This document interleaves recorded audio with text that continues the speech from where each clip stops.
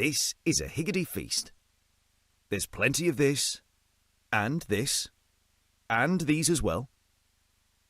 We top it like this, and bake it like that. Higgity. Baked generously.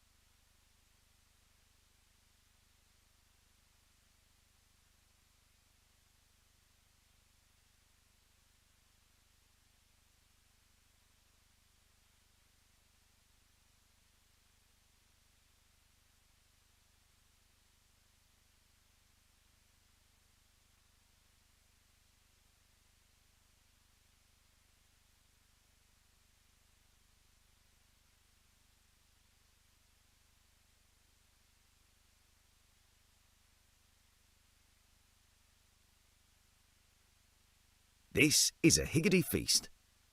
There's plenty of this, and these as well. We top it like this, and bake it like that. Higgity. Baked generously.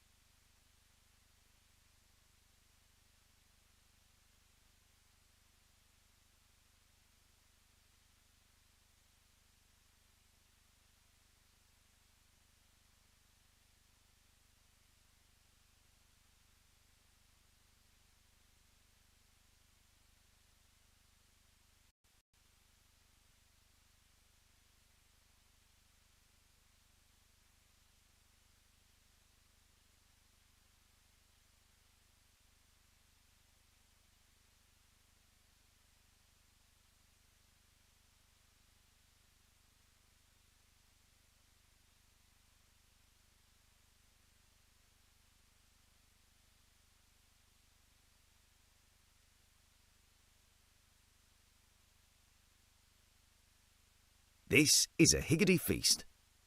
There's plenty of this, and this, and these as well. We top it like this, and bake it like that. Higgity. Baked generously.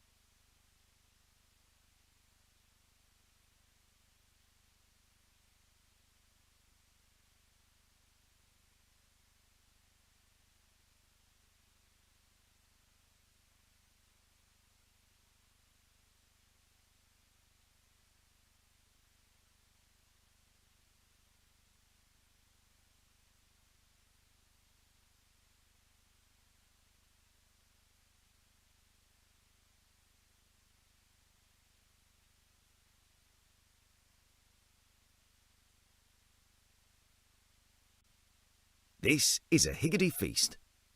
There's plenty of this, and this, and these as well. We top it like this, and bake it like that. Higgity. Baked generously.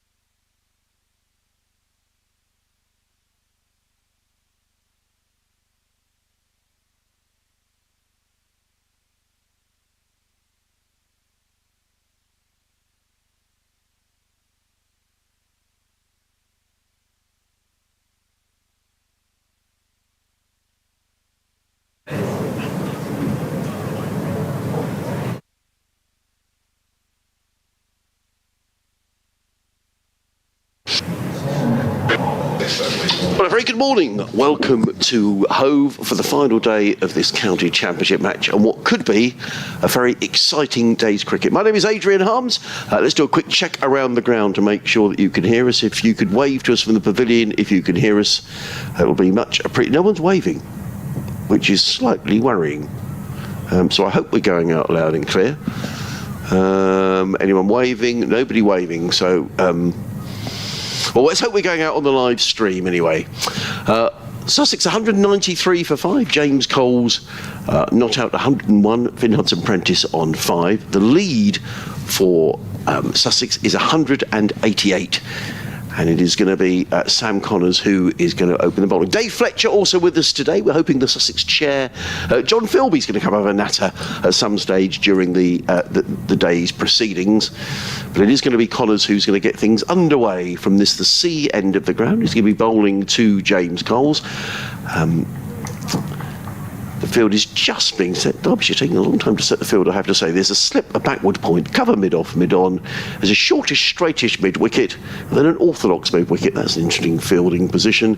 A deep backward square and a fine leg. As in comes Connors and bowls, and Coles is straight on his way. He plays it into the offside. No, he doesn't. That's a very good bit of fielding error in the offside by Alex Thompson.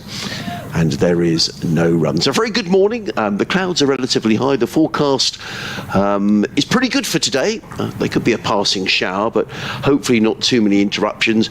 We just get 96 overs today. We don't carry over any overs from time that we missed throughout the match. So just the 96 overs. Lunch at 1, tea at 20 to 4, and we'll see how things go. In comes Connors running away from us. He's in and bowls, and Coles drives into the offside, and he does take a single, this time fielded by Deploy, who is very quickly down and gets in the throw, but James Coles goes through to 102 not out. Our email address, the same as it always is, sussexcricket@bbc.co.uk. You can tweet us at BBC Sussex Sport or at Fletch Sport. So, however you want to get in touch, please do so. There's Connors about to bowl. Finn Hudson-Prentice doing a little bit of gardening. So if anyone's got the headset on, and they could give us a wave and let us know the commentary. There we are, gentleman in the bottom tier of the Spenkama. Thank you, sir. Much appreciated. In comes Connors. The sun trying to come out, comes in and bowls, and played aerially by Hudson-Prentice. He's very, very fortunate to get away with that. It was played in the air. It was almost a caught and bowled to Sam Connors. Nearly went to mid-off as well, but in the end, there is no run. So, interesting morning ahead. Sussex will lead of 188. Well, that's obviously increased now to 189, but whether that's going to be quite enough, they're going to need more than that, you'd have thought. If Derbyshire don't bowl Sussex out, will we see a declaration? So lots and lots of permutations throughout the day. Fletch is back with us, having done his update to the listeners on BBC Radio Derby. In comes Connors bowls to Hudson-Prentice. The ball balloons in the air. I think a bit of inside edge onto pad, fielded by Scrimshaw, who's not allowed to bowl after yesterday's incident. We'll no doubt discuss that. Good morning to you, Fletch. I don't think we will. Yeah, morning. You said you got soaked this morning. Yes, well, I went to sit out in the shark stand at about 9 o'clock just for a breath of fresh air, and it chucked it down. But there's no rain in the forecast now, so we should be all right. There's a little heavy cloud above the ground, which is sort of drifting up towards the downs. Connors runs away from us to bowl to Hudson-Prentice, who eases that to backward point, and there is no run. 194 for 5, which means the lead is 189. Much debate about what might happen here today, Fletch, and lots of permutations. So Derbyshire take a load of quick wickets, Sussex get bowled out with a lead of 230, and Derbyshire will have a crack at it. Well, I think they'd win if they bowled them out quickly, but yeah. It's Sussex back till lunch. Set Derbyshire 310, 320 and 60 overs. Here comes Connors, bowls. Forward comes Hudson-Prentice, plays into the covers. There is no run. So just the one run coming off the opening over of the day, 194 for 5. James Coles, I spoke to last night after that very good 100 last night. A couple of things that James said was that Sussex will certainly be looking to win this game with a declaration. So it could well be he said, we've got to be prepared to lose to win. His view is, and I think the Sussex view is, unless they start to win some games, they're not going to get promoted out of this division. And So if Sussex are still batting at lunch, there will definitely be a declaration, no question about that, and there will be a run chase this afternoon, which I'd have thought Derbyshire for a certain... I mean, it'd have to be a carrot as well, Fletch. They're not going to set them sort of 430 overs or something ridiculous. My suspicion is... I think that might be beyond... Yeah, my suspicion is 360 overs. Yeah, I think that sounds about right. 5 and over, short boundary. There's the carrot, which I think Derbyshire would go for a while. We were looking at the table earlier on today. Leicestershire are playing Glamorgan, and there's so much time been lost in that game. Leicestershire in the early stages of their first innings. I can't see them setting anything up there.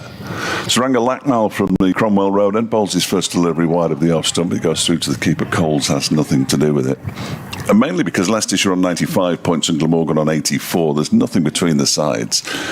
But if Glamorgan offered Leicestershire something, they could all of a sudden find themselves 21 points or more behind Leicestershire, having played the same number of games, which is effectively a game behind.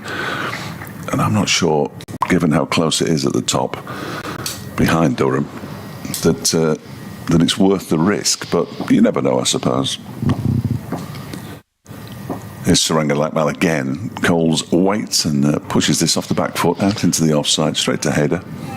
John Malone, who's normally in Bexhill, but he's been in touch all this week because he's over in Italy. Oh, yeah. And he says, "Hi, lad, sorry, Fletch, you won't like this, but come on, Sussex." No, that's perfectly fine. He says, "I'm off to Stromboli, the active volcano island off the coast of Sicily this morning. You can visit the island, swim, have a nice meal, then get back on the boat to see the sun going down." But he says, "I will keep track with Dave or via the wireless or stream. Thanks for the commentary during the match. And the pictures, the lads who are providing the stream. Well done, Jack." Next ball from Lackmal just keeps a little bit low. It's defended by Coles. Matthew Killam sent me a picture of a flask that he has, which he thinks, that's what he says, yeah, he thinks he's got this flask. It's got a depiction of the Chesterfield spire on it. That's brilliant. I'll show. I mean, it's not very good radio, I'll give you that, but spire in the background of a sort of drawing on a flask. Brilliant. That should be in a museum somewhere, Matthew. Next delivery from Lackmal is defended out into the offside by Coles. And we did the story, so I'm not doing the story again. Actually, talk about Sicily. Radio 4 Today programme. They had a presenter in London and a presenter in Sicily, and they were saying how hot it was out there. I think there's a heat wave across Europe at the moment, isn't there? It's horribly hot, like sort of 45 degrees in BBC places. Radio 4 Today programme presenter gets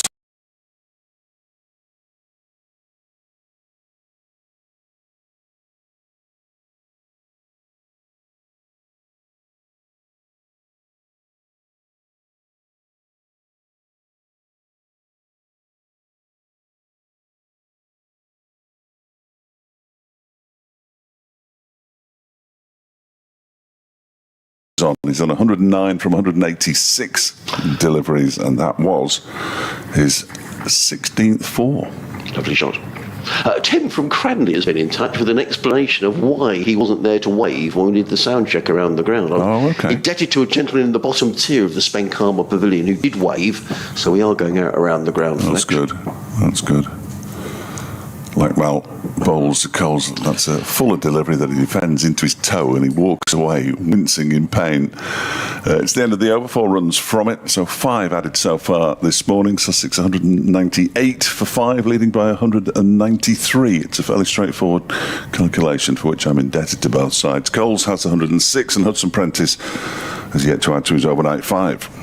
So Tim, who lives in Cranley, which is a little village just over, not quite on the Surrey-Sussex border, but not far away. Big Albion fan. He's always down at the Amex as well. He says, "Apologies, I'm not there to give you a wave to let you know the sound is working okay around the ground, especially with Julian away." Julian's our other regular fan who's in Sorrento. Everyone's on holiday at the minute. In Italy. In comes Connor's bowls. Hudson Prentice works that to Backwell Point. There is no run. He said, "I'm gutted to miss what would be a great last day of cricket, but we've got building work starting today. Scaffolders currently beavering away in the back garden." He says, "I'll be glued to the radio. Normal waving duties will be resumed for the 50 over games. which start down here in August. So he wasn't here to wave, so we still don't know because nobody's waved. No, someone in the bottom tier did wave. Somebody, sorry. Yes, yes. We've got someone else, someone of unknown name has waved. A new waiver. Yeah. In comes Connors bowls, and nicely played by Hudson Prentice, flicks that down to fine leg, fielded by Lackmal. They're coming back, well, they were thinking of a second, but a good throw from Lackmal. It's back into Brooke Guest, and there is no run. Yesterday we had Kaz in the green dress who was waving. I can't see Kaz there today, but we have got other people waving. She might have a different coloured dress on, of course. Of course, that could be the case. But thank you, Tim, for getting in touch. Very kind of you. Nick Davies been in touch. He says, good morning all, I think today is the ultimate test for the Sussex bowlers. More in a moment as Collins is on his way from the sea end of the ground up the hill. He's in and bowls, driven by James Coles down to mid-on. There is no run, fielded by Scrimshaw. I never feel comfortable about our bowling attack being able to skittle a team out when Robinson isn't involved. I do feel if Sussex don't win this game, then I think it does confirm we're not yet ready to go up. Enough negativity. Superb innings by James Coles yesterday. What a fine player we have coming through.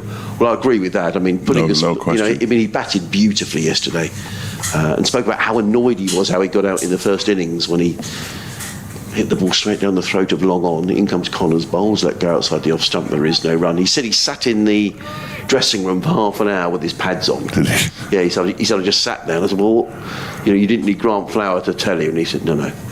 He knew he'd played a really poor shot. Yeah, it wasn't great, in fact, he didn't call it poor. He said it was brainless. Wow. That was quite brave, isn't it, to say that? Yeah. It wasn't great. No, but it seems like he's learned from that, which is terrific. Just the one slip in place, backward point, short extra cover mid-off, mid-on, mid-wicket, and two men back on the leg side as Collins is in bowls and Coles drives straight to mid-off, and there is no run. Of course, the thing here is, Fletch, everybody talking about maybe a Sussex declaration or whatever, but Sussex need to make sure they negotiate this spell this morning, because if they do lose a clatter of wickets, Derbyshire are they're right in this game anyway. Well, they haven't got enough runs yet, clearly. No, nowhere near enough, no. Yeah, they'll need another 100, really, don't they? Comes Collins bowls and Coles again drives to short extra cover, fielded by Harry Kame, and there is no run. So good over from Sam Collins. Derbyshire have bowled nicely here this morning. Sussex 199 for 5. Coles is on 106. Hudson Prentice is on 6. And that means the lead, Fletch, is 194. Is that right? Yes. Yes. I thought it was an easy sum. Nothing's easy when you have to do maths on the radio.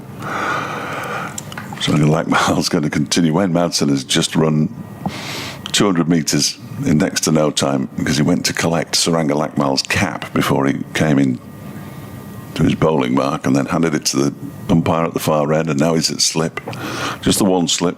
Close catches on either side for Hudson Prentice, who defends the first delivery bowled by Lackmal straight back down the pitch, and it's fielded by George Scrimshaw, who's fielding at mid-on. Sam Connors wants a drink already.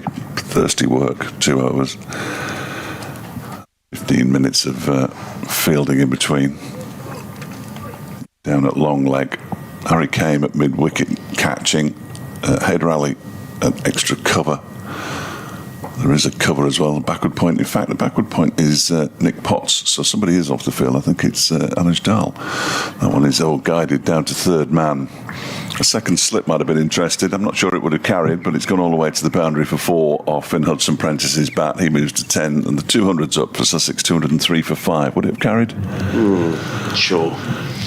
It would have been interesting had there been a second slip. It's not good if Dahl's not on the pitch. No, particularly... Well, they haven't got Scrimshaw anymore, although he is on the pitch. There is only, of the medium pacers, Lewis Rees out there, other than the 2 who are bowling at the moment. And it's definitely Nick Potts at backward point. And Lackmal is in again and bowls, and that one is defended up towards a very straight mid-off, where it's fielded by He has to ploy. So Alex Thompson at backward square leg on the boundary. There's two men on the leg side on the boundary within about 20 yards of each other, and yet they could still be beaten by a ball that goes immediately between them. Might be a few more people here today, Fletch, if I'm being honest. Crowd. You know, with half price admission and, you know, and a decent weather forecast. Sun is shining. As Lackmal bowls to Hudson Prentice, who guides this very nicely up to a wide mid-off. It's been chased down by Deploy, but the ball is racing up the hill towards the boundary. He puts the slide and keeps it inside the rope, and the batsmen go through for 3 as the throw comes in from the top of the hill. And Hudson Prentice goes on to 13, 206 for 5, 201 the lead. Wasn't a nice shot by Hudson Prentice. Batted really well in the first innings. Fletch, a player that you know well from... Got stranded on 60 odd, didn't he? Yeah, 63. From 62 balls from memory. Yeah.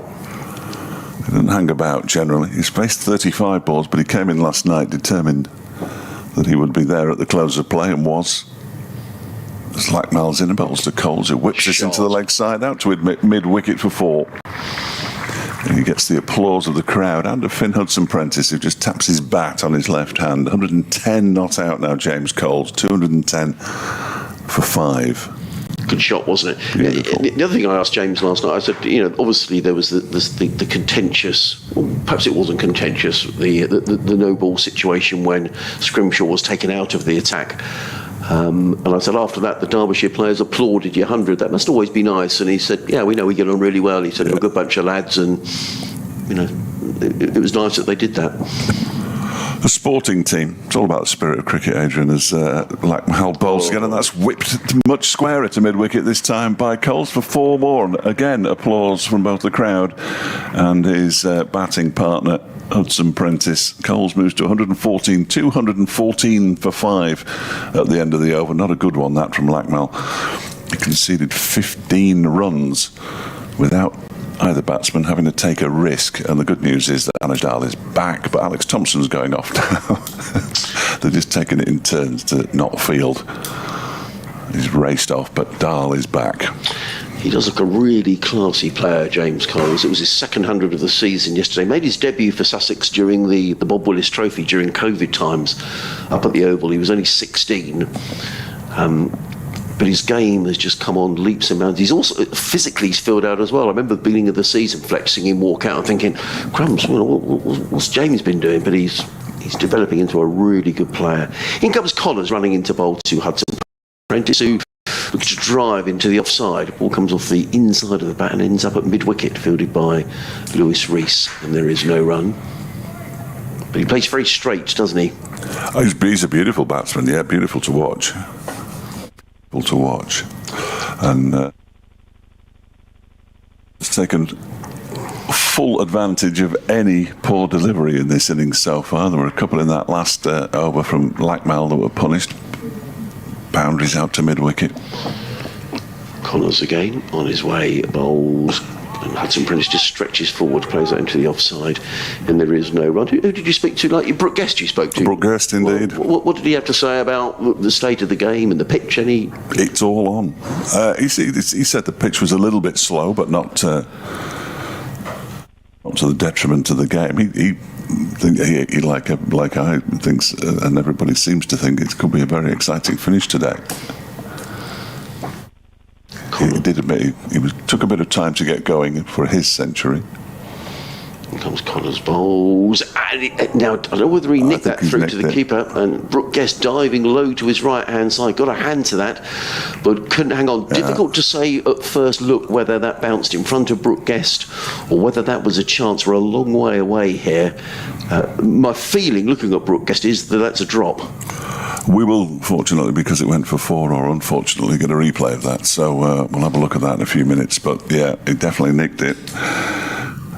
It was just his reaction. It might have just been frustration that it fell short, but I just get the feeling he's looking at his glove. He just looks disappointed as Brooke Guest. So that could well have been a chance that Hudson Prentice offered on 13, with the total on 214 for 5. In comes Connors. bowls and played onto the onside by Hudson Prentice. Nice shot through mid-wicket. It could race away, but it's not quite going to get to the boundary for 4, but they'll come back for 3 as the throw comes in from Haider Ali. And Hudson Prentice does come back for 3 runs. He goes to 20, the total to 21 for 5. 2 threes, hasn't he, Hudson Prentice? Yes, he has. I haven't had too many threes in this game, actually. 2 threes. Excellent effort. That replay's here now, so I'll have a look at that one. You're describing this next delivery. Still just the one slip in place. There's 4 men saving one on the offside. One of them is Harry Kane, who's in a short extra cover. And mid-wicket, and 2 men set back on the leg side as Connors runs away from us. In and bowls to Coles, who drives down the ground. Doesn't time that, fielded by Scrimshaw, and there is no run. It was off the finger ends, and it did carry. Right, so it was a chance. Yeah. It's the way Connors' game has gone. He hasn't picked up a wicket in this match yet, has he, Sam Connors? And he was particularly aggrieved in the first innings when Haider Ali put one down at second slip. You could hear the cry of anguish from here. He wasn't very happy, was he? No. Made up with a few runs, though. Yes. What did he make? 34. Yeah, did well. In comes Connors, bowls, and Coles glides that beautifully through backward point. That's a shot of a player who's in really good form. He just waited for the ball and just eased it through backward point. Picks up a couple more runs to James Coles. He goes to 116, and Sussex to 223 for 5. And Sussex just putting their foot on the accelerator here, Fletch. Well, that's good from the state of the game point of view. Lead is 218. As I say, they will only be the 96 overs today. We don't carry over any overs from the bad weather earlier on in the match. So 91 overs left in the day. Lunch will be at 1 o'clock. Tea is a set time at 20 to 4 on the final day. So still, as I say, those 91 overs. Hudson Prentice on 20, Coles on 116. Alex Thompson's back, so Nick Potts has done his bit for now. He disappears across to the far side into the players' pavilion. You're not missing any cricket. Derbyshire just adjusting their field a little bit here, and Wayne Madsen in a long-range conversation with Lears deploys pointing, Madsen's pointing, fielders are moving all over the show. In fact, Sam Connors, who was down at long leg, has now gone to third man, and the deep backward square leg Alex Thompson has gone out onto the mid-wicket boundary. There's also a man, Anuj Dal, who is in a different postcode at backward point. He is. He is a long way away from his teammates, and now there's a slight change to the field, a further change to the field as Haider Ali moves into backward point. Extra cover is Harry Kane. Wayne Madsen's happy now. I mean, that virtually seems to set the field, doesn't it? Yes, he is. He definitely set it. He was in conversation with Lears to play at long range, but in the end he just took over. Here's Suranga Lakmal then from the Cromwell Road end. Bowls using his feet is Hudson Prentice, and he just gets a thick outside edge down to backward point. Haider Ali gets a paw on it, but they get through for a single. Hudson Prentice moves to 21, 224 for 5. You know your football, Fletch. Wow. So what's that? The gentleman sitting in the front row of the that green and black thing. What colours do you think they are? They're horrible, whatever they are. He's not listening. It's a bit of an unfair question, if I'm being honest. Oh, okay, so you know. I do know. Oh, it's not their third kit, is it?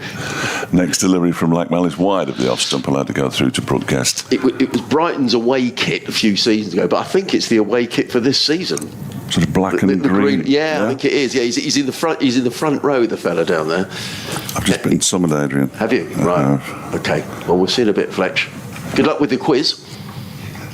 I think Fletch does a quiz on BBC Radio Derby about 20 points. He gets asked some questions. So Fletch is going to disappear for a while. I'm delighted as in comes Suranga Lakmal running in down the hill over the wicket bowls, and Coles drives on the bounce to short extra cover, no run. And delighted to be joined by my colleague Johnny Cantor, who's well known to many around Sussex as the Albion football commentator. Hi, Johnny. Yes, good to see you. And confirmation, that is the old one from about a few years back, isn't it? Sort of Will Buckley era, Vicente, that kind of era.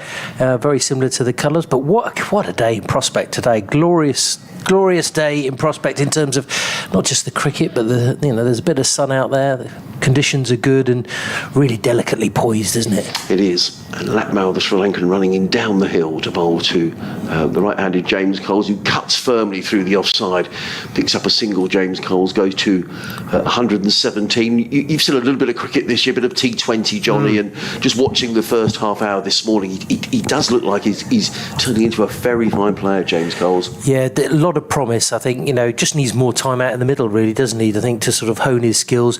Probably has learned a lot from some of the senior players that were around. It was interesting talking to Jack Carson when he signed that new deal. He was talking about how Steve Smith was so good talking to the players, just little tips and ways about going things. So, if he can just kick on, then that's got to be great news for Sussex. In comes Lakmal bowls, and Hudson Prentice stylishly plays into the covers.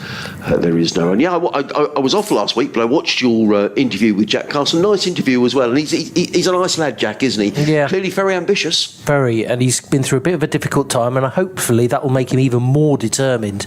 I think he's been playing quite well in this game. I've only seen bits and pieces, but good to see him bowling more overs. But he's keen with the bat too, isn't he? I think that he's somebody, because someone did mention, didn't they, about what's happened to Archie Lenham in terms of but Jack really is the sort of number one spinner, I suppose, really now at the county. He is. In comes Lakmal over the wicket bowls. Hudson Prentice forward. He's going to get a single. Oh no, there could be a run out. The throw comes in and the bails are whipped off, but Hudson Prentice was back. He played the ball to mid-off. It was fielded by the skipper Deploy, who got in the throw. Hudson Prentice was marooned about 2/3 of the way down the track. He managed to turn around and got back just in time. He's now signalling towards the dressing room. I don't know whether he's injured himself in getting back into his ground. So something's being brought out for Finn Hudson Prentice. So a slight delay. Sussex 225 for 5, Coles 117, Hudson Prentice on 21, so the lead exactly 220. Total misunderstanding. Yeah, I mean, it could actually have been a run out at the bowler's end, couldn't it? Because I think the bowler got just a touch on it, didn't he? But then it was sent back. He scrambled back really, really quickly, and then he launched himself. I don't know whether he just needed a new glove or something, but he managed to get in. It's interesting what you were saying, Adrian, about how Sussex go about this. How much do they want to really put the foot down and to, put the pedal to the metal, as it were, and really push on? But then obviously they haven't got enough quiet runs. It's a bit of a conundrum for them at the moment. It is. In comes Sam Connors, bowls, and forward comes Coles, plays onto the onside. But saying that, they have been forward sort of positive under Farbrace, haven't they? And I'm looking at that table. I was looking at it this morning, thinking, they've done really well, haven't they? But there's only that one victory. Is that right? It is, absolutely. And Derbyshire haven't won at all this season. But we were saying yesterday, Derbyshire have played a game less than everybody else. If Derbyshire were to win here, and then you get a couple more wins, you're right in the hunt, Johnny. Yeah, it feels like this season is a real opportunity for Sussex, having started so well. Connors runs away from us. Coles waits and defends down the onside. There is no run, but it's and Durham won yesterday, so they've got 5 wins. Yeah. There is only really one place up for grabs now. But you don't want to lose, because you'll just fall behind them then, and obviously that game in hand for Derbyshire. But in terms of Sussex, they're going to have to pull something out of the bag at some stage, aren't they, in these remaining games? Just trying to think who they got next up. We go to Yorkshire next week, then there's the break for the 100, but September's really busy. 4 championship games in September. In comes Connors, bowls, and Coles beautifully drives into the offside, but straight to lovely little shot, wasn't it? Straight to Scrimshaw, extra cover, no run. Well, but we were slightly at the sort of peril of the weather then when it gets into September, slightly, aren't we? So having a victory either in this one or maybe against Yorkshire, which will be a tough ask, but they probably need someone from somewhere. Yeah, they do, and I think that's. I mean, James Coles said last night, we need to win some games. It's all very well we're undefeated, but we need to win some games. In comes Connors, running in bowls, and forward comes Coles plays onto the onside. And One thing, though, that they will have, I imagine, though, Adrian, in September is Pujara will be back. Yeah, it's a really good question. Because I thought it was the end of July, which is what Paul Farbre said, didn't he? But it was slightly end of July, beginning of August. But obviously, there's no games in August, so just 50 over. They've got the 50 over, but Pujara. I mean, the feeling was Pujara would be selected for the Indians playing this tour in the Caribbean. He hasn't been selected. In comes Connors, bowls, and Coles defends into the offside, and there is no run. So we understand he's back in India playing domestic cricket. The question was asked in the members' forum the other day, and the feeling is that he will be back, but it seems slightly hazy as to exactly when. Yeah, but I'm just thinking if he's back for that, and that is no disrespect to the lineup that Sussex have got at the moment without him, but he's scored such a large percentage of their runs over the last couple of seasons that that will bolster their chances of maybe. I mean, it was interesting you were saying about someone talking about bowling the teams out twice. That's probably maybe the question mark at the moment. Yeah, in comes Connors, bowls, and good delivery, and Coles plays into the offside. There is no run. Good over this by Sam Connors. A maiden over. He has bowled 14 overs, 2 maidens, 0 for 46. Sussex 225 for 5. Adrian Harms and Johnny Cantor here on BBC Radio Sussex, BBC Radio Derby. Interesting, you talk about that, Johnny. We spoke last night in the commentary about whether Ollie Robinson will finish playing in the test matches in the next couple of weeks. Would Ollie be back for those games in September? If he's not, and Sussex need to bowl sides out to win matches, because Henry Shipley, I think, will go back to New Zealand. Nathan McAndrew would have gone back to Australia by the end of August. So would Sussex take the view, would Pujara come back, or would they look to get 2 bowlers in for September? It's quite an interesting juggling dynamic. act. I think the problem with Robinson, of course, because he had that back problem, that whether England would actually allow him to. That's the problem. And, he would be so vital. I mean, it's funny, again, talking to Jack Carson about the pitches, he was saying not really sort of turning much, but it does feel like it is quite tricky. They're very good pitches, haven't they, been this summer in the County Championship that have been prepared here, but it does feel sometimes it is quite tricky to bowl teams out twice here at Hove. Maybe they've got more chance, elsewhere. Well, it's a great point. I mean, they've got to go up to Durham in late September. The 2 away games are Durham and Derbyshire. It's been quite flat at Derbyshire, as Fletcher's been saying the last couple of years. So, whether Ollie Robinson, there's probably a lot in the melting pot before they decide what they're going to do. Yeah. In comes Lackwell racing in down the hill. Bowls let go outside the off stump by Hudson Prentice, and there is no run. And scoring runs, I guess you could say, Johnny, to a certain degree, hasn't been the problem. The problem is they can't bowl sides out. So he's having Pujara back the best use of an overseas. That's a really good point, because you have had other people chipping in, whether it's Coles, whether it's Finn Prentice, whether it's lots of different people have contributed. But sometimes you just think, well, if he gets a big score, that gives you that little bit of leeway. I mean, he doesn't score particularly fast, does he? But sometimes that is what it's about, isn't it? Scoring at a rate that gives you the best opportunity. I mean, maybe on the 4th day here, maybe we might see a little bit of turn. I don't know if you've seen much. I mean, I watched a little bit of Carson bowling. They didn't see too much. No. He did joke, well, it's maybe because I'm not spinning it enough, rather than the actual pitch. So it was a good sense of humour there from Jack. You're not missing any play here, because Finn Hudson Prentice has got something wrong with his pad or his boot, and he's being helped out by Wayne Madsen, who's just waiting for our update on BBC Radio Sussex. And Wayne Madsen would know Finn Hudson Prentice very well from his time up at Derby, where he went after he left Sussex. We're about to get underway again. Hudson Prentice just adjusting his gloves. And Suranga Lackwell is running down the hill. Cloudy skies here at Hove. He's in and bowls and wraps Hudson Prentice. Oh, now that hurt. I thought that hit him on the thigh pad, but I suspect that might have got him. That's painful, Johnny. Somewhere where the thigh pad isn't. Maybe on the inside of the thigh. That's nasty. You played a bit of cricket. They are nasty blows. Yeah, it came right in, didn't it? Right into his sort of, can we say crotch? I think we can. I think he's jiggling around there, so it's difficult. He's just had a change of. He's needed a bit of help with the boot. He's just had one in there, changing his gloves. You just want to sort of settle a little bit, don't you? It can slightly unnerve you when you're out there at the crease.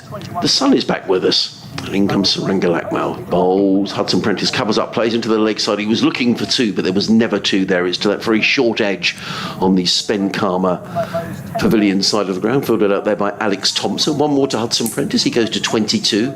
Sussex to 226 for 5. The lead 221.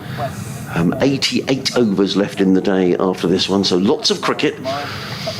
And the interesting thing will be, if Sussex aren't bowled out, when a declaration will come and what Derbyshire will be set. Well, it's a pretty attacking field, isn't it? I thought they may have another slip-in, actually, in the early stages. In comes Lakmal, bowls and driven by Coles, belts that one into the covers. It's a half stopped by Harry Kame, who's in there at short extra cover, but Coles picks up another single. He goes to 118 and the total to 227 for 5. So a slip.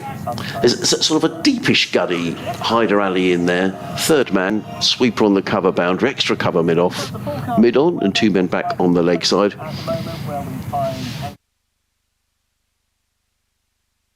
Yes, hello, Mike. Well, so far, so good. It's a bit breezy. There's a bit of cloud around, but occasional glimpses of the sunshine as well. And everybody here hoping it's going to be a dry day. And if it is a dry day, we should get a terrific day's cricket. Sussex, 227 for 5 in their second innings. It means they lead by 222. 88 overs left in the day.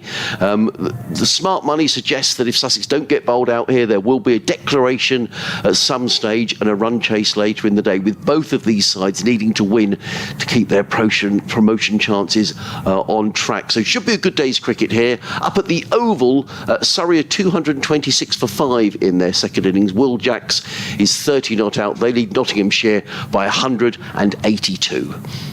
As in comes Lakmal over the wicket, bowls and driven by Hudson Prentice into the covers, and there is no run. You talk about equipment there. Actually, it was quite interesting. I did hear your discussion the other day. We were talking about how prohibitive it can be in terms of equipment, and I'm sort of an era like you where, you know, it's literally go into the bag and try and find the nice pads. Oh, they've already gone out, so that's a bit of a shame. But also helmets is, I think, a big thing, because obviously you have to wear a helmet, you know, and it was quite interesting. Just, you know, obviously there's a lot of work done up at the BACA up at the Aldridge Cricket Centre about trying to get people access, because it's so difficult, because it is expensive. Hugely. And that's a vital piece of equipment nowadays if you're batting. So, it's a difficult conundrum, isn't it? The amount of money that you have to pay out in order to, you know, and then people, especially if you're young, you're growing, so you need to change. You kind of feel that it needs to be like a rental system at some point, you know, like vintage clothing, where you can actually sort of recirculate it to other deserving people. Well, it is expensive. In comes Collars and bowls to Coles, who takes his hand off the bat. The ball ends up at mid-off, fielded by Deploy, and there is no run. And interestingly, John Philby, the Sussex chair, is going to come and speak a little later. And Fletcher and I were discussing this earlier in the week, as you were saying, Johnny. And you know, Sussex have now opened up this new indoor facility in Crawley. Yeah, and they set it as a real hub and a real hive of cricket activity.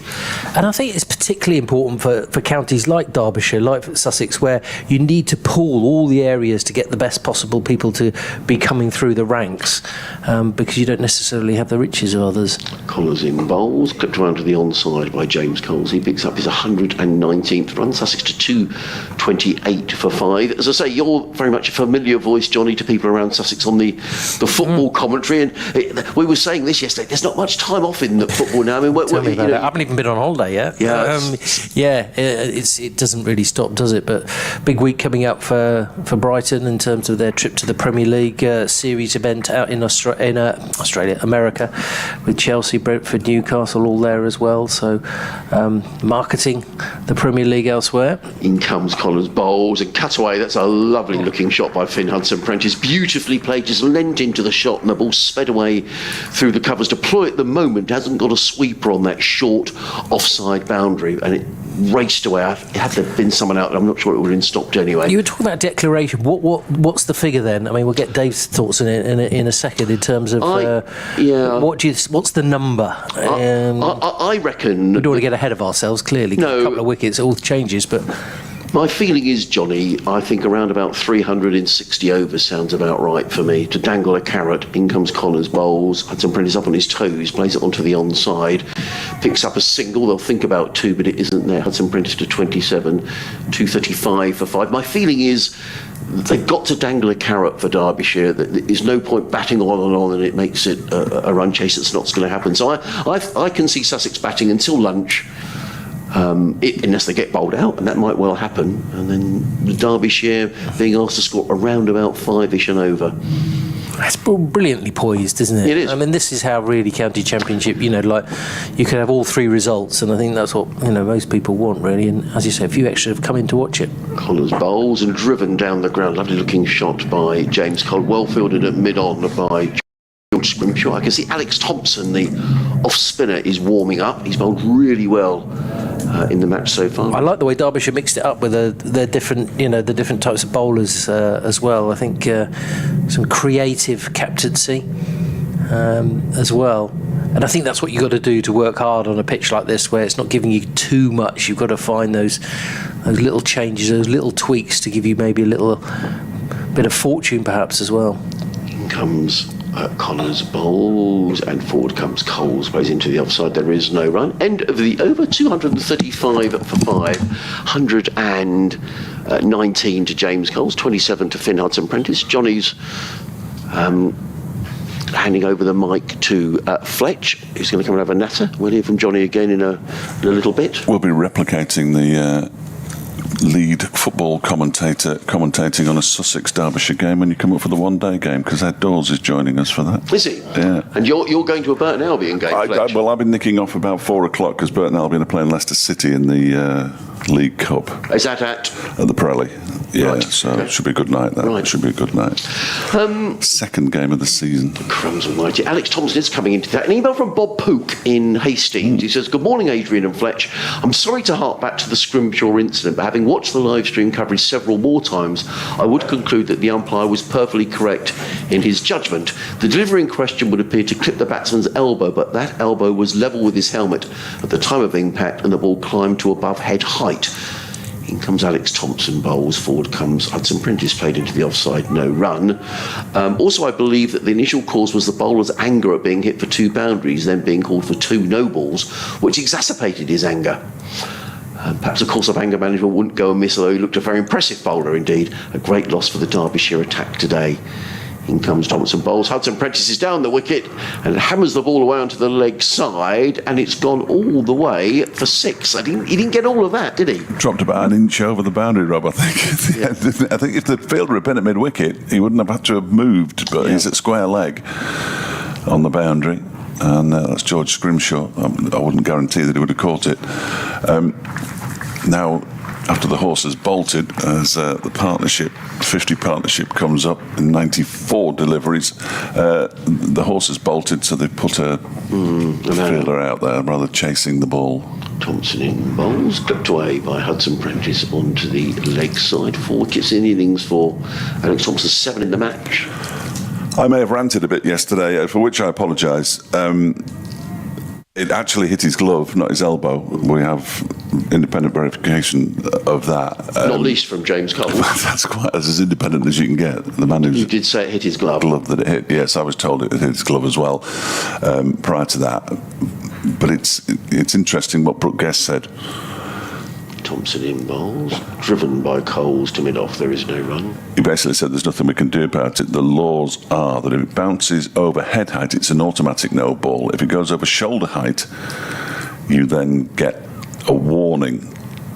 Now, on first sight, and I have seen a replay of it, and I'm still not 100% certain. Thompson in bowls, swept by Coles, beautifully swept as well, but he just gets a single. Good bit of fielding by, is that Scrimshaw? There it is, down deep backward square. One more to Coles, he goes to 120.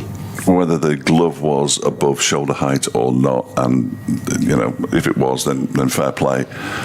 My problem is that you've just taken away a delivery from a fast bowler, and I'm not entirely sure that's the way it should be going.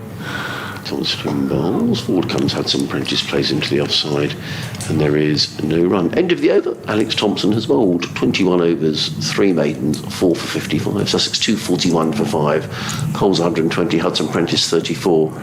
But Brooke Guest did say, they're the laws.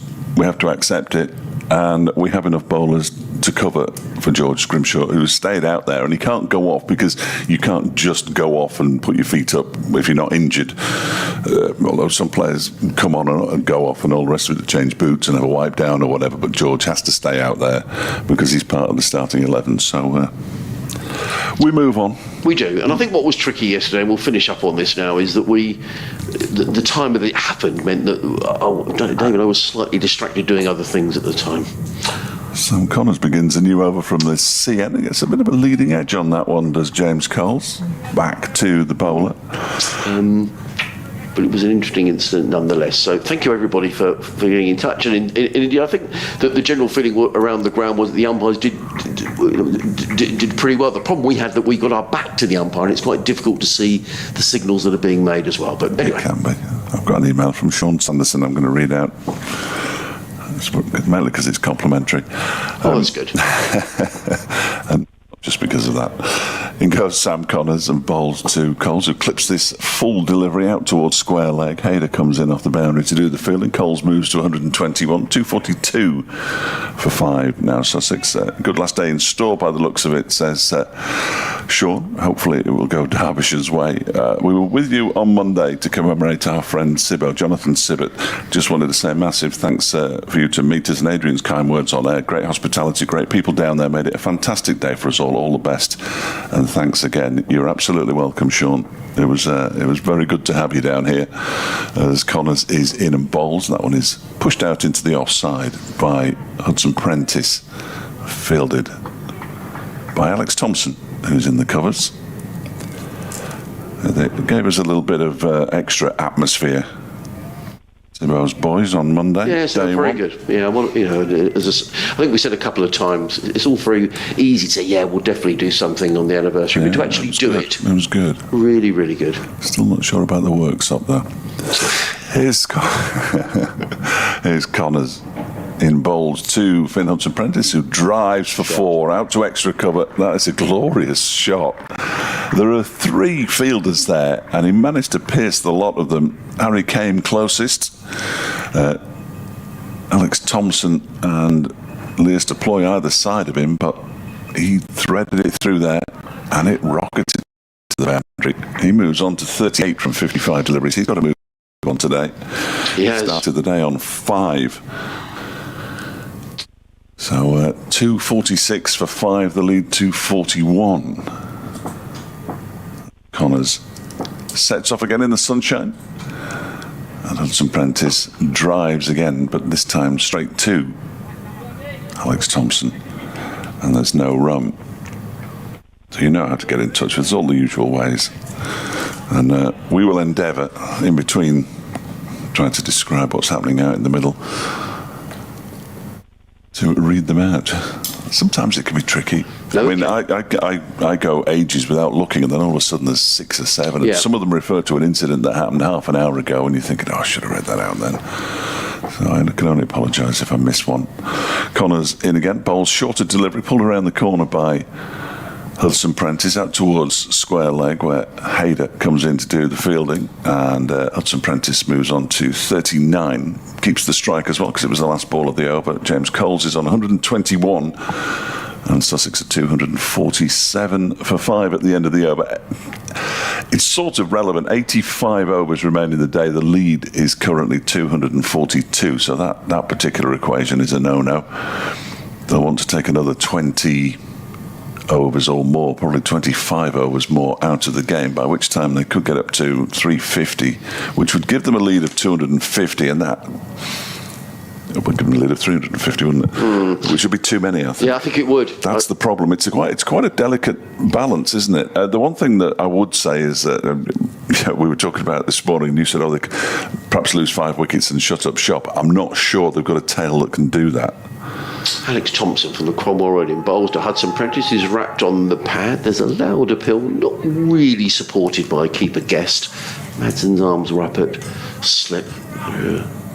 Umpire decides not out. And before everybody jumps all over me, yes, I know Sam Connors scored a few runs, and yes, I know George Scrimshaw scored a few runs, but if they're out there trying to defend for a lengthy spell, Sam Connors could probably do it. Whether George or Lackmal could, I'm not sure. In comes Thompson bowls, forward comes Hudson Prentice, plays onto the onside. I talked to Johnny a little earlier about the return of Cheteshwar Pujara. When he comes back, how does Sussex manage it? Would they be better having two overseas bowlers in September if they're available? If you've got to bowl sides out to win matches. Comes Thompson, bowls forward, comes Hudson Prentice, wrapped on the pad, the ball bounces out into the offside, there is no run. I'm looking here, there are 1, 2, 3, 4, 5, 6, 7 Sussex players. That does include Henry Shipley, which perhaps slightly distorts the figure, batting down the order, but 7 Sussex players who average over 40 in the Championship this year. Decent. One of them is Pujara.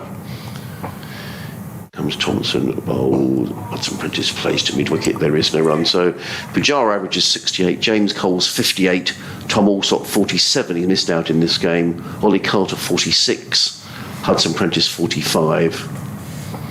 In fact, the other one is Steve Smith, so Tom Haynes averages 36. So they are generally in form as in comes Thompson. Bowls, he's bowled really tidily here as Alex Thompson. Hudson Prentice tries to work that into the onside. There is no run. Derbyshire have got a batsman who averages 106. Who is? Lewis Deploy. Right. He's got 851 runs in 12 innings.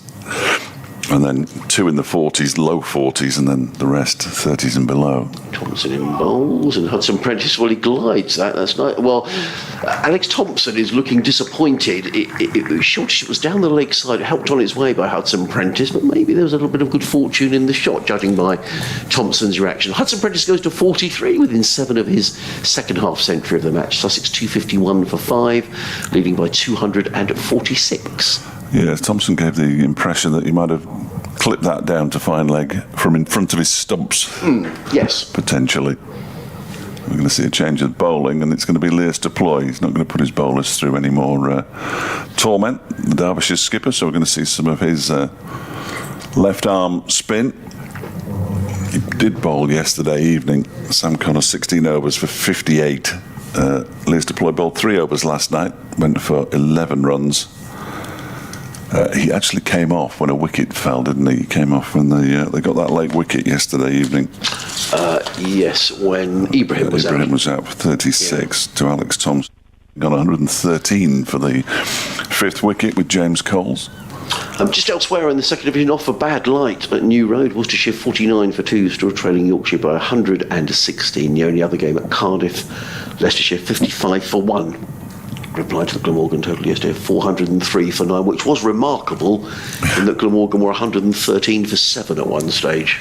Michael Nisa making a 170 odd. Is it me? Sorry. I'm not sure. No, it is. I think it is actually. That first delivery from his deploy is turned into the leg side by James Coles for a single. He moves on to 122, 252 for 5.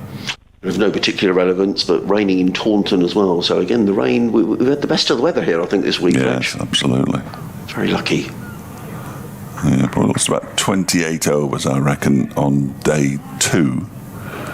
Made up 8 of them yesterday. So only 14 overs in the entire match have been lost. This next one is a full delivery from Deploy, defended by Hudson Prentice. This ball is currently in its 68th over, so a little way from the new ball. Perhaps they're just trying to rush through. This one is played a little bit uppishly out into the offside by Hudson Prentice, but perfectly safe up towards long off. Fielded by George Scrimshaw. Hudson Prentice on to 44, 253 for 5. I just described it there to when I was on with Ian Sky on doing my update. It's almost like the phony war at the moment. As Deploy bowls, it's turned into the leg side. Hudson Prentice has set off with a single. The throw goes to the bowler's end, and he's going to be run out, and he is run out, and that's awful. He set off with a single of Hudson Prentice. Coles sent him back. He didn't have to shout very loud because he was right next to him. The throw came in, and a run out is affected, and Sussex lose their 6th wicket, 253 for 6. Hudson Prentice goes for 44. Where would you apportion blame? I mean, Hudson Prentice... It was his call because it went slightly backward of square. That's the only thing I would say, and he didn't look very happy. Coles wasn't for moving, though. No, he wasn't. And they were virtually standing side by side when Coles sent him back, which means that Hudson Prentice wasn't looking at his running partner or his batting partner to see if he was running or not. And then it just, forgive me, I didn't see the fielder who threw it in. Yeah, it was. We will do shortly, and somebody who was watching the stream would probably be able to tell me. Yeah, I mean, Hudson Prentice didn't look at James Coles when he wandered off, and he sort of banged his bat on the ground in annoyance, suggesting that maybe he felt that there was a run. However, it was one of those comedy run-outs in the end, though, because they were both at the same end for a while. But 253 for 6, a lead of 200 and, don't tell me, 46? Well, no, 48. Oh dear. Thank you. Oh, of course, it's 5, isn't it? Not 7. Good partnership, though. It was dropped on 13 for Hudson Prentice. Yeah, 68. Yes, thank you. No, that's on the computer, don't it? Right, okay. I'm impressed. Don't be impressed. I was impressed. Now, this might be interesting because Nathan McHenry likes to give the ball a bit of a tap, but he's not on strike at the minute. First ball since the dismissal is turned up to long off by Coles, who moves to 123, which does bring McAndrew on to strike for the first time. Alex Thompson with the fielding to effect the run out from backward square leg. Deploy balls to McAndrew. First delivery he faces, he defends, and the over comes to an end, and a successful over for Derbyshire in terms of the wicket falling. McAndrew yet to get off the mark. Coles has 123, and to show what a good innings it's been and how crucial it's been, that 123 is out of 254 for 6. So pretty much half the runs. It's a very high percentage of the runs that he scored in this Sussex second innings. He's been absolutely vital to their chances. And what I would say here, although Nathan McHenry does like to get on the front foot and attack the bowling, there is an element of caution still here for Sussex, because if they were to lose these last 4 wickets in a clatter, leaving Derbyshire 280, 290 to win, comes Thompson.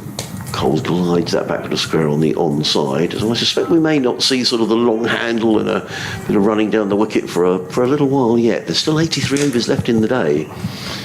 We would lose 2 if they don't change innings during the lunch break. Thompson wants a change in the field. He's got a slip in place. He's just bringing his deep backward square just a little squarer. And now we've got more helmets being bought out. So we're going to have... I wouldn't fancy being in at short leg with Nathan McAndrew batting, if I'm being perfectly honest. I don't fancy being there at all. It's an absolutely foolhardy occupation. But Harry Kane's been doing it all season since he got into the side. Clearly, he couldn't do it when he wasn't in the side. But he regularly fields all over the ground with his fielding pads on as well, so he's used to that kind of thing. Does that overrate Fletch? That's showing +2. +2, yes, yeah. Yes. I was just thinking there's a delay here as the pads are being brought out. Yeah, they can do what they want. So they can take their time. They've built up some credit in the bank through Deploy and through Alex Thompson bowling as many overs as he has. It's a real bonus wicket as well, isn't it? Because you just get the... I mean, Lewis Deploy is... he's an occasional bowler, but he's probably better than that. But you got the feeling that perhaps he brought himself on 12 overs to go until the second new ball. If he can race through it, perhaps have a couple of overs before lunch with the new ball. You'd expect it to be taken straight away. Should be ready for about 12:30, 12:35, something like that, with spinners on at either end. Plus, it takes time out of the game and gives Sussex a decision to make if Derbyshire are unable to bowl them out. We're back ready, so Harry Kane is now under the lid. He's got the pads on as well. As Thompson is in, bowls, forward stretches McAndrew defensively down the other side of the track. Having said he likes to get down the pitch and attack the ball, he's a big fella, Nathan McAndrew, so when he hits it, it does stay hit.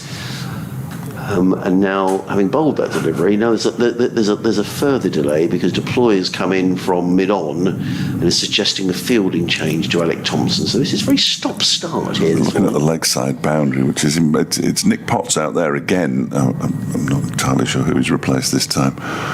So there's now a deep backward square, a deep mid-wicket, so 2 men on that leg side fence, and Deploy himself is about, I'm judging, about 2/3 of the way back to the boundary at long on. Well, he's a fairly wide-ish long on. In comes Thompson bowls, and McAndrew then cuts that through the offside for 4 runs. He dragged that down, did Alex Thompson. That was not a great delivery, and McAndrew was able to ease that one through the covers. He didn't need to hammer that. He picks up a boundary and he's on his way as the tall Australian. 259 for 6. The important statistic is the lead, which is 254. The other important statistic are the overs remaining, which will be 82 after this one. Slip and a short leg of the close fielders. 6 runs at it so far this morning, though, so they're rattling along. No, they have.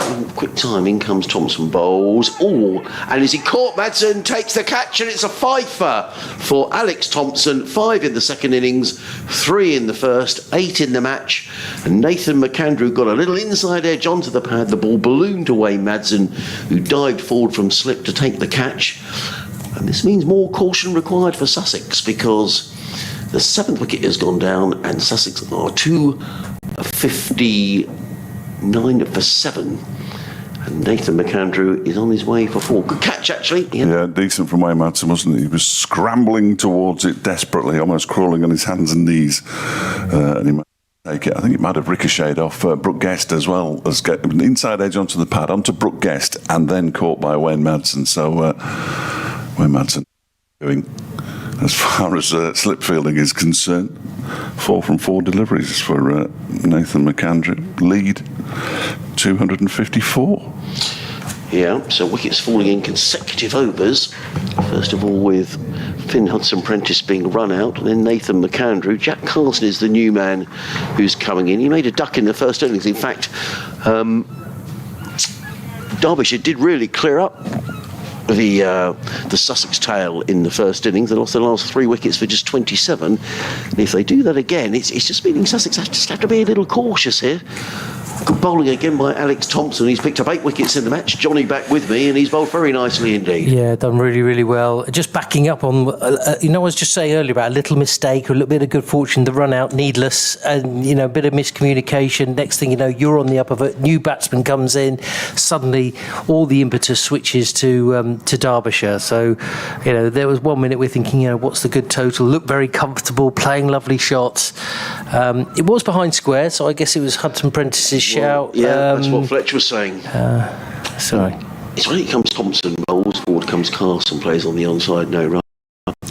But that seems to have sort of drifted, that sort of, there's a bit of a murky water there now, is it? I mean, again, when we were playing, it was always, that's it, it's your call, But there's been a couple of runs on misfields. We had one nearly earlier, there was nearly a run out earlier, we scrambled back. That was Hudson-Prentice, Thompson bowls, off spinning boss, the Carson lay down the offside. It's the end of Alex Thompson. Very impressive figures. 22.1 overs. He had to bowl the odd ball yesterday when George Scrimshaw was taken out of the attack. 3 maidens, 5 for 64 to add to the 3 for 70 he took in the first innings. Scrimshaw didn't bowl early on in the first innings, did he? It was a bit strange, really. I thought he must have been injured, because I remember when Fletcher was talking about, you haven't used him, why is he not bowling? And I was thinking, well, it must be an injury or something. But they've coped, they've coped pretty well, the fact that he hasn't been able to bowl, and they've seem to have enough options, and they'll just be looking to pick up these final 3 wickets. He's sharp, George Scrimshaw, and Fletcher saying he bowls at 90 miles an hour. 5 for 49 he took in that first innings, but as you say, Derbyshire managing without at the moment. In comes the skipper Deploy. That's a full toss, and it's hammered away by Coles. He'd have probably hoped to have hit that for 4, to be honest. The ball is fielded by Hyder Ali, who comes racing in from mid-wicket to field. Derbyshire fielders really on their toes here, because they all feel if they can pick up these 3 wickets cheaply, with the amount of overs there are left in the day, they'll fancy chasing this down, Johnny. Yeah, I mean, over 80 overs, you've got plenty of time. The pitch is good. There is a short boundary on that side over by the Spenkarma Pavilion, so if you can get the right shots for the right end, then you can pick up runs quickly. deploying bowls. Carson is forward, plays that into the offside. There is no run. Just now changes the dynamic. What we were talking about before, whether you want quick runs, whether you want slow runs, now coming into the equation is, do you want to just stay there, stay at the crease? Obviously, Carson will be wanting to support Coles and just stay there for a bit, settle things down. In comes deploy bowls to Carson, placed to mid-wicket, fielded by Lewis Rees. There is no... I think you're absolutely right.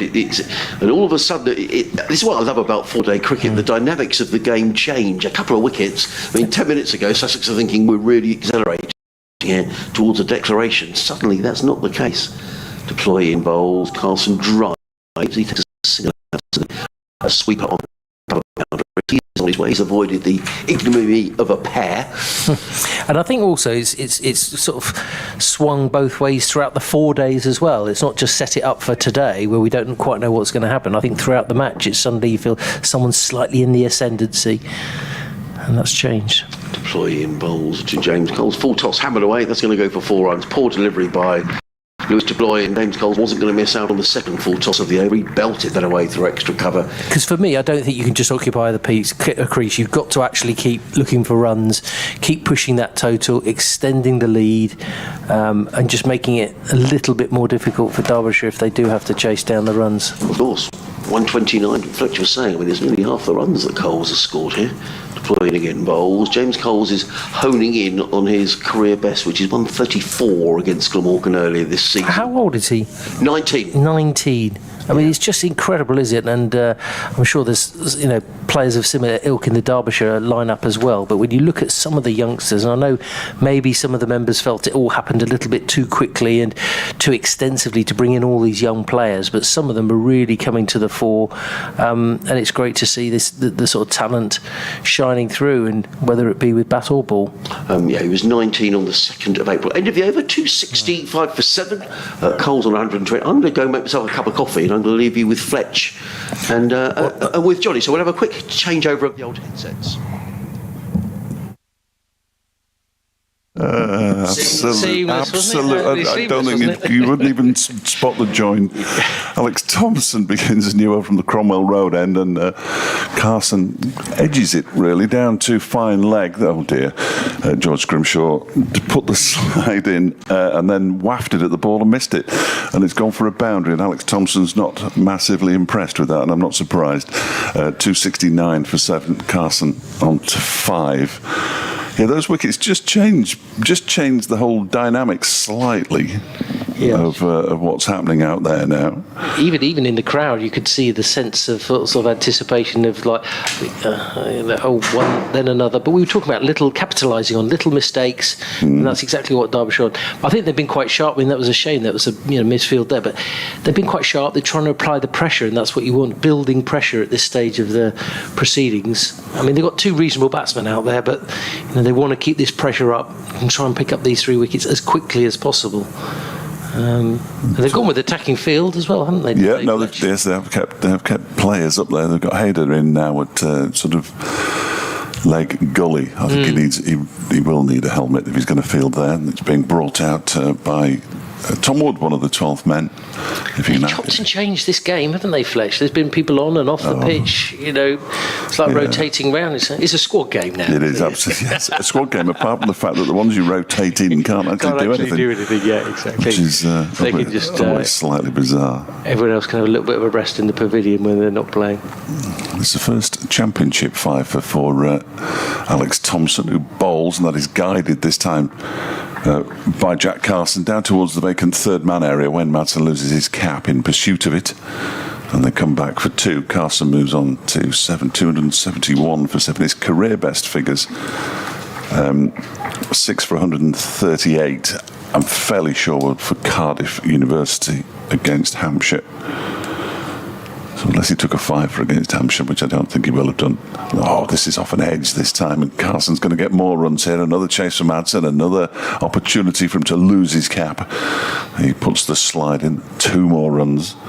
9 to Carson, 273 for 7, 268 the lead. It's still not quite enough with 80 overs remaining. The first one kept a little bit low, didn't it? That one, I think, was a pure edge.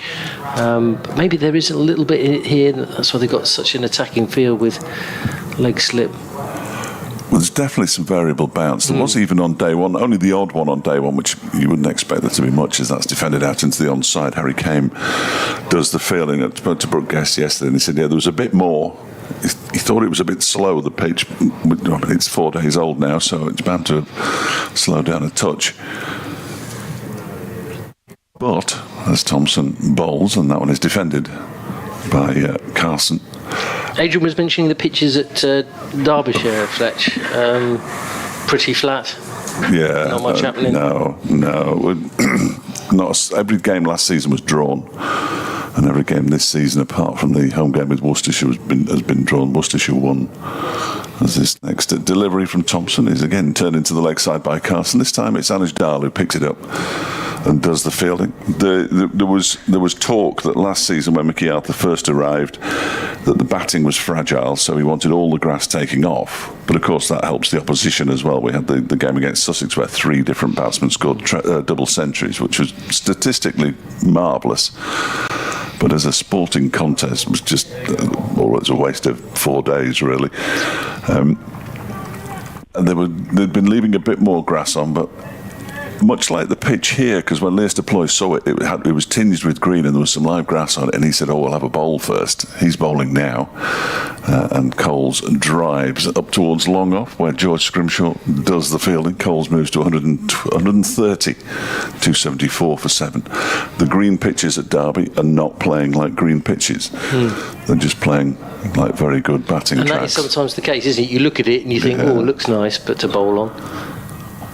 Deployed bowls to Carson, who steps back into the leg side and cuts, but straight to Saranga Lakmal. What are the expectations on Derbyshire this summer, Fletch, in terms of... Well, they've been lowered. Yes. I suppose British should have said at the beginning of the summer. Yes, they were much higher at the beginning of the summer. That's a lovely looking drive from Carson. He's going to get 4 runs for it out to the extra cover boundary. The quickest fielder in English county cricket, Anish Dal, couldn't get there. And if he can't get there, nobody would have got there. And he now moves on. 278 for 7. There was such a vast improvement last season compared to the season before, and an awful lot of players played the seasons of their lives. Anish Dal, Brooke Guest with the bat. Wayne Madsen got another 1,000 runs. Sam Connors picked up 50 wickets, youngest player in the championship to get the 50 wickets. As Deploy is in again, and Carson defends this one straight back to him. Nice delivery, nice bit. We were hoping that they would kick on. Yeah. It just but they haven't actually quite maintained the standard that they got to last season. Brooke Guest finding a bit of form. Anish Dal was injured for a little while at the start of the season. Carson pushes this ball out to Lakmal, which is... It's an excuse, but it's a valid excuse. And at Worcester last week, he got a century and a 5 so he's getting back into form as well. Sam Connors hasn't bowled as well, but he's been injured as well. So, it's sort of disruptive, and that one's off an edge down towards third man by Jack Carson. He cut the ball. It was a genuine edge. It flew past where second slip would be, but they haven't had a second slip for any of the spinners, so and why would they? And he picks up 4 more, 17 now to Carson, off just 16 deliveries, 282 for 7. We're still 8 overs away from the second new ball. Yeah. The lead is 277. Stick with spin, I think, here, which is understandable. I mean, conditions are improving as the day's gone on. I mean, I drove past, coming through Goodwood and that sort of area. Reminder to people, it is the Festival of Speed this weekend, so don't try and do what I just did, because you'll be there a long time. It's pretty chaotic out there, but there was a little bit of rain actually, but that all seems to have cleared, and now it's actually quite bright out there, even with our slightly tinged glass in front of us. I tell you what, the glass makes it look a lot darker, because even if you look through the open window to our right, it's considerably brighter. Yeah, next door where the written journalists are, it's a slightly different complexion, isn't it? We need an open window. Oh, the joy of an open window. Absolutely. Thompson comes in, that's just turned onto the onside there by Coles. She's on to 131 off 222 deliveries. Sussex 283 for 7. Yes, it's quite deceptive. I mean, it's all right in the evenings. You get the T20 games, you can sort of tell what's happening out there, and you do see the clouds moving relatively quick. It's quite interesting watching the stream as well, because you can't see you guys. So when you look at you, sort of thinking, oh, right, where are they? I'm trying to spot Harmsy and Fletch, but I can't. That's good. Someone in again. Let's just tap down slightly on the offside, forward defensive. But it can only be a matter of time. We have a commentator cam at Derby. I know one or two clubs do that. So if there's a lull or we're being demonstrative, trying to explain something, they can switch to a commentator cam. Yeah, we've done it a couple of times as Thompson comes in again. Another forward defensive, no run. For instance, at Lord's, it went down to the final ball, I seem to remember, in the T20, didn't it? To try and get the anguish on either Kevin Hand or Adrian Harms's face, or the joy, depending on who was going to do the commentary, but that was very exciting. But yeah, fixed cameras make sense. Another forward defensive. Onto the onside this time, no runs, still 283 for 7. Well, of course, I think they do it with special moments. Difficult, because you sometimes have to have it there for all full, 6 hours worth of cricket, with a camera in your face. We've got good faces for radio, that's why we do this job. Thompson in again, and another forward defensive. Nearly crept through the gap. Oohs and ahs from Bowler and a couple of the players behind the stumps. As Matson had his hands on his head there. Often does. Yeah.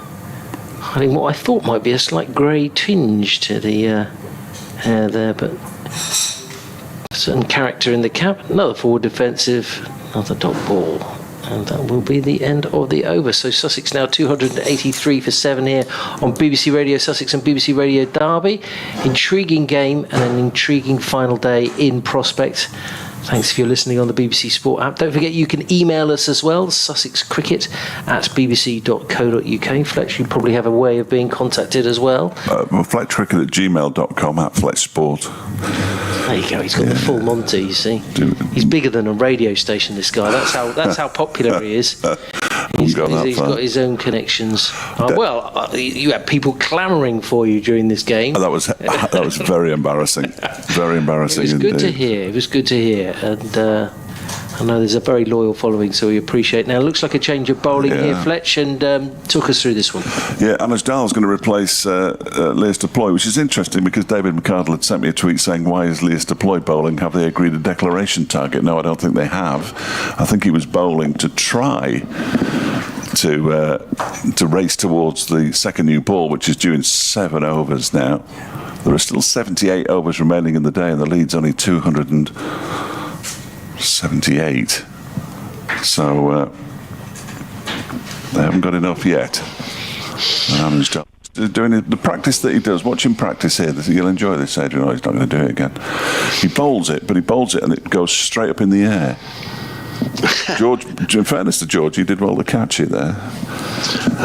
He's very much making the most of the time here of being +2 in overs. They're taking a long time to set fields. I'm a bit worried, Fletch. I've got an addiction. Oh, really? Yeah, the coffee that we have here in the press box. It's the ready-made cappuccino, which is I don't know why I like it, but I don't know if it's quite sweet or what it is. It's probably not. So I'm going to restrict myself. I already had my 2 cups for the day. You've gone early. Yeah, I've gone early. Dial in and bowls to James Coles, who just guides it out into the offside.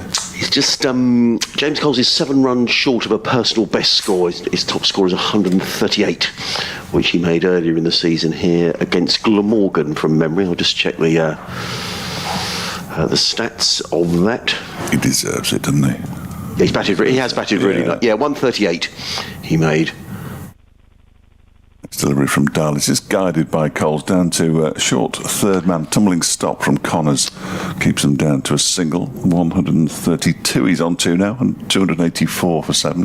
He put on 143 for the 4th wicket with a certain Steve Smith, who was here at that stage. Must have been great for the kids the young cricketers. They're not kids, they are kids to me. To just be in the same squad and the same nets. And well, Johnny did an interview last week with Jack Carson, and he asked Jack exactly that question about what was it like having Steve Smith. And I get you're not going to say it was awful. Couldn't stand the bloke. But they all, but they all said what a good influence he was.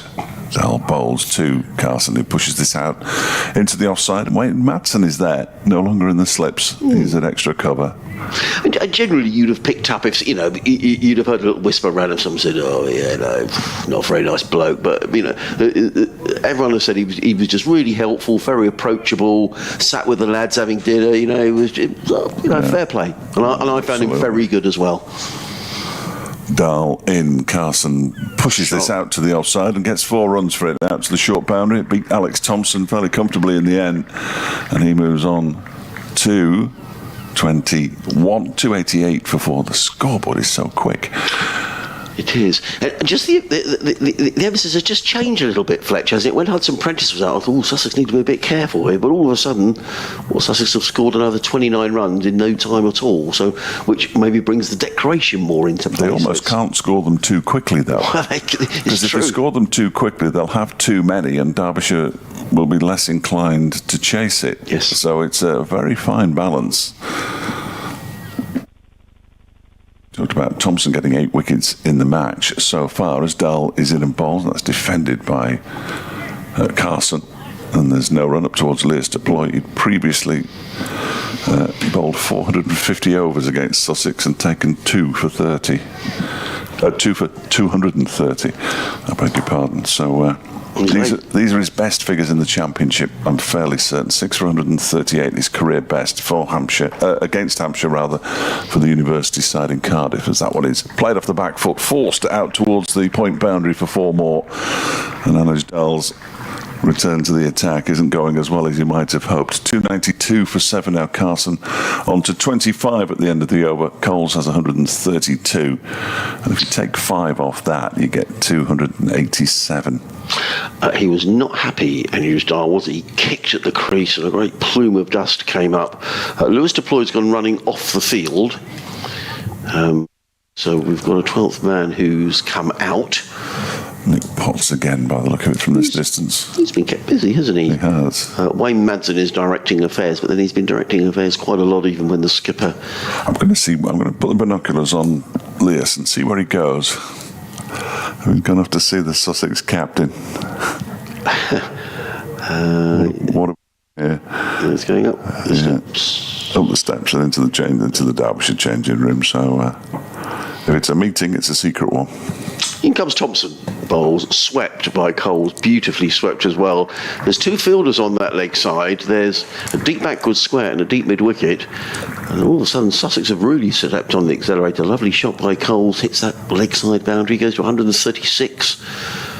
And Sussex to 296 for 7, which means the lead is 291. So sometimes that math is really tricky. Sometimes it's easy and sometimes not. Yeah, you're absolutely right. Just got to remember 5. Yeah. So again, Coles forward plays back down the track. There is no run. I mean, in terms of a run chase, Fletch, this is still a good pitch. I mean, it's not turning square. There's not an awful lot of help for the bowlers.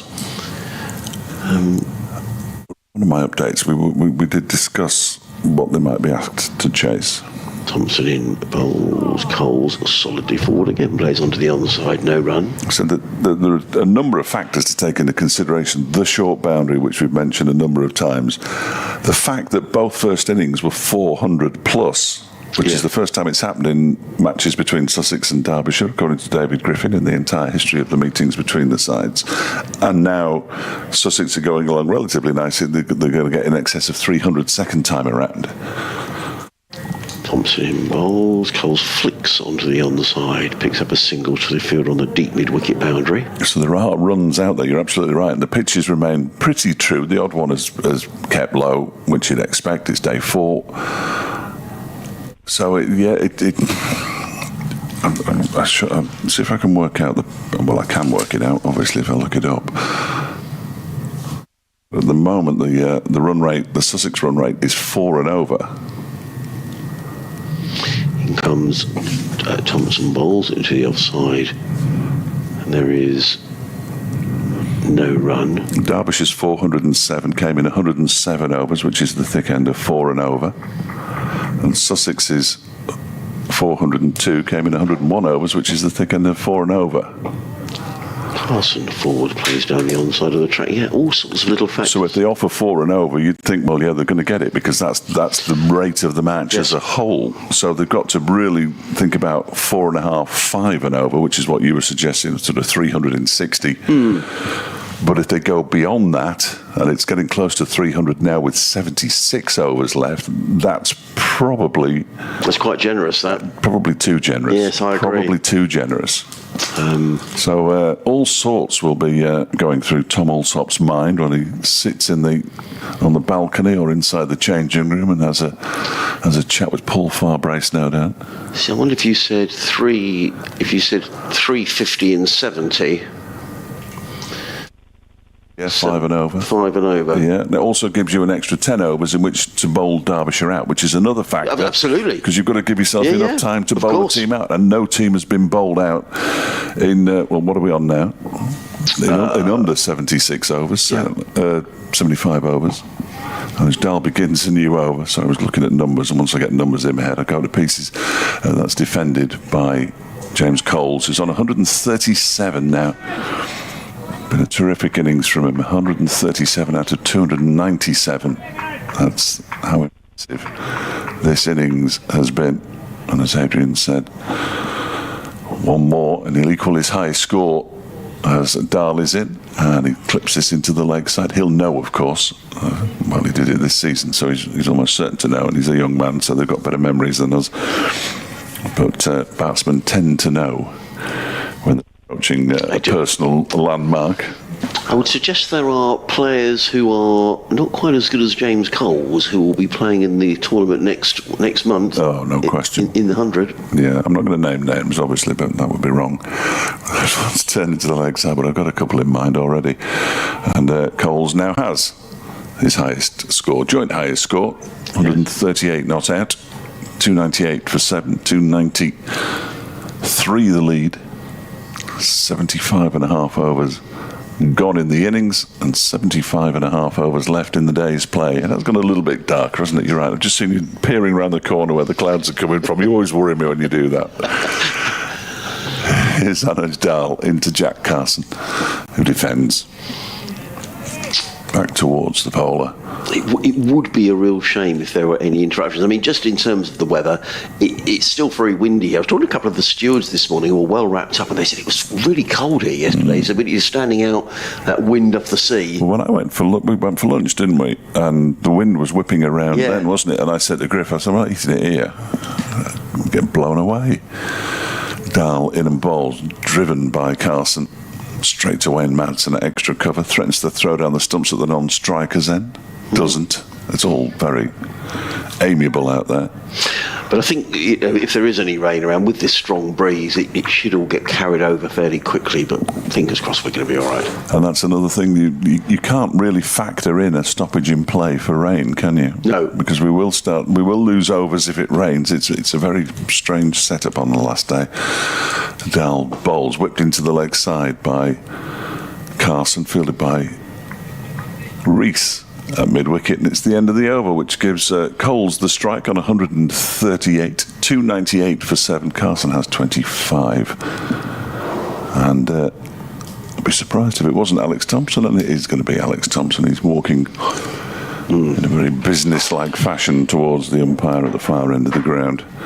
We were speculating, Fletch, weren't we, whether there would be any sort of declaration down in Cardiff and a game set up. I'm not too sure. Leicestershire 106 for 1 in their first innings. Glamorgan having made 403 for 9 yesterday. That extraordinary innings by Michael Nisa. Still possible there, isn't it? They both forfeit an innings, and well, they can't both forfeit an innings, can they? Just Glamorgan will forfeit their second innings. Yeah, 93 for 7 Glamorgan were, and finished 403 for 9. Michael Nisa made 176. In comes at Thompson bowls to James Coles, and there we are. That is his highest first-class score, eclipsing the 138 he made here against Glamorgan earlier on this season.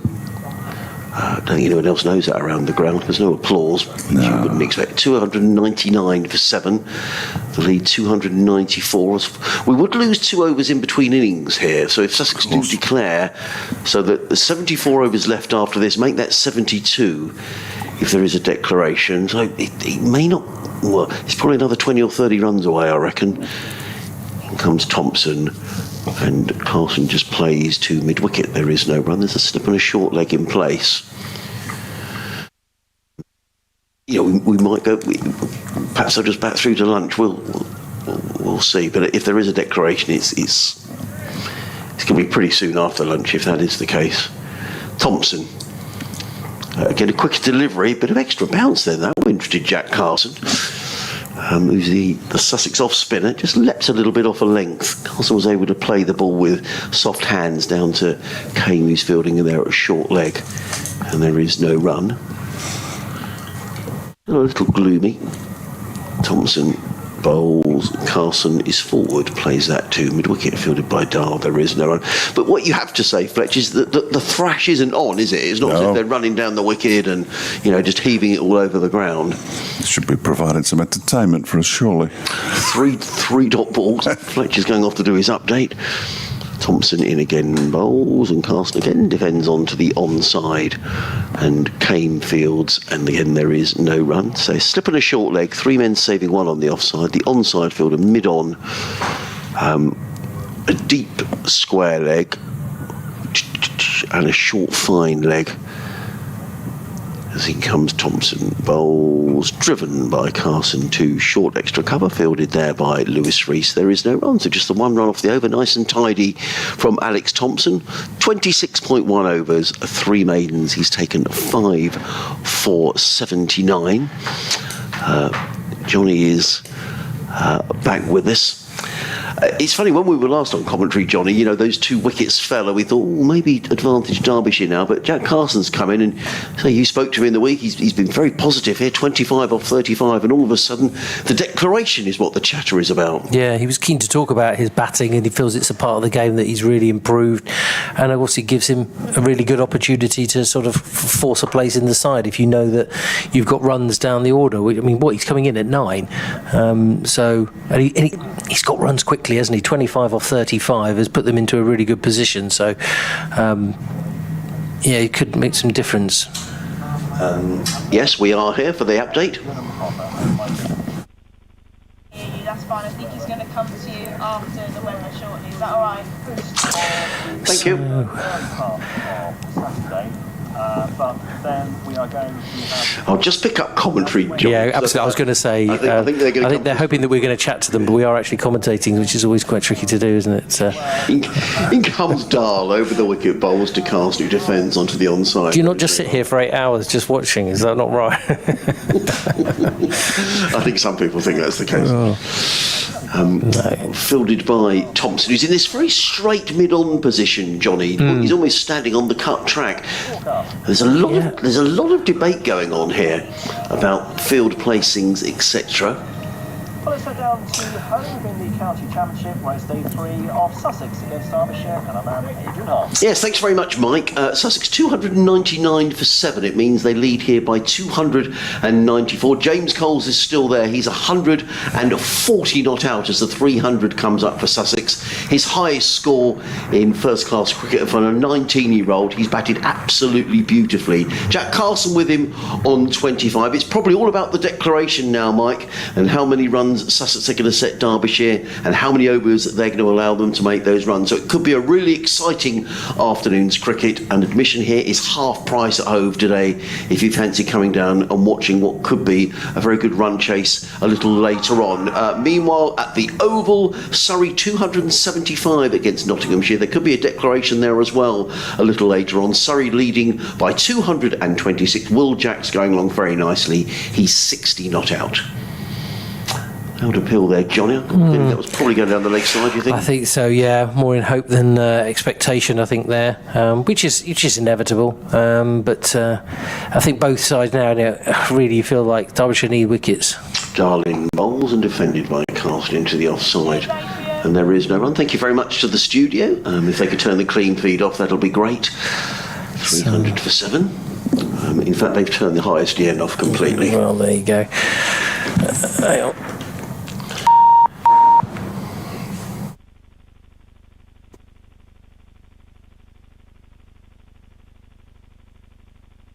As Anish Dahl runs in again. There we go. Bowls and Carson defends down the onside. And there is no run. The problems you have is that you think it'd sort of be sorted by now, wouldn't you? But there you go. But we're back up and running. Hopefully everyone can hear us around the ground and on BBC Sport website as well after that minor interlude there. Hull continues. Final ball of his 9th over. Sussex 300 for 7. The 300 up now, and that's just pushed onto the onside behind square. They'll get a single. Another muted shout from behind the stumps. And, well, I just think you're right. I think you're feeling that just when they thought that really they were back in this and that they may be able to pick up a victory, maybe it's just gone away from them slightly again. But we've still got another 25 minutes. I'm just thinking about the new ball, Adrian. Yeah, good point. Could that be a factor? Yeah, very good point. In terms, obviously, because we've seen a fair bit of spin today. So, well, only 2 overs remaining. Yeah, thanks, Johnny, for reminding me of that. And I would imagine that. Well, having said that, I mean, we have had games because this is one of the 2 games where we're playing with the Kookaburra ball, of course, as opposed to the Duke's ball. And in the game at Cardiff, which was the last game they used the Kookaburra ball, and the feeling was it was reversing around a little bit. But I would be surprised here if Derbyshire didn't take the new ball, but it is available in 2 overs time. It's going to be Lewis Rees who's going to come into the attack, the left arm seamer, who will also open a batting for Derbyshire. He's going to be bowling to Jack Carson. I mean, I see no reason. The only thing I would say with a new ball, Johnny, you know, sometimes it just does disappear a bit quickly, doesn't it? Yeah, you got. I mean, there's a fair bit of pace in the side. Obviously, they're a bowler down, Derbyshire, but you can get streaky runs, can't you? But I mean, I'm just trying to look at the amount of overs left in the day and the amount of runs that Derbyshire would have to score.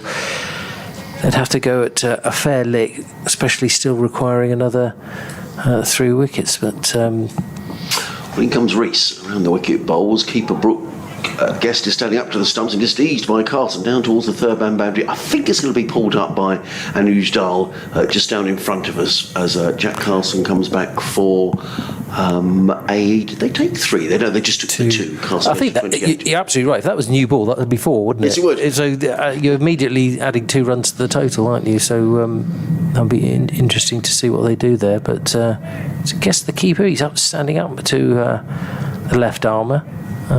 Always a good test, I think, when you always get an idea of how good a keeper is. What's that? 303 for 7, so they'll lead 298. 72 overs left in the day. If they declared during a break, you don't lose the overs. But if they declare outside of the break, you'd have to take 2 overs off of that. So effectively, at the moment, you could say there's 70 overs left in the day if there were to be a declaration. My feeling is they might go to lunch here. Yeah, I think you're absolutely right. Maybe try and push on with some more runs. In comes Rees, bowls, and Carson plays it out into the covers. They thought about a single. There might have been one there, but Dahl is a good fielder and he moves swiftly to his right to field, and there is no run. Oh, we've had 1 run out, nearly 2, so Sussex will not want any more indecision out at the crease. I don't know whether it's a case of just a bit of naivety or just trying to push the envelope a little bit. You should be running those. I think it's just the misfields. They're the interesting ones to debate. Comes Rees bowls to Carson, who finds the gap between cover and extra cover, just the single. Jack Carson goes to 29, 304 for 7. A bit more blue sky.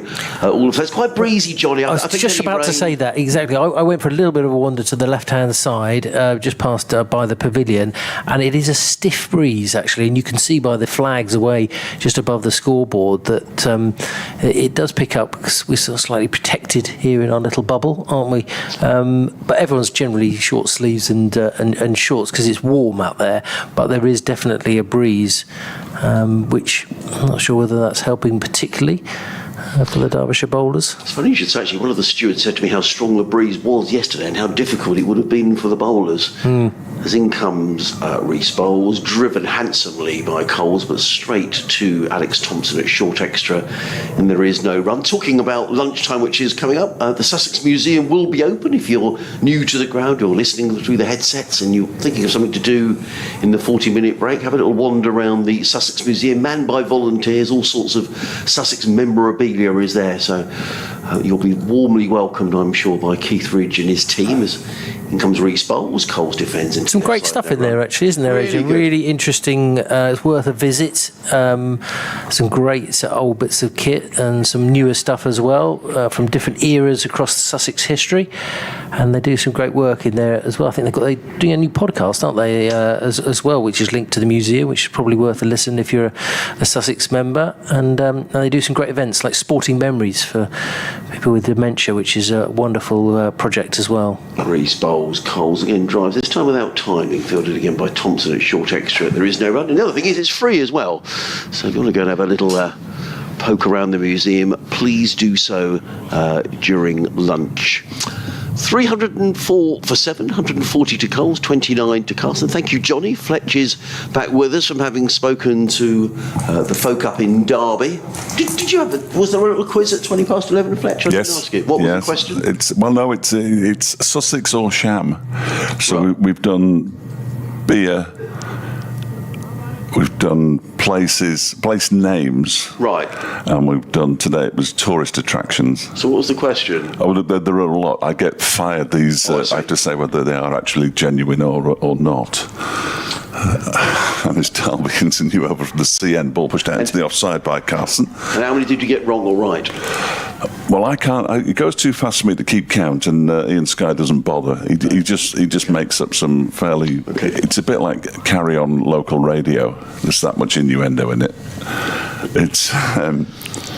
But as I said, and I always say it, just to make sure people know where we are. Dahl bowls and Carson pushes this up to Lewis Reece in the mid-wicket, and he overthrows to Brooke Guest. I got an email just before I went away, but it was just entitled Tail. Nick, a regular contributor from Nottingham. This is exactly why we won't win a red ball game this season. We don't have the ability to remove a tail. Dahl is in again and bowls to Carson, who pushes this out into the offside. Feels like every game we get to this point and the tail ad runs freely. I called it earlier in the season, this red ball team struggles to take 20 wickets, which of course you have to do. You don't have to, but it helps. In fairness, it's quite a good tail, though, isn't it? Yeah, but in fairness, the last 3 wickets went down to, I think it was 27 in the first innings. Yeah. But then Scrimshaw was bowling at a good rate of knots as well. Next delivery, almost gets underneath Carson's bat, manages to get the toe end of it on it, and it pushes it out to Madsen, an extra cover. But I think you're right in your assessment of lunch. I think we'll get to lunch while Sussex are still batting. In which case we won't lose 2 overs. Yeah, absolutely. And which makes a difference. It tells them maybe that's another reason for not declaring pre-lunch. So we've got 20 minutes or so left. Yeah. So you'd expect them. Well, you'd hope that they could bowl 5 overs in that time as Dahl's next delivery is whipped away down to long leg. There is Saranga Lakmal. Goes the fielding, single take, and Carson moves to 30, 305 for 7, so I reckon the lead is 300. So we'd get down to 65. 320 in 65 overs, 330 in 65 overs. Sounds about right to me. Doesn't sound far off, does it? It's enough of a carrot, isn't it? Yeah. Dahl is in again. That one's defended by Coles with a very long stride. So long, in fact, that he has to lean on his bat to get his legs back together again. He almost did the splits. And the over comes to an end. And there on the board it says Sussex lead by 300. Coles has 140. Carson has 30. And then 305 for 7. Now, that's interesting because the ball has been thrown off by Wayne Madsen, which means they are definitely going to take the new ball. Yeah, no question. He just rolled the ball in the direction of Brenda. Oh, someone go and pick it up for Brenda. Yeah. Where is Brenda? It's a gentleman in a very gentleman. fine pair of red shorts has picked that one up. No, I hope he's asked permission. And he's listening as well because he's given us a wave. I can't see Brenda today. She will be there because Brenda is always here. Anyway, we are going to see the new ball taken. It is going to be Saranga Lakmal who is going to take it. 13 overs, 1 for 55. He picked up the wicket of Tom Clark in the very first over of this Sussex second innings. Still just got the slip and the short leg. I just saw Hayder Ali just sort of looked up towards the sky as if something's got a little gloomy again. But it is going to be Lackmell, and he has got the new ball in hand. And he's going to come running. I see no reason really not to take it, to be honest. No. Comes running in and bowls to Carson, who immediately drives through the covers for 4 runs. Johnny and I were just saying, actually, about how often the new ball does disappear a little quicker. And that did fairly race across the outfield. Nice looking shot by Jack Carson. The Kookaburra ball disappears even quicker than the Duke's ball when it's new, because it's, I think the batsmen know they've got 10 overs, and then it becomes useless. I don't know whether. As I say, for someone who doesn't follow cricket, and Bruce made this comment, didn't he, yesterday, that in football you don't have different sorts of balls in different continents. You have one ball. It does seem something that causes even unnecessary confusion. Would that be right? Well, it's nonsensical, isn't it? In comes Lackmell. And bowls, and Carson's beaten outside. After that was pacey from Lackmell. And the only reason we're using in 2 rounds of matches is because the feeling was when England last went to Australia and got thrashed, the feeling was they were playing with the Kookaburra ball, and some of our players would benefit from using the Kookaburra ball. Do you think that's the reason we're doing it? Yeah, I think it is, yeah. No idea what the reason is. Genuinely no idea what the reason is. I think that's the reason. There has been a suggestion, perhaps mischievously, that because the Duke's balls were so bad last year, they were changing them every 5 minutes. They just want to give Dukes a little nudge. Interesting. Lackmell in bowls. Carson defends to backward point. There's a bit of noise in our effects microphone. I guess there might be a bit of movement going on down below us. I can't see any of the ground stuff down below us. But all that's stopped now. So maybe someone was moving a bit of furniture or something. Well, as I said earlier, the umpires are wearing these GoPro type things. I'm not sure if GoPro might be a trade name. On their chest, little cameras. And they're going to use the data from that. They're going to ask players in a questionnaire what they think. Right. Also, it's quite a serious... Yeah. In comes Lackmell. Bowls, and Carson plays with a flick of the wrists into the onside. They've taken 1. They won't come back for the second. Jack Carson goes to 35. Sussex to 310 for 7. The lead is 305. 70 overs left after this one. Carson and Cole's going to have a little bit of a natter in the middle of the pitch. I'll give you the scores elsewhere. I'm just looking there. They're off again at Cardiff. They've had rotten luck down there. Yeah, raining in Cardiff, 118 for 1 Leicestershire. So that game is going to almost certainly finish in a draw. They're back on. They're having an early lunch at Worcester. Worcester 49 for 2 in their second innings, still trailing Yorkshire by 116. Lackmell bowls to Carson. It's Coles, who plays in on the onside, and there is no run. And those 2 scores, they're the only 2 other games, aren't they, in the second division? Those 2 scores, and the way those games are going, means that Sussex will push for a victory by declaring if they have got enough runs, because they could steal a march on all their all their runs. It was very kind of you before to say that both sides need a win to boost their promotion hopes. I just think Sussex is a slightly more... Derbyshire haven't won this season. In comes Lackmell bowls, and Coles just leans back and plays it into the onside, gets a single to deep mid-wicket. He goes to 141, 311 for 7. But I guess from the one thing with Derbyshire, it's the end of Lackmell's over, by the way. He's bowled 14 overs, no maidens, 1 for 61. All I would say is, Fletch, that Derbyshire have played a game less than everybody else. So if they were to win here... and then win the game in hand. I think of the remaining 7 games, including this one, Derbyshire would have to win 4, I think. And if they won 4, you would say, well, they've got a really good chance of getting promotion. The issue being the next 2 are both at Derby, and they haven't won at Derby for over 1,300 days, or whatever it is. Griff, is that because it's just so difficult to bowl sides out? It's just very flat. Every game last season at Derby ended in a draw. Yeah, it's not great, is it? Alex Thompson's going to bowl with a new ball, which he did at the start of this innings and picked up 2 wickets. So while it was a surprise at the start of the innings, it's not so much now because he's done it before. Good move, I think, by Leas Deploy with, 13 minutes till lunch. I mean, if Derbyshire were to come out of this game with the draw, they would both sides would take 12 points. So Derbyshire would go to 63. They would still be bottom, but with a game in hand over... Gloucestershire, who are having a pretty miserable time. They haven't won this season either. But that leaves them 30 points adrift, doesn't it? Yeah, so it does. You're talking 2 full matches and everybody else can't win. Yeah. Which clearly isn't going to happen. So you're right, they need to win this game. Yeah, they will see this as an opportunity. Yeah, it's a big game for them, this, really. But equally, with Sussex just a point behind Leicestershire, they'll already have overtaken them by now with the 7 bonus points. If they could lob another 12 on top, that would be a massive boost to their hopes. Alex Thompson from the CN bowls to James Coles, who clips the first delivery of the over out towards mid-wicket. It's fielded by Anuj Dal, who loses his floppy sun hat. And he moves on to 142, 312 for 7. Of course, the last thing we want is Sussex to get promoted, because we love coming down here. That's no good to anybody, is it? We need to be in the same division as Sussex, for goodness sake. We're very lucky down there, and people do say they love coming to home. Magnificent. Okay. I'm not sure financially that's viable.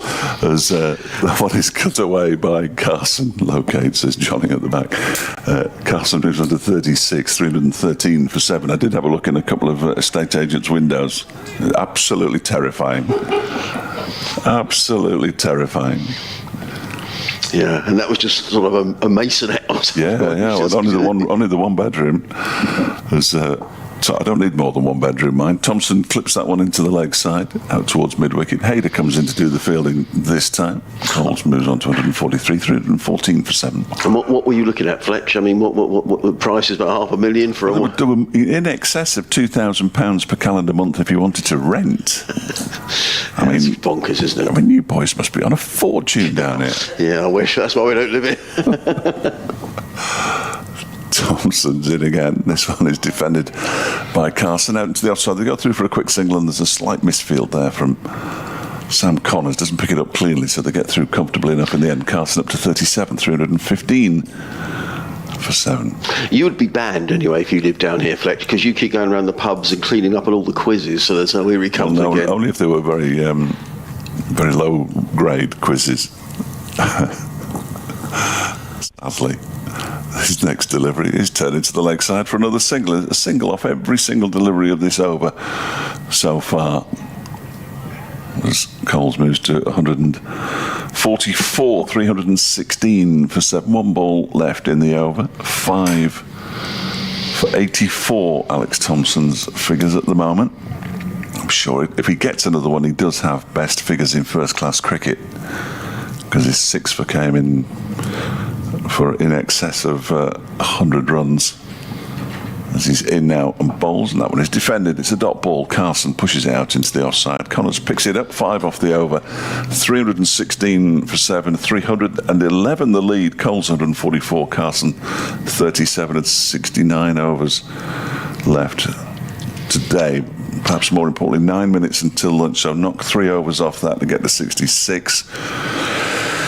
Add another 15 runs on to get to 330. Well, I reckon it's going to be a declaration at lunch. Otherwise, you're going to lose 2 more overs as well. Former Sussex man batting nicely up at Blackpool this week. Luke Wells 69 not out. Lancashire 134 for 1, requiring another 296 to beat Essex. That could be a good finish. So I'm getting a century earlier this season in a second team T20 game. Luke, he hit the ball a long way. Oh, do you know the crazy thing when he was here was they didn't think he could play T20 cricket, which is ridiculous. And he's now a frontline bowler. Yeah, plays in all the T20s. Yeah. I watched him doing some hitting down here once on a practice. Here comes Lackmal running him down the hill, bowls, and Coles glides that down to fine leg, picks up a single. He goes to 145, 317 for 7, and he was clearing the scoreboard at the far end.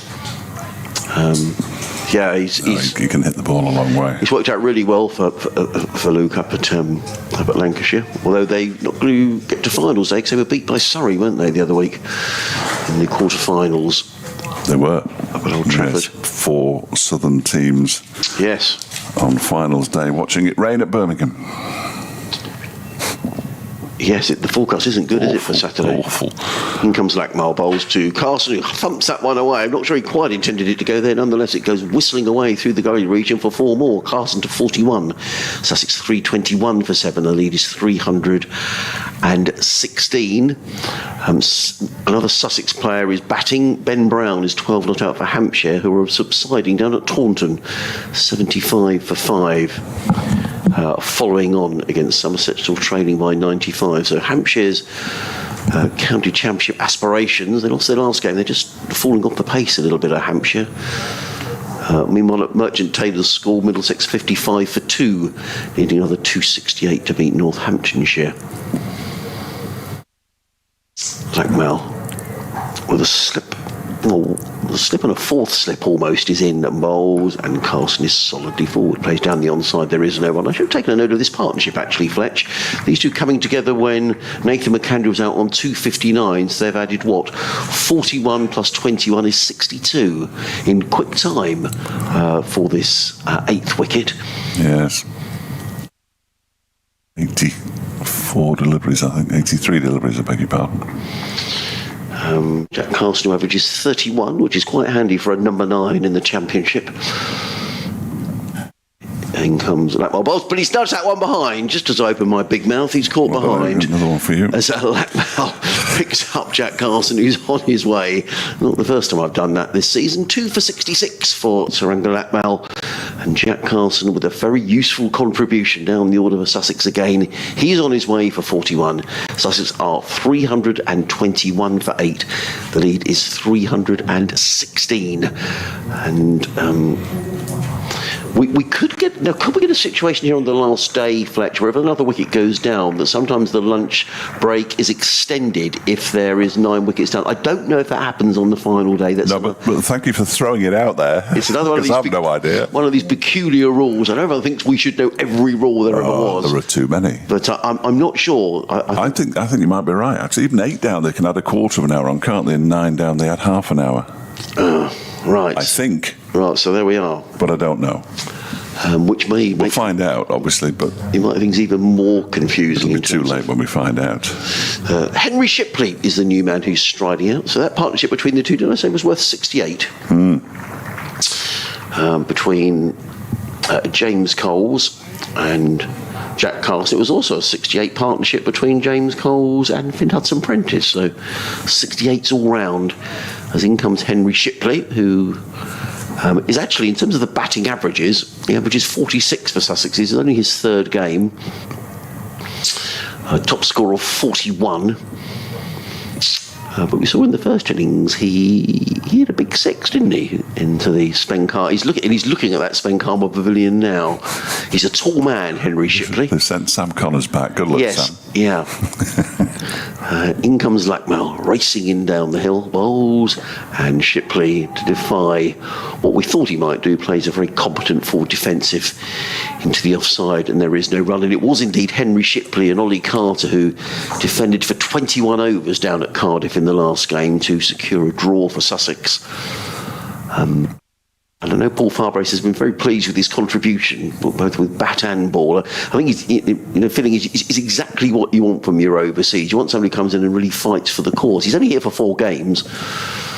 But, you make a good impression. Who knows, you come back next year as well. Lackmale is running in and got halfway down the hill and then decided that he wasn't going to bowl the ball. I think Shipley was ready. I think Lackmale just completely lost his run and wanders back up towards the sight screen at the far end of the ground. Still quite a lot of cloud around, but a lot of heavy stuff seems to be disappearing towards the downs to the north of the ground as Lackmale is in bowls and Shipley just watches that one sail past the off. So I'm not sure he's not injured, Saranga Lackmale. He's now gone twice, hasn't he? Yeah. Well, it is the end of the over, but he just didn't look particularly comfortable, did he? As he delivered the ball, I don't know if he was making a point to his skipper, but all the Derbyshire players are looking at him now, and I think Louis Deploy is saying, well, maybe he should go off. Groin. Yeah, he's going off.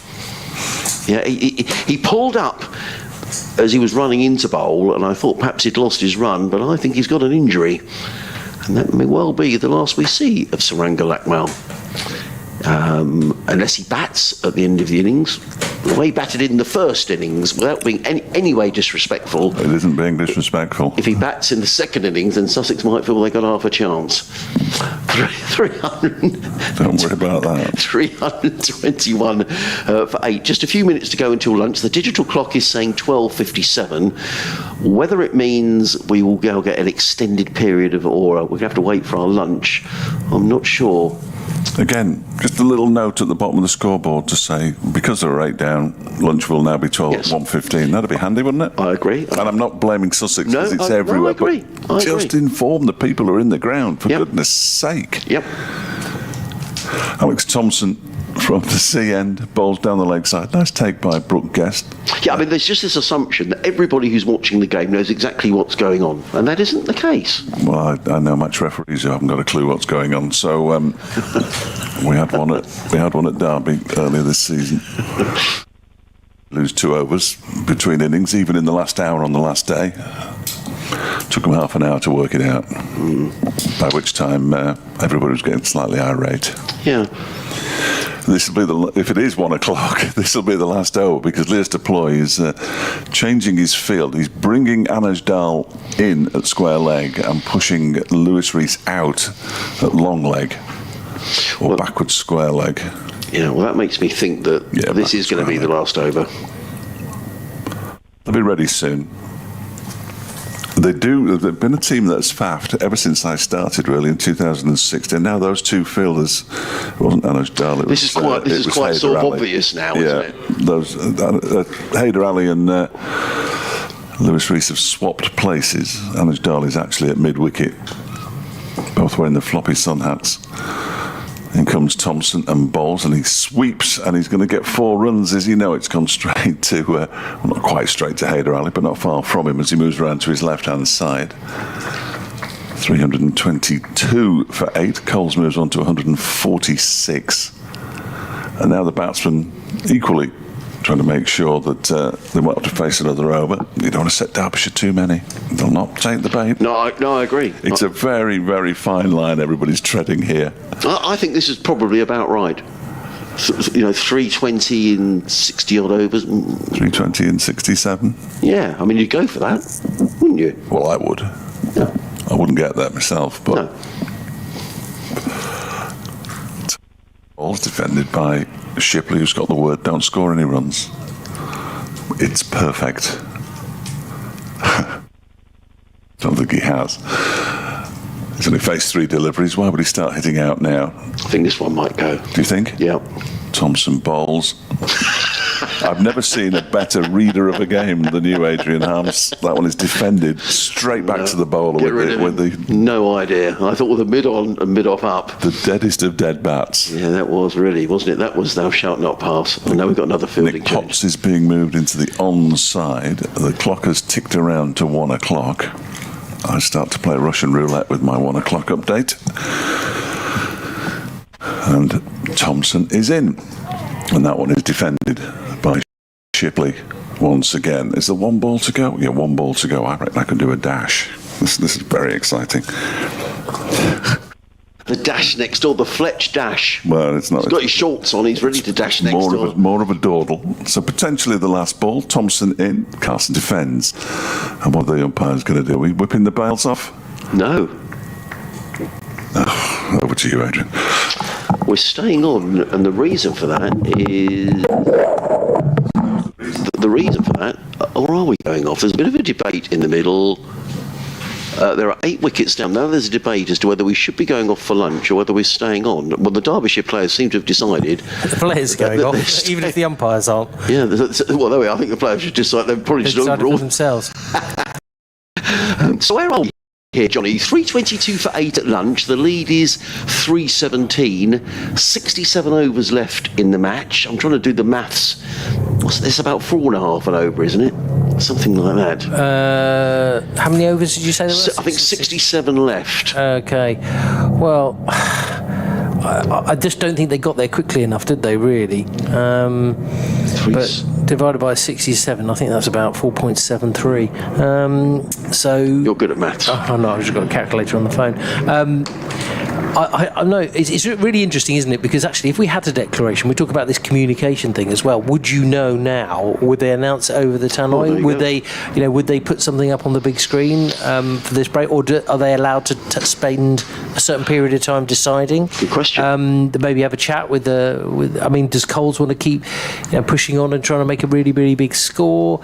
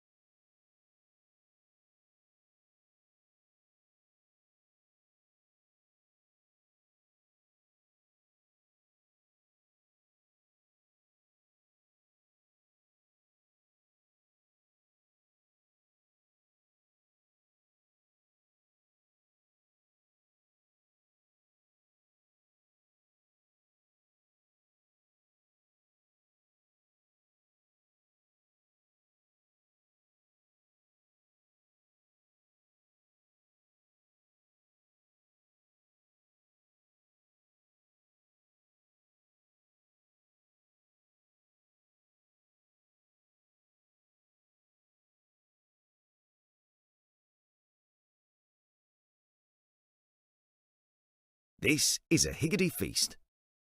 There's plenty of this, and this, and these as well. We top it like this, and bake it like that. Higgity. Baked generously.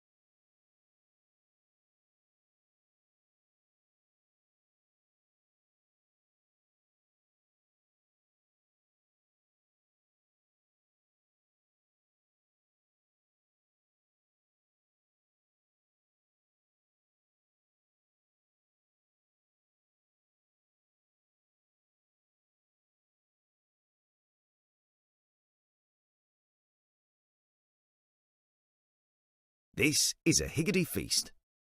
There's plenty of this, and this, and these as well. We top it like this, and bake it like that. Higgity. Baked generously.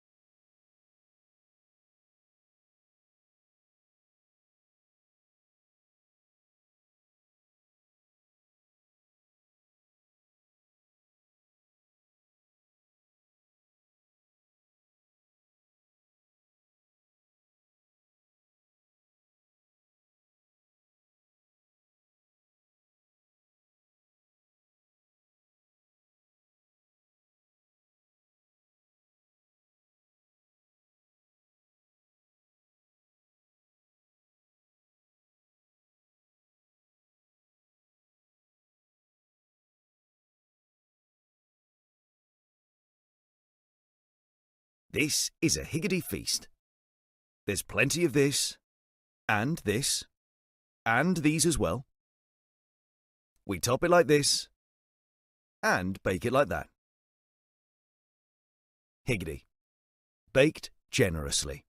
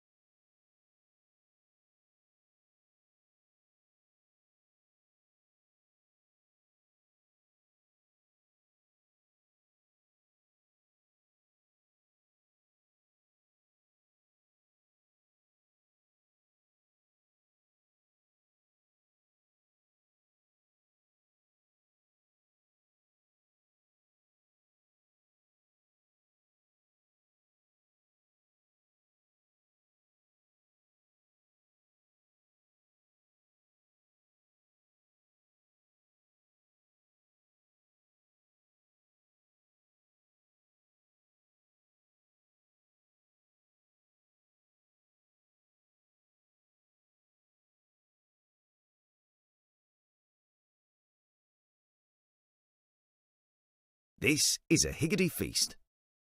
There's plenty of this, and these as well. We top it like this, and bake it like that. Higgity. Baked generously.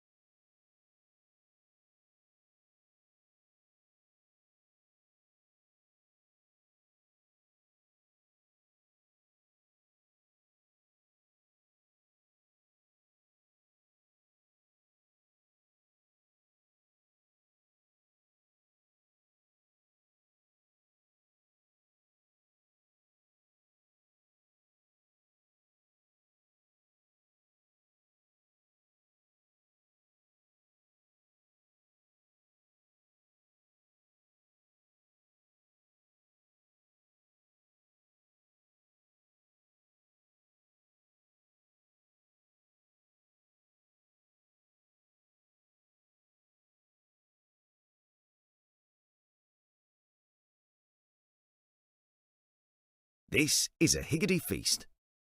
There's plenty of this, and these as well. We top it like this, and bake it like that. Higgity. Baked generously.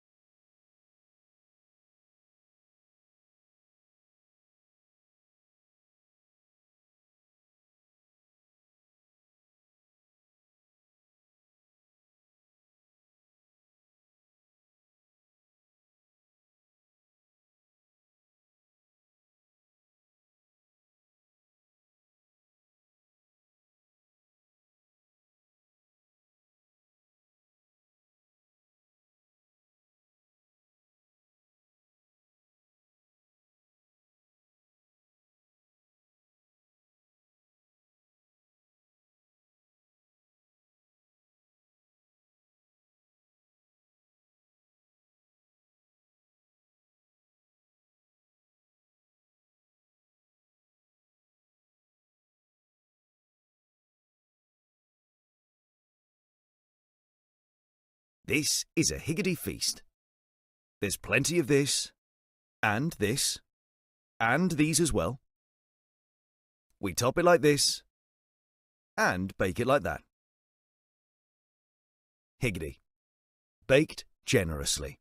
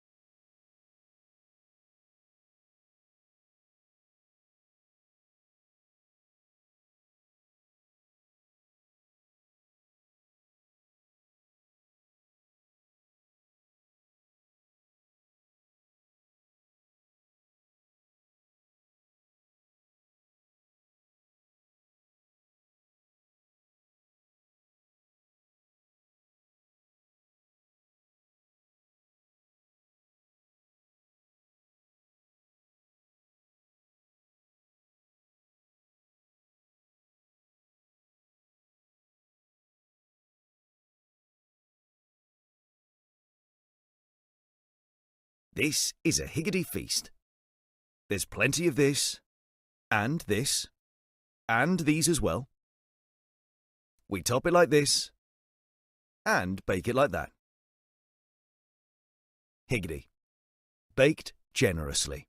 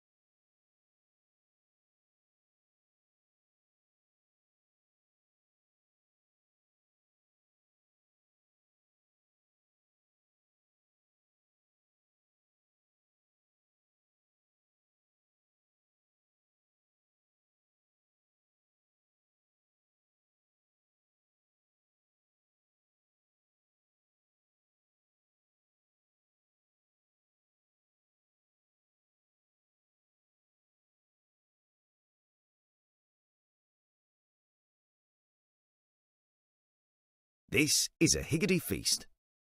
There's plenty of this, and these as well. We top it like this, and bake it like that. Higgity. Baked generously.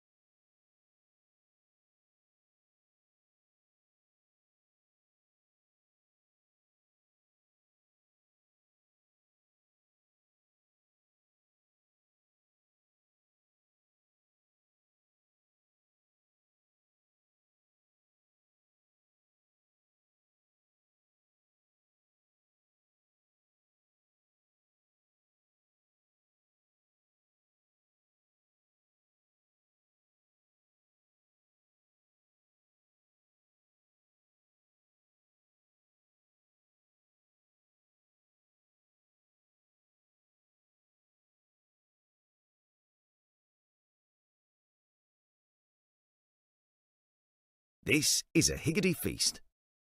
There's plenty of this, and these as well. We top it like this, and bake it like that. Higgity. Baked generously.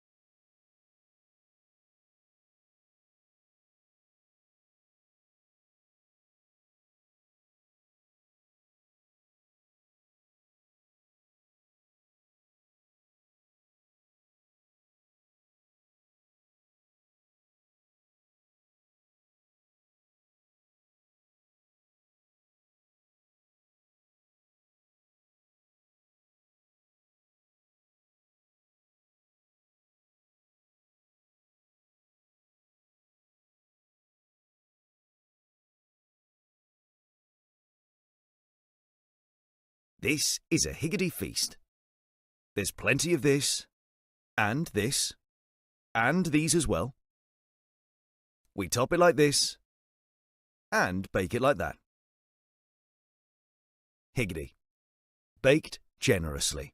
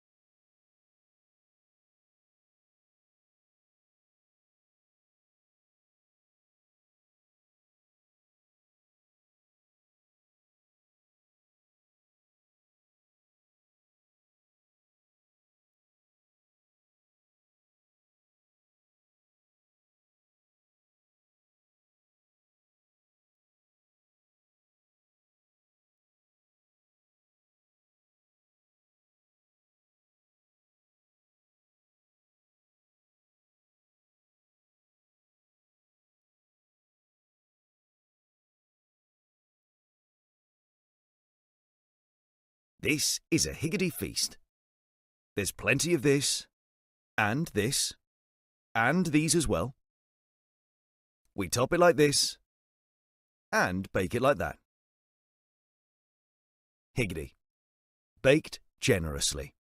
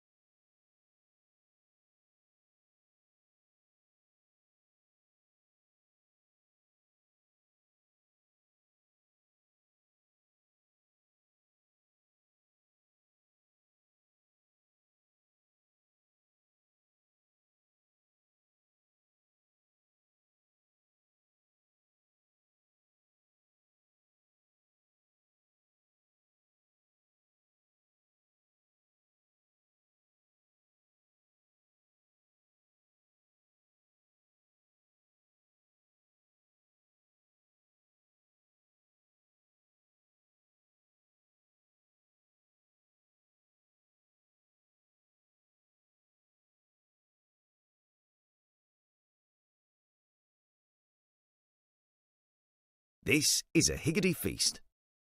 There's plenty of this, and these as well. We top it like this, and bake it like that. Higgity. Baked generously.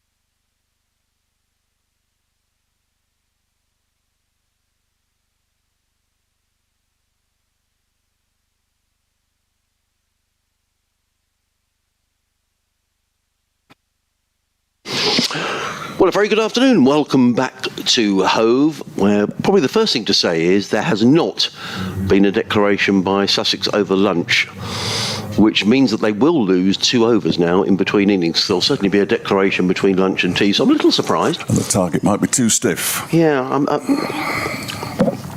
mean, if you're going to come out for 2 or 3 overs, you'd imagine now Sussex are going to throw the bat. The lead is 317. Johnny did the maths. I was very impressed. 4.7 and over it would be at the moment. But as Fletcher was saying, and making very good points before lunch. Seems unlikely. Yeah, and no side has scored at a greater rate than 3.9 and over. So it is getting to the area where Derbyshire might think, you know what, we just don't fancy this.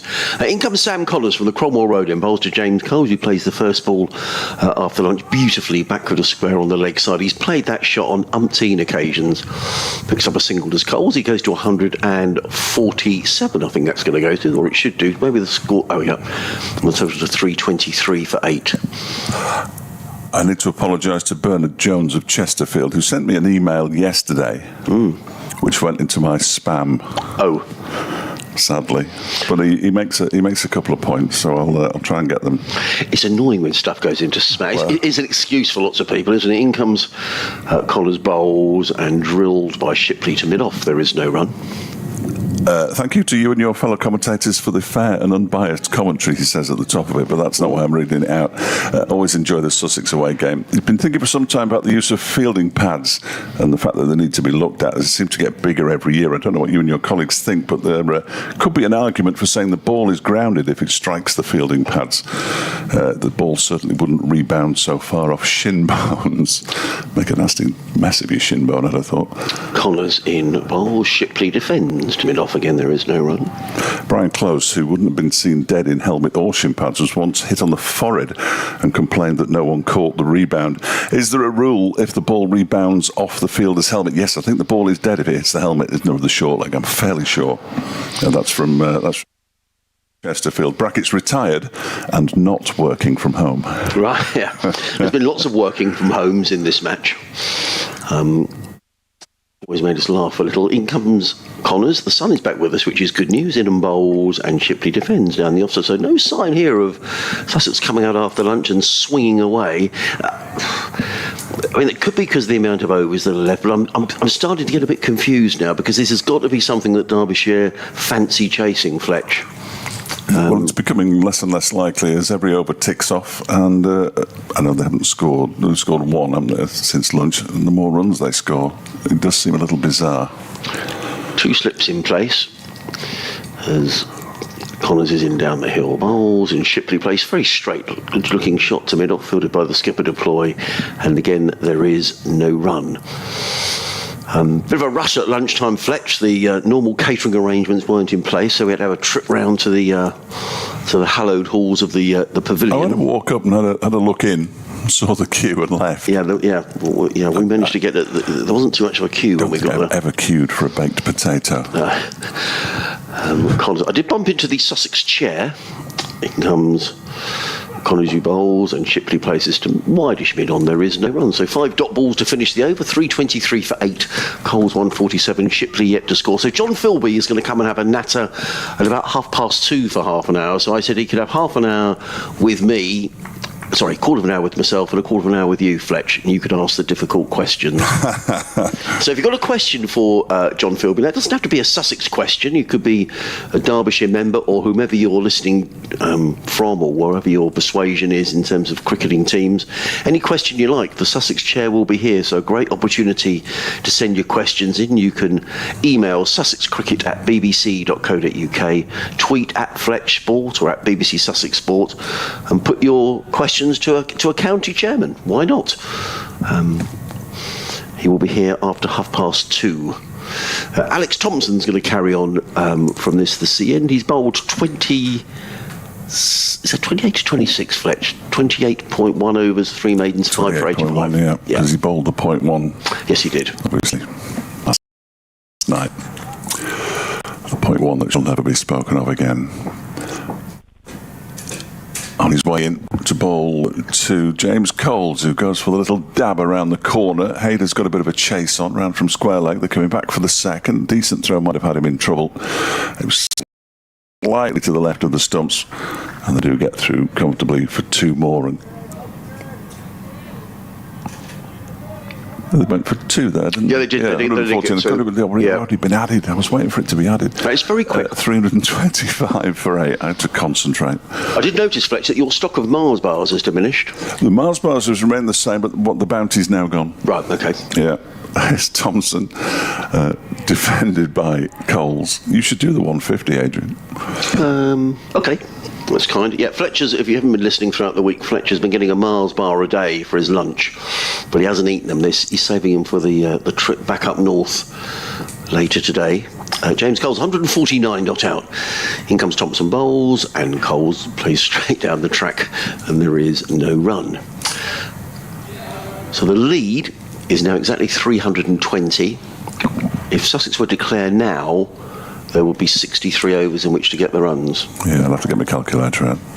Thompson in bowls, and Coles flicks this onto the leg side again, straight to the fielder, straight to Lewis Rees, who fields at square leg, and there is no run. The sun is out, the clouds are high, still quite breezy, and fingers crossed weather isn't going to intervene, and it would be a shame if it did. It's now up to 5 and over. Well, yeah, so it's getting into difficult territory now. In comes Thompson bowls, and Coles swings onto the leg side, and that is going to be 150 for James Coles. The first 150 of his career. It's been an innings full of really good shots all the way around the wicket. Good to see the Derbyshire lads applauding again, led by Wayne Madsen at first slip. Applause around the ground. That's a really fine knock by James Coles. Just 19 years of age. Made his maiden first-class 100 this season against Glamorgan, a second one in this game, and he does look a fine prospect. Certainly does. Have we gone to applaud? Spirit of cricket. Yeah. Well, good to see. Lots of sides don't. Well, it doesn't exist. So go on, Adrian, carry on. I can't help myself. Shipley flicks that into the onside. They would have come back for a second run, but Henry Shipley Clever, slipped. careful. As he was turning for the second run. That's a tongue twister. Just clip that one back at base, would you, for me? Please, thank you. We'll have that for my ringtone. Shipley is on 1, 327 for 8. So let's just get this right. The lead is 322. There are 65 overs left, but we will lose 2 for the change of innings. And applause around the ground, presumably for the statistics around the James Coles 150. But a maximum overs left now will be 62. Once this ball is bowled, we're down to 62 overs left. 5.2 and over. Right. Can't be far away, surely. Well, no, but see, Derbyshire have done that this season. They went on a bit at Worcester. Sam Connors in from the Cromwell Road end of the ground, pushed out into the offside. No run up towards Lears deploy at mid-off.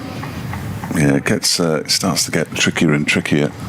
The other thing, of course, and we mentioned it this morning, is that it also gives Sussex fewer overs in which to get the 10 wickets. It's not something that, absolutely, that often gets sort of taken into account.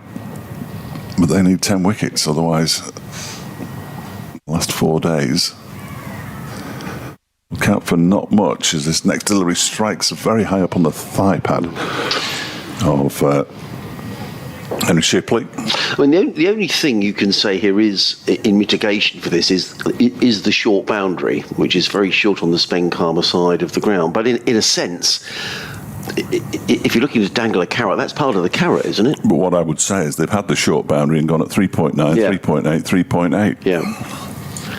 Which is higher than normal in county championship cricket, not by an awful lot, but enough.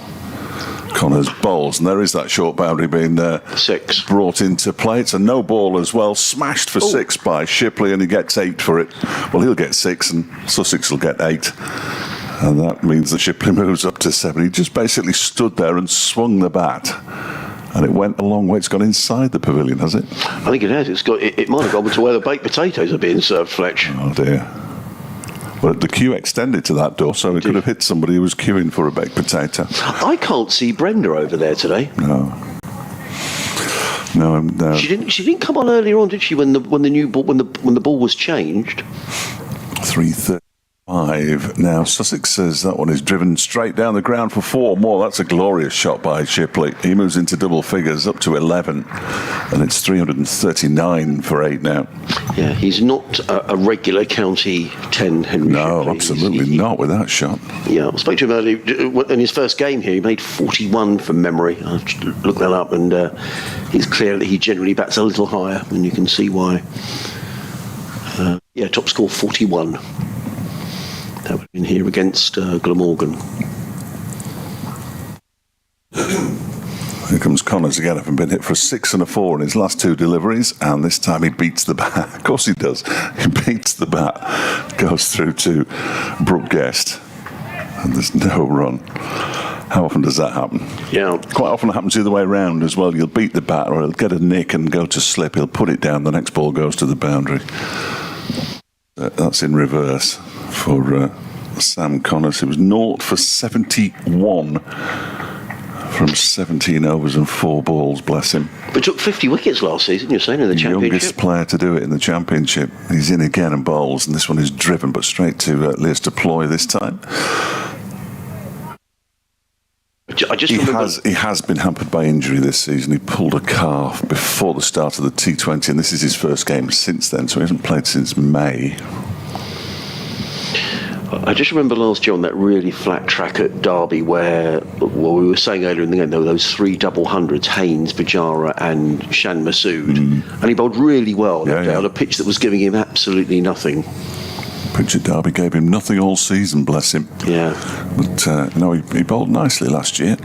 As we were discussing earlier in the match, he went on to get some Lions honours. He was training with the Lions and played in those games, at least one of them, if not 2, that they played against South Africa last summer. He's coming in again, arm bowls, and that one is defended by Shipley, out to the man who's gone in at the catching mid-off, very straight. It was Harry Kane, who was wearing the fielding pads, and it's the end of the over. 339 for 8, 334 the lead, so Derbyshire would need 333 What would they need, Adrian? They would need, so what's that, 339? I'd take 4 off that. 335 they need to win. 334, yes, 335 to win, yeah. Of 61 overs. Yes, once this ball is bowled, it'll be 61 overs. A former Derbyshire man has dismissed a former Sussex man. 5 point, thank you very much, Right, Johnny. 5.4 and over. I think that's really going some. That's really going Well, it's climbing all the time. In comes Thompson, reverse swept by James Coles. He gets a single out to what would be deep backward point. It almost becomes deep backward square. Coles goes to 151. Yeah, Luke Wells dismissed by Matt Critchley for 75 at Blackpool. He's done well, Critchley, hasn't he? Yes. Since he's gone to Essex. Lancashire now 159 for 3. In fact, he's picked up Dane Villas for a duck as well, was Critchley. And they're not out the race for the county championship, Essex. They're in finals day in the T20, having a decent season.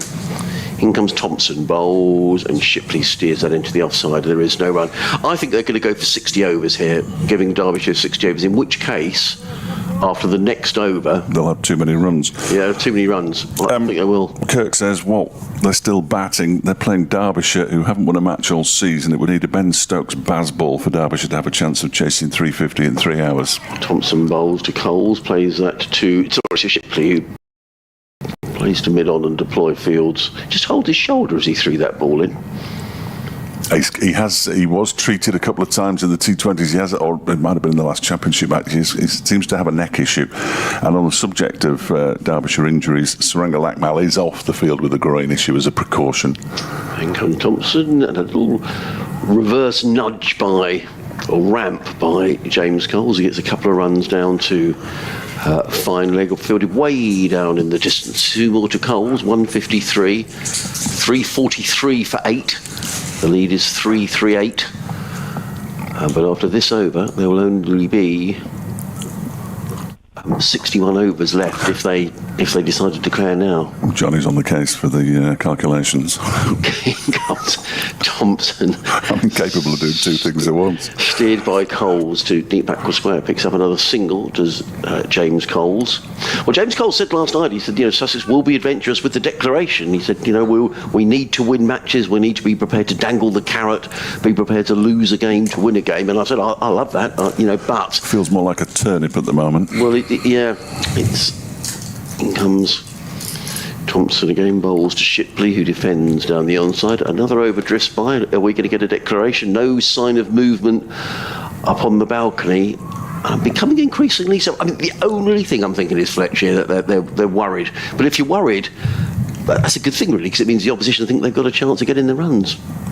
I'm indebted to Stephen Martin for the Saranga, back at Derby for the Saranga information. We thought it was a groin. He was certainly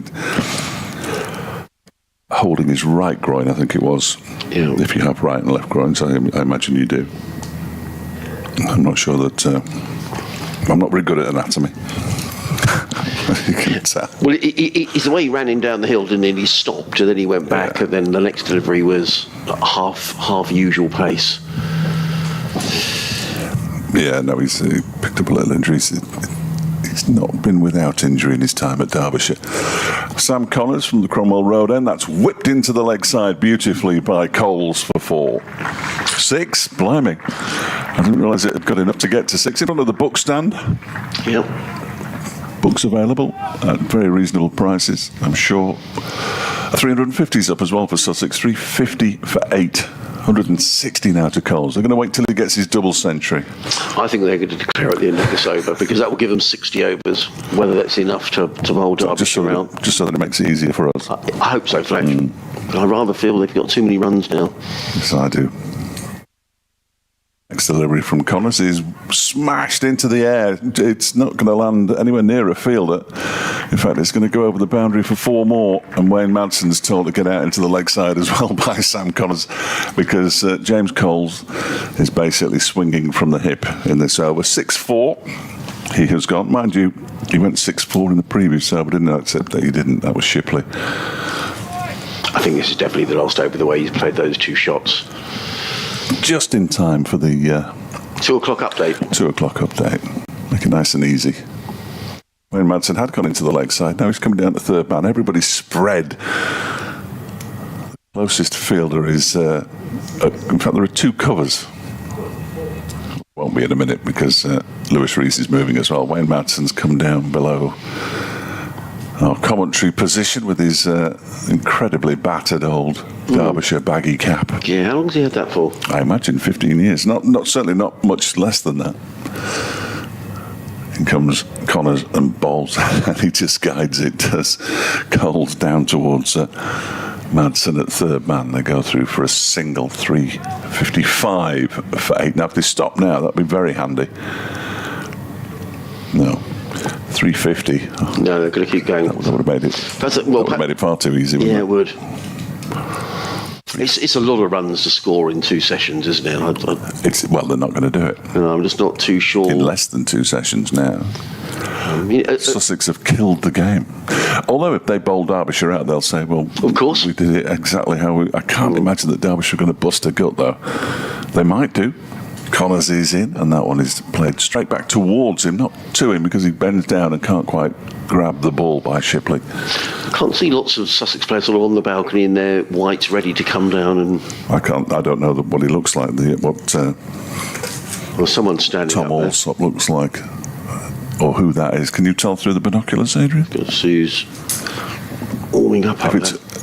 It's a 3 on his back. I think it's Carveas, so he might be bowling then. Yeah. Here's Connors in and bowls. Oh, that's been hit very hard and very high and over the head of Lewis to Ploy out to the long off boundary. 4-4. He puts the dive in, but he can't save it. He put everything into that one. Did Shipley. Blimey. He moves on to 16. 359 for 8.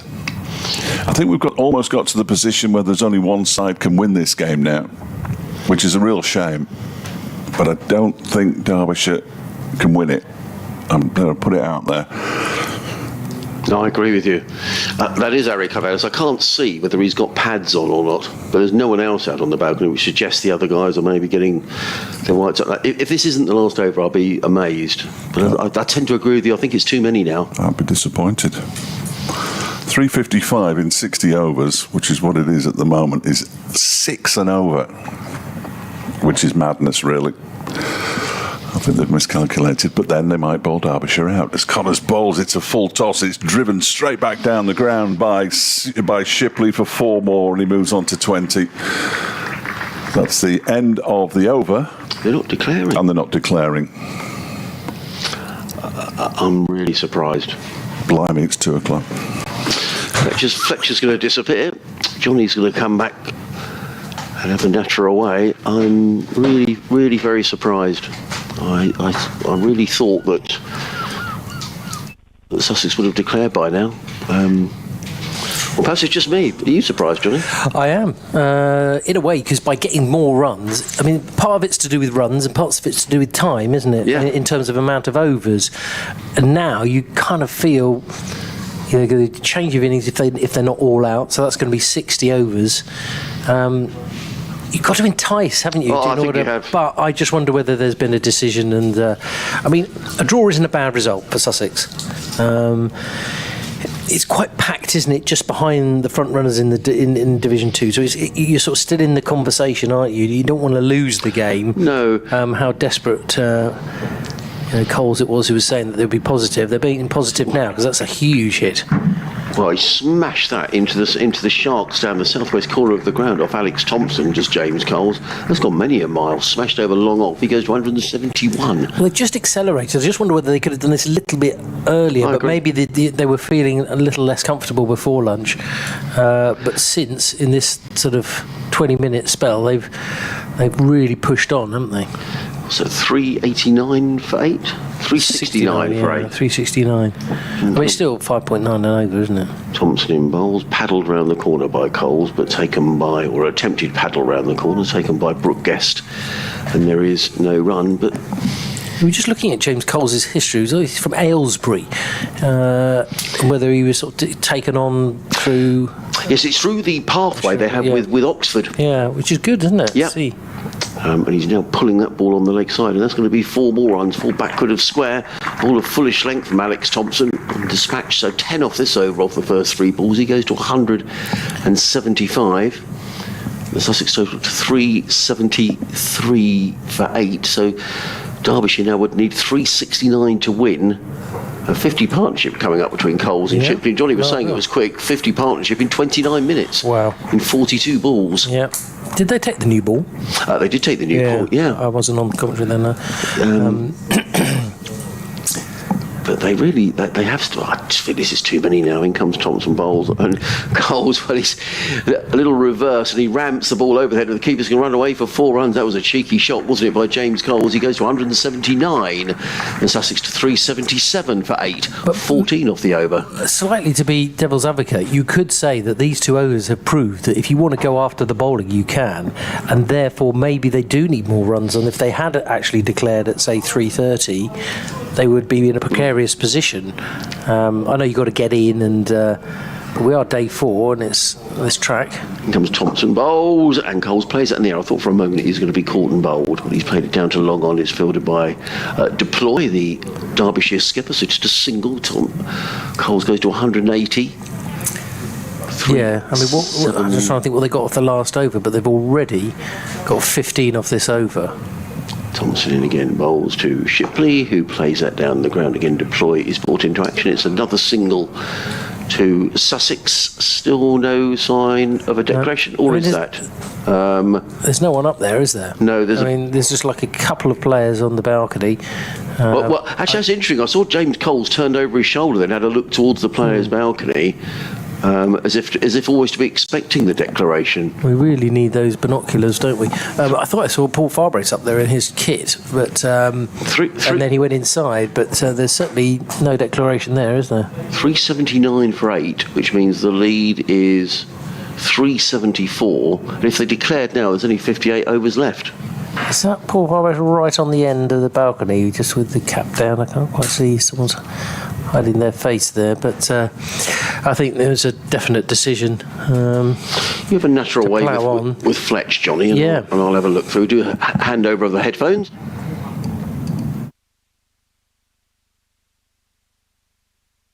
Nearly. Seamless, no. No, it wasn't. It never is it? We need like 3 microphones, don't we, really? Connors comes in, and it's outside the off stump at the left there, and it's actually a wide. Well, there we go. Oh, good grief. First of the day. Trying to provide a bit of width, more defensive field now. Man down at third man, just behind square on the offside, and out on the boundary at sort of point boundary and deep extra cover, mid off, long on, just in front of square on the leg side, and it's deep square leg. And really, a long leg as well. As that's short and that's smashed, and it's a high top edge, and it's down to the near side. Great bit of fielding from Rees with his left hand, very acrobatic, spins, turns, and then throws back at the stumps. Great work there to prevent the boundary. Tarvelos is padded up, sitting up there with his helmet. Oh, for goodness sake. Well, but perhaps they just fancy a draw. Yeah. Well, I was just saying to Adrian that the way that it's quite condensed in the middle of that table, they may just keep themselves in the hunt and not jeopardise their position as he comes in again. And this one's forcefully on the offside, a little bit uppish. It'll go to the man out in the deep, and they'll go through for a single. Shipley to 24, Sussex 383 for 8. See, my argument against that is that they're not going to get very many points, Leicestershire, because there's been so little play. If they get a draw here, they'll get 12 points, won't they, Sussex? And Leicestershire won't get many more than 12 anyway, so they've already got 7. It just doesn't make any sense to me. Well, on short, outside the off-stump, another wide. Erratic here from Connors. One thing I would say, that obviously they do welcome back Pajara for the final 4 games of the county championship, which does give them a boost in terms of the batting, and maybe they feel that will offer opportunities. But of course, you're at slightly the behest of the weather when it comes to later on in the summer, because the county championship goes pretty much to the end of September. As Connors turned 2 wides already in the over from him. Right arm over the wicket. That's smashed over mid-wicket. It's high. There's a man underneath it. And it's a good take in the end, I think. Right on the boundary. And a tremendous innings is now over as Coles goes, trying to force the issue, hooking to that shortish boundary. But it's a brilliant take out on the ropes. and they finally have their man. Coles goes And magnificent declared. 180, and Sussex are declaring on 384 for 8. Coles, the final man out, for 9. Coles, the man out, 180 of 263 balls. Shipley not out 24, and that means that they have now set them 379 to win. So 180 off 264 balls in 353 minutes, 23 fours and 2 sixes from James Coles. We heard from him after play yesterday, and he really has pushed on again.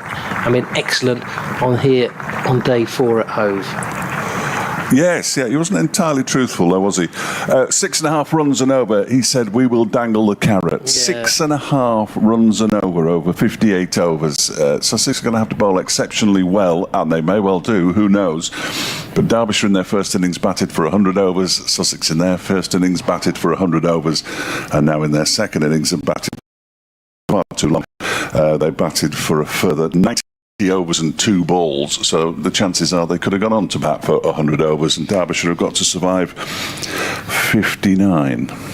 But I was going to say, actually, just credit to the Derbyshire lads. I thought, as they walked up, every single Derbyshire player went up and patted James Coles on the back. it's been a magnificent innings from him, there's no question about it. Got a big future ahead of him. Did force the issue in those last couple of overs, couple of massive 6, one that was whipped off his legs, which was sensational timing, and that was to the large boundary as well. So a good innings from him. Derbyshire will be hoping to start well and be solid, not concede any early wickets as the roller comes on ahead of the response from Derbyshire. But I think all in all, I think Sussex will be pretty pleased. It just felt like there was a decision made at some point, whether that was Paul Farbrace making that decision that he decided he wasn't going to go for it. But we shall wait and see, because this game has swung this way and that over the last 4 days, and maybe we may have another twist coming up here. And also, what's just shown in that last couple of overs, you can score runs quite quickly, but that is some ask at not at 6.5. No. We could turn it into a T20 game, couldn't we? Yeah. But it does feel a bit of a shame because it was set up so well. But of course, we'll have reaction a little bit after the day's play. You can catch us on at BBC Sussex Sport if you want to catch us on Twitter if you're not on that platform. And don't forget, you can email us sussexcricket@bbc.co.uk.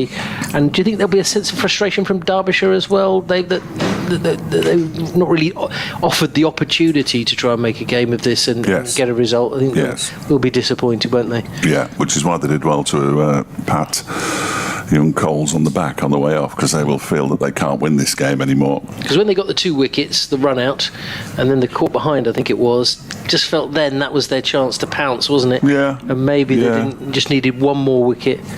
But 2 bowlers down. It was very important last night when George Grimshaw, who polished off the tail yesterday morning. Was it yesterday morning? Was it the morning before? Yesterday morning. Because he wasn't allowed to bowl, and they lost Saranga Lakmal as well to the groin injury. Matt in Saudi Arabia has sent a message. Good afternoon / evening, Matt. Thoroughly enjoying the commentary from Saudi Arabia. You wouldn't want to be bowling up the hill in 40-degree heat, I can tell you. I'm sorry, but this lack of declaration nullifies any positive steps cricket has taken into drawing spectators into watching the longer form of the game. Such a shame. 4.5 runs per over chase would have been great to listen to and to watch. I would tend to agree with you. What will happen now, I would imagine, is that because it's 6.5 runs and over, and that's a ridiculous rate to keep up over 59 overs, Derbyshire won't take as many risks as they might have done if they were chasing 4.5 and over, and therefore there will be fewer chances. They'll have to take every chance, will Sussex, but there should be fewer chances of them taking wickets as well. that's what I was saying to Adrian, in a way, by getting those extra runs, they're actually minimising their opportunity to win the game. And they kept taking overs out of the game, didn't they? That was... Anyway, what do I know? What do I know? Well, we can debate it. You can debate it. You can join the conversation conversation as well to confirm. Clark out for a duck, Haynes 22, Allsop 1. Top scorer Coles with 180, the last man out for Sussex. Ollie Carter making 16, Dan Ibrahim 36. Excellent 44 from Hudson Prentice before he was run out by Thompson this morning. McAndrew adding 4. Carson with a decent 41. He's in reasonable nick with the bat, as well as bowling for the Sussex. And Shipley with a useful 24 off 28 balls at the end with some boundaries too. All the wickets, well, a fifer for Thompson, excellent again from him, by far the best of the bowlers. 5 for 106 off 30.1 overs. 2 for Lachmal, as Fletch was saying, off with an injury in the end. 2 for 66 off 15. Connors 1 for 95 off 19.5 overs. Scrimshaw, who of course couldn't bowl today, none for 30 off his 4.5. Dahl none for 38. Rees and Deploy also with no wickets, unfortunately, from their 10 overs between them. But now Sussex preparing for the Derbyshire second innings, and they'll be looking to make inroads. It'll be interesting to see how they start, whether they introduce spin quite early, maybe offering up an opportunity that way for Derbyshire to maybe chase the game. We shall see. But, I love it. Johnny, you keep saying they're going to chase the game. They're not going to chase the game. You never know. Not a chance. Dave, come on. Yeah. We're trying to keep everyone interested. That's the job, isn't it?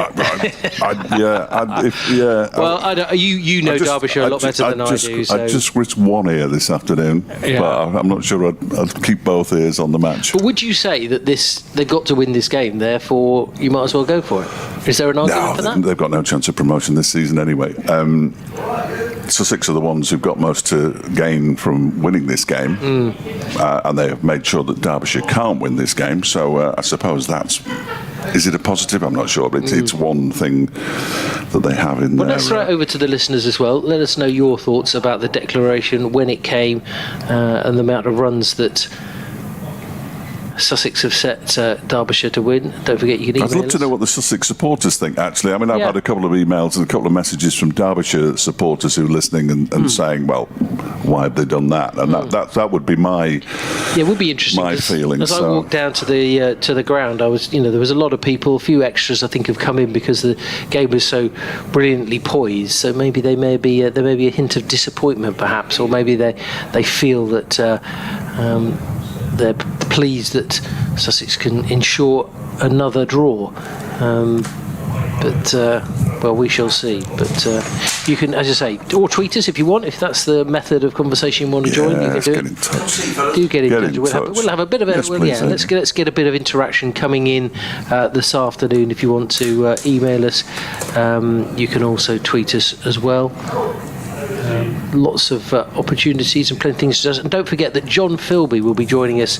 That might be the most exciting part of the afternoon, so don't miss that, for goodness sake. Well, he did say he was coming up at 2, so was it 2 or 2:30? I can't remember. Maybe it was 2:30. So maybe he will have the answer because he has the inner ear of Paul Farbraith. So we quite often disagree on lots of things, which is part of the beauty of the game.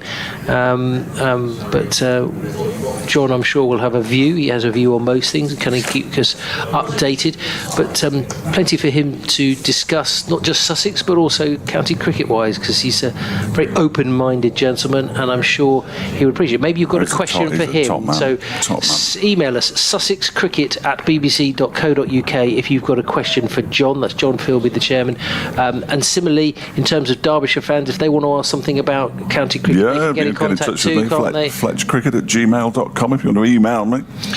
So they have. So it might be actually that that Derbyshire fans might have an interesting take and something that we haven't really discussed before. So that would be really nice if you want to get in contact with Fletch and the team here. And we're nearly ready to go. Kame and Rees are going to open the batting for Derbyshire, and we'll see how attacking Sussex go. See whether they'll go all out attack now, won't they? Because runs isn't an issue for them anymore. That's another factor, to be fair. They can crowd the batsman if they want to. They can have 17 slips and all the rest of it, because they merely need to attack. And if Derbyshire did get away, then they could put fielders on the boundary. They won't get away. Yeah, that's a very, Thank you, very Adrian. good point. Is that tea? Oh my lord! Do you know what? It's one of these people that he makes such a bad cup of I've never tea. seen anything that colour in my life. He makes such a bad cup of tea that you never ask him to do it again. That's what he's like. I was going to say it's probably the first time he's ever made one since I've been down here. So there you go. So we've got 3 slips. We've got a gully coming in, man at point, extra cover, mid on, short mid wicket, and a man just behind square on the on side on the boundary. So attacking field as expected. It'll be Carvelis to start the innings. From the Cromwell Road end, bowling to Harry Kane, who leaves the first delivery alone outside the off stump to go through to the wicketkeeper Ollie Carter, and we are underway in what I suppose we have to call a run chase for the time being. Would you eat those 3 helmets behind Carter say to us? Spinner. Definitely. Either that or somebody's buried a team of rowers. Here comes Carvelis again down the hill, and that one is very wide, not as wide as some of Sam Connor's wides, clearly, because umpire Shan Magam doesn't signal wide. So Yes, we had 2 late wides, didn't we? yeah, I think he was just trying to make sure he didn't get smashed into the Spenkarma pavilion, because when he did bowl it slightly closer to the batsman, he was going to all parts, bless him. That was his solitary wicket. Some people find it a little bit difficult coming down the slope at times when you're trying to generate more speed, because you obviously have the slope to help you. Yes. Next delivery is guided away for 4 runs by Harry Kane down to backward point. It was short and wide, and it reaches the boundary now. It was nothing more than a cursory chase by Finn Hudson-Prentice down to the boundary, and I can't say I blame him. Yeah, good shot that. Nicely timed. Building the confidence. Well, an opportunity for these two to get a net out in the middle, isn't it, really? Stay out there, bat for the as long as possible. Yeah, on a good pitch, opportunity to play yourself into a bit of one. Both got into double figures, didn't they, in the first innings, but didn't really go on and score profoundly. Terry's been in touch as Carvelis bowls, and it's driven, not particularly convincingly, by Harry Kane up to mid-on. But he's still there, and that's the main thing. So it's a poor decision from Sussex. They don't want to lose. Looking forward to a good chase, but now the game has been ruined. Very disappointing. Hopefully Derbyshire don't lose a wicket. Absolutely, Terry. There are only now 2 results possible. That is a Sussex win or a draw. So Derbyshire might be slightly demotivated as Harry Kane leaves this next delivery. I can't see the stumps because I'm looking straight through Jack Carson, or looking at Jack Carson's back in actual fact, but that must have been quite a good leave, judging by the noise from the slip cordon. Yeah, it came from 3rd slip, which maybe is a little bit deceptive. The track is quite far to our left, so we're not right behind the bowler or the batsman, which doesn't particularly help. You can actually see the back of the shirt, so the slips was flapping quite rapidly there, because there is quite a windy conditions. Carvelis in again. Oh, he nibbles at that one outside the off stump. It's Harry Kane. It goes through to Ollie Carter, who takes it, but he didn't get a touch on it. And at the end of the first over, requiring 6.5 runs and over to win, Derbyshire 4 without loss. Yeah, interesting opening over. Good to get off the mark, but I think I wouldn't be surprised if we're going to have a little bit of spin from the C end. And I think we're going to go straight in with a spot of Jack Carson. So Carter is up behind the stumps, ready to go. He's just taking out his mark, getting a bit of traction on his hands there to try and get a bit of spin here. So interesting turn of events as the skipper Alsop decides to go to spin for the 2nd over. This new long-term contract, next to 3 years, which is actually long. I put that to him, that it's actually quite long in terms of cricket nowadays, but certainly committing to Sussex, and Sussex also committing to him. And if he can have a good session, that'll be a huge boost. But it's going to be Carson to bowl to Rees, around the wicket, right arm, short cut, straight to the man behind square, fire back into Carter, no run, 4 without loss. Alex Thompson did open the bowling in the second innings for Derbyshire from the C end, obviously with a left-hander, with 3 left-handers at the top of the Sussex order, but left-handers Lewis Rees. Yeah, it was creative that, as Carson comes in. Again, it's short. This one's just in front of square, and they will get a single this time. Yeah, I think so. Mix it up a little bit and put a bit of trust in your spinners. We've got a right-hand, left-hand combination at the top of the Derbyshire order. And game will be on strike. So we've got the short boundary on the offside for the right-hander from this, the C end. So Carson going over the wicket to the right-hander, changing the field. We've got a man just at short leg, man just behind square on the leg side. First slip. Now we're just popping someone out at mid-off as well. Short extra cover is in there. Man out on the offside boundary, as there is on the leg side as well. Short mid-wicket and a mid-on as well.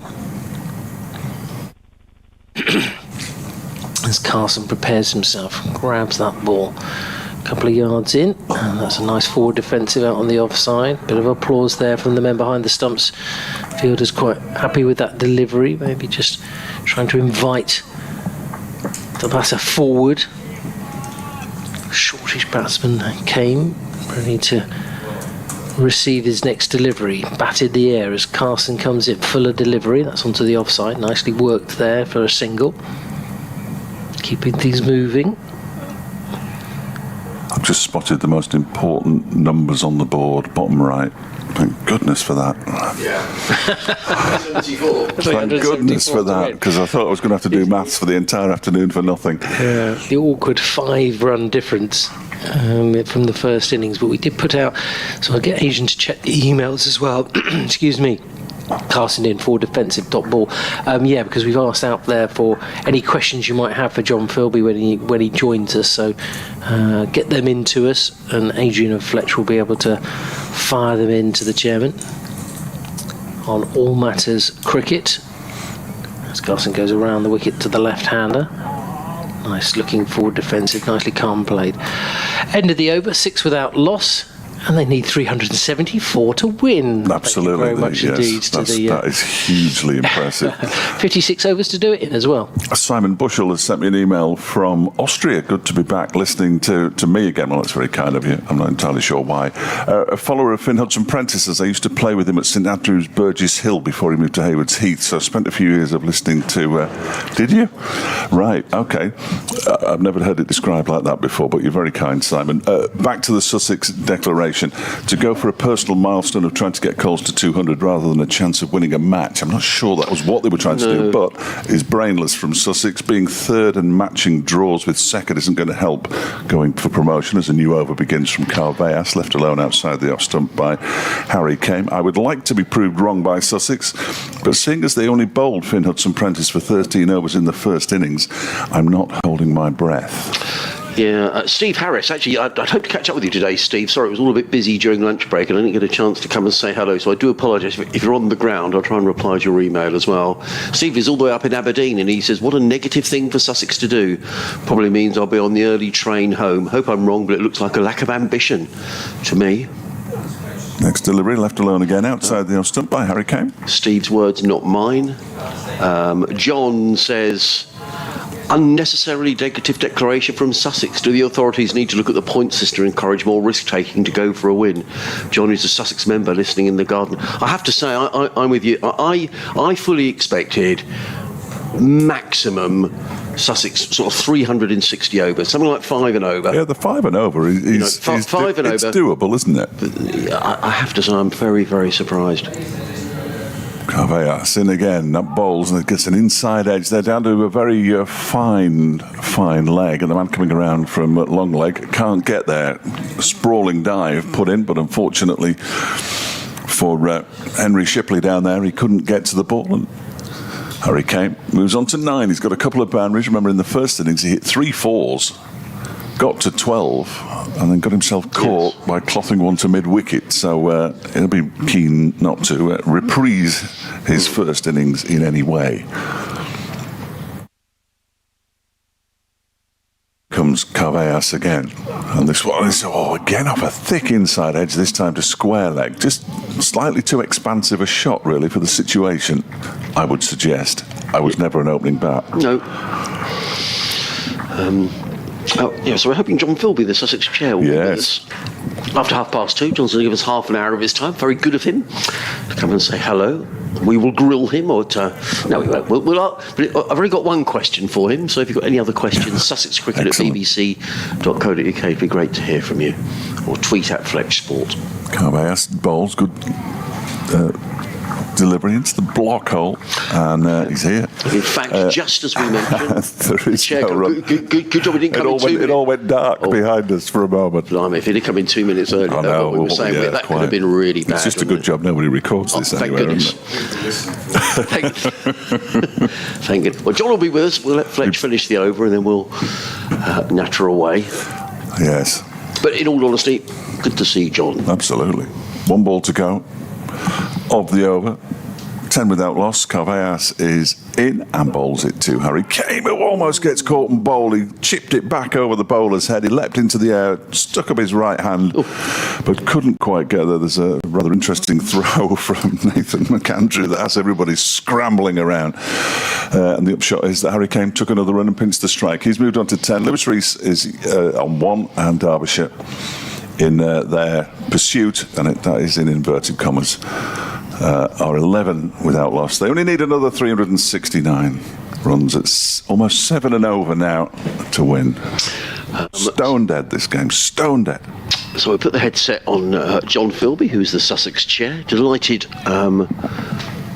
to welcome John to the commentary box here for the next half an hour. I'll do a quarter of an hour or so, then Fletch will talk to John. John, hello. Hello, Adrian. Lovely to see you. Thank you. Looking as if you've summered well so far. You've got a nice tan. Well, it's been away. It's great cricket season, hasn't it? In comes Carson, comes in and bowls and drilled by Harry Kane to long on, or to mid on. There is no run. It would be very wrong of me well, I'll ask you, as a fan, what do you think of the declaration? Excellent. Derby have now got to make an effort to get the runs. Derby won the toss.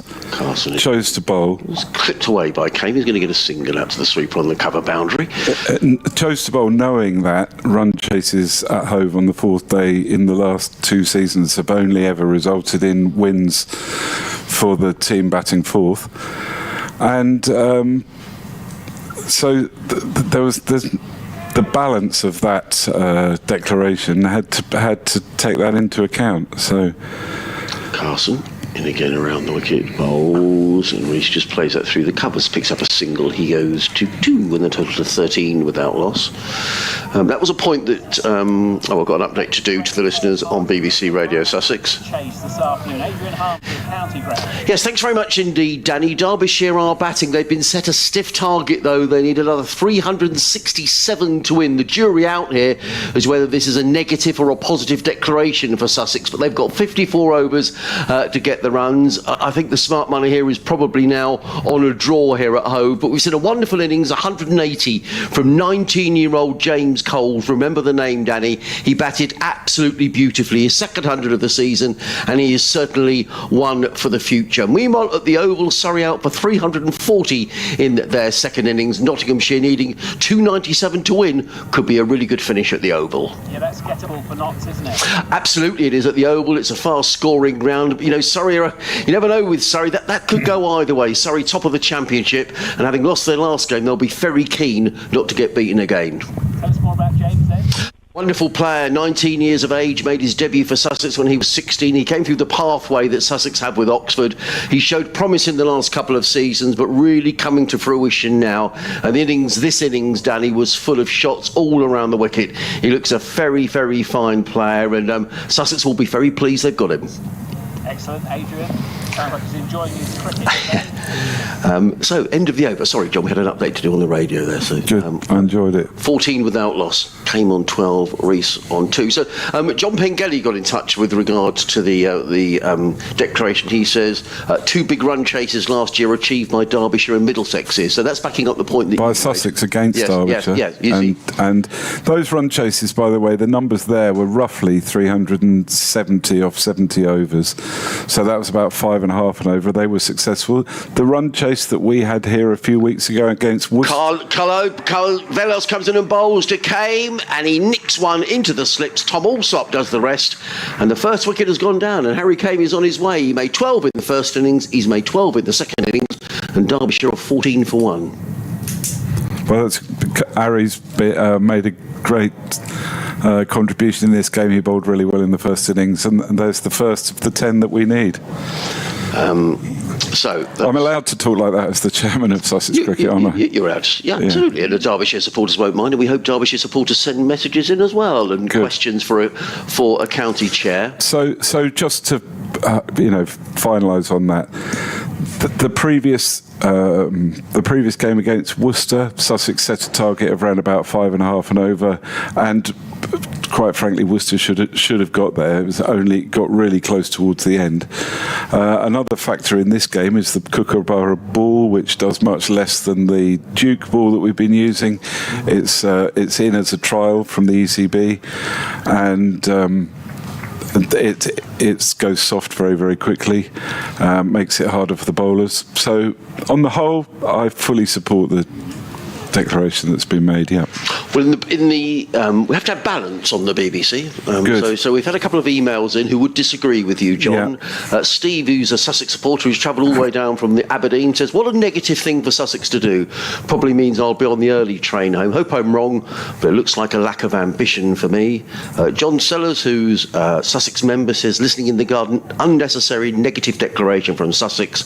Do the authorities need to look at the point system to encourage more risk-taking to go for a win? So there we are. We've had one side of the argument from John and from John Pengelly, who's been in touch supporting the declaration, and two against, so no one can accuse us. In terms of ambition, there's no lack of ambition. The ambition is for this team to get promoted at the end of the season. So obviously the captain and the coach and the players have decided this is the best way to go about that. Carvelos comes in and bowls to Brooke Guest, who made a very good 100 in the first innings, plays to mid-on, and there is no run. So a question for you, John, from Gary Knight, up in Horsham, big Sussex fan, big West Ham fan as well, but he's still, and a big Bruce Springsteen fan as well. So he was at Hyde Park the other night, he was telling us, enjoying the Boss for 3 hours he played for.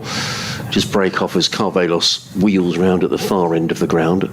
3 slips and a gully go down, and Carvelos is on his way. Bowls, and forward comes Guest, plays to mid-on, and there is no run. I would like to ask whether John is able to provide any indication of whether Ollie Robinson may be available for selection for any of the county championship fixtures in September.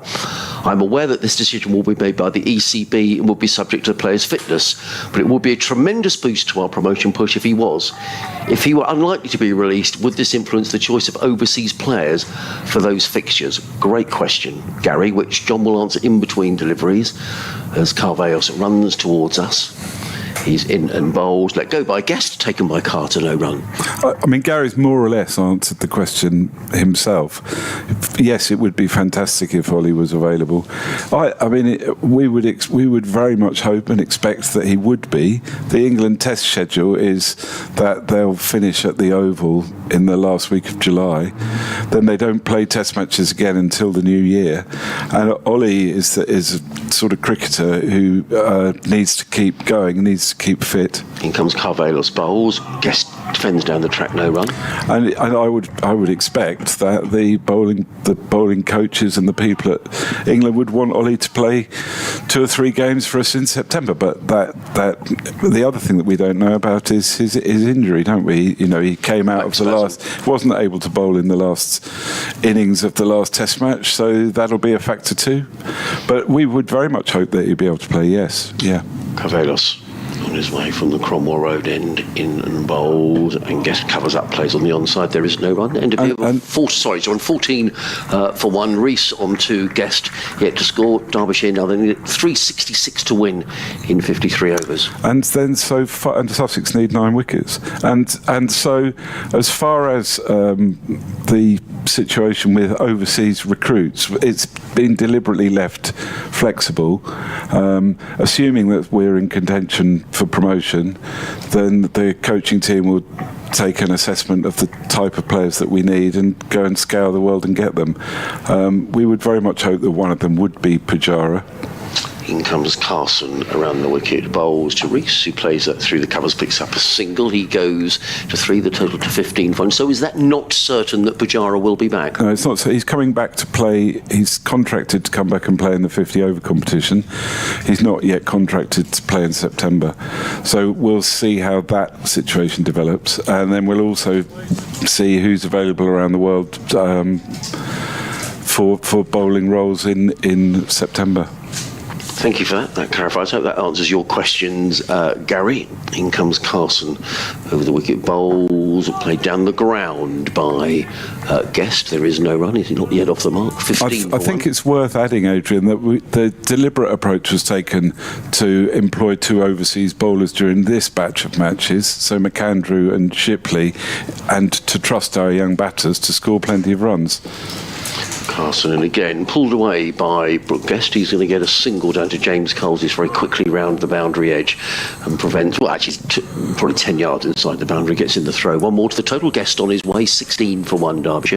And that's what's happened in the last 2 games. Our young batters have scored runs. To describe the field as a slip and a short leg. For those of you just joining us for the first time, you're listening to the chair of Sussex Cricket, John Philby. In comes Carson, bowls and just clipped onto the onside by Lewis Rees, who picks up his 4th run. And Derbyshire going to 17 for 1, still needing 363 to win, as John was saying. Sussex 9 wickets to take in terms of overs remaining, 52 remaining. Give much chance to natter in Jack Carson's over. There is a slip, a short leg and a leg slip. In comes Carson, bowls and turned onto the leg side by Guest. He's taken one. They're thinking about 2. He won't take it though because James Coles is very quickly in from the deep backward square boundary. Gets in the throw. 1 more to the total. Guest goes to 2 and the total to 18 for 1. Is that the end of the over? No, 1 more ball to go. 4 singles off the over so far.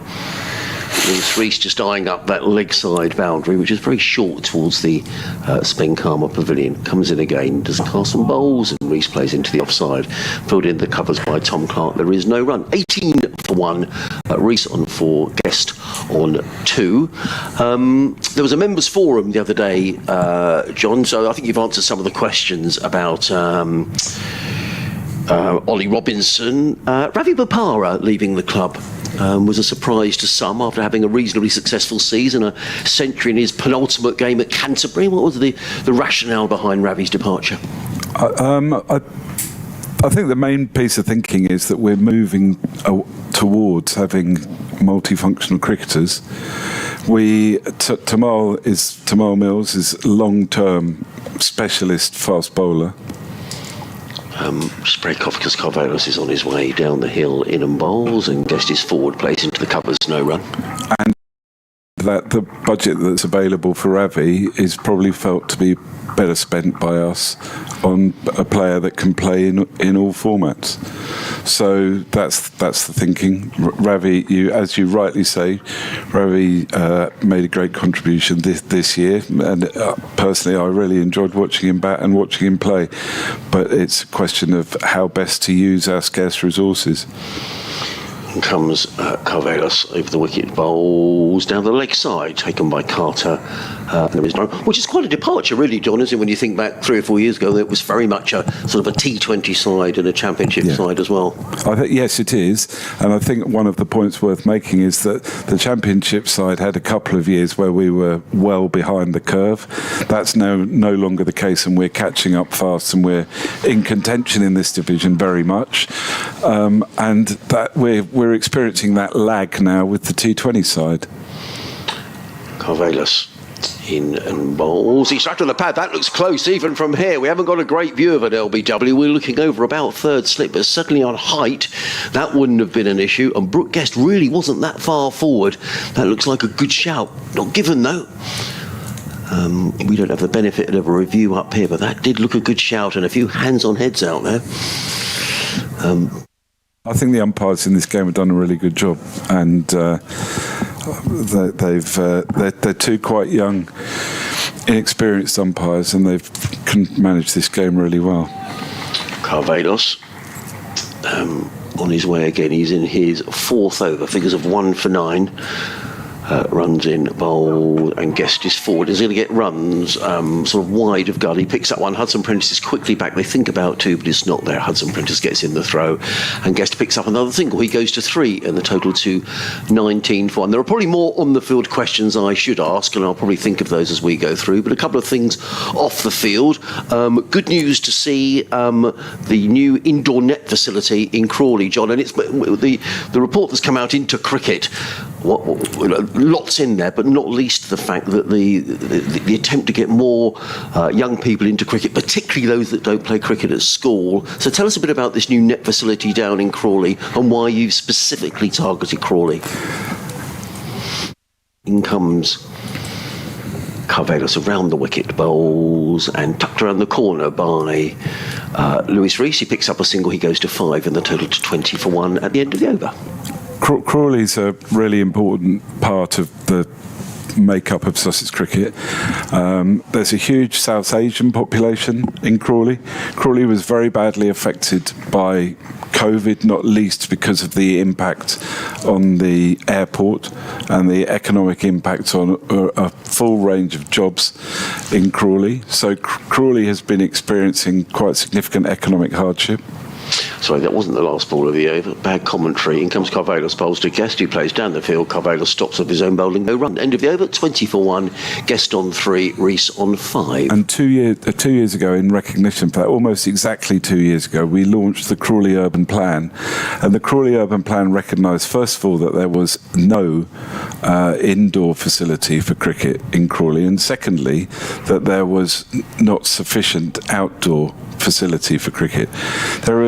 There are 63 different teams playing every week in Crawley, not 63 clubs, 63 different teams.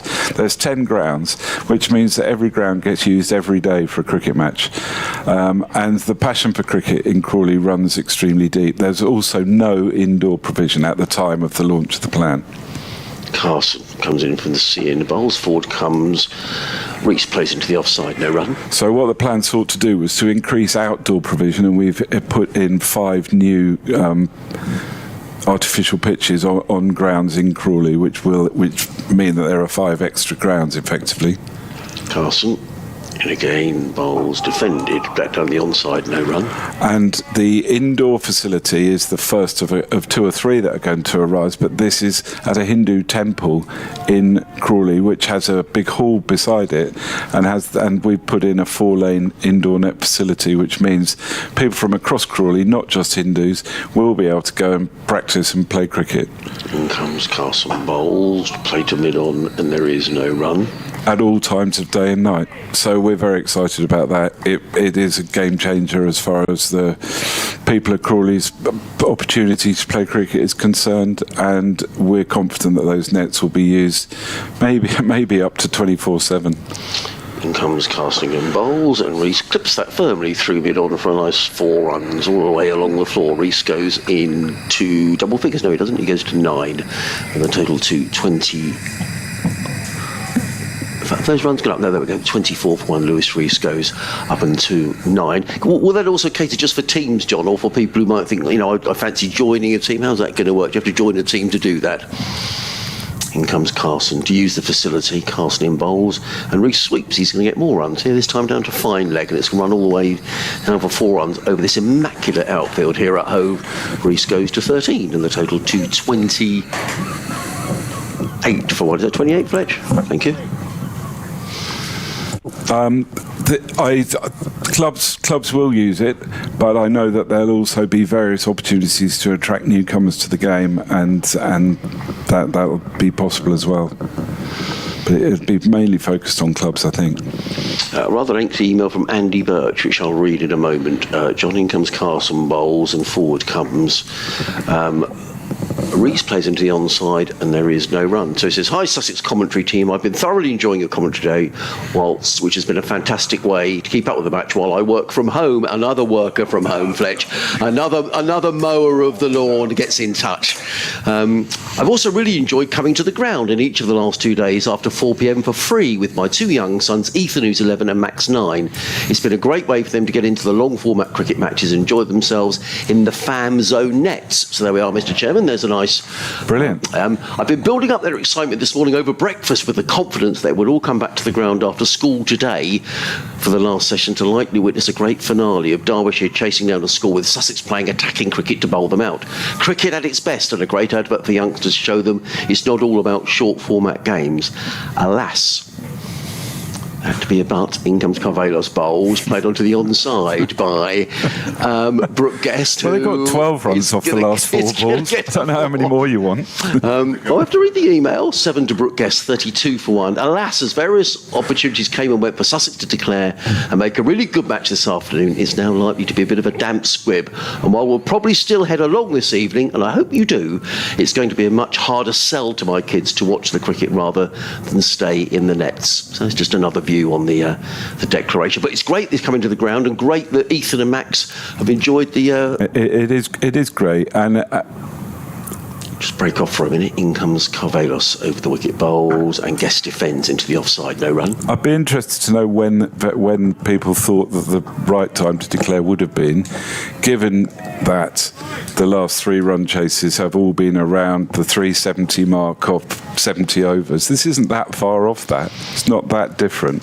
And Derbyshire had pledged at the start of the game to win the toss, bowl us out, chase the runs, whatever they were set on the last day. And, well, they've got a choice to do that now or not.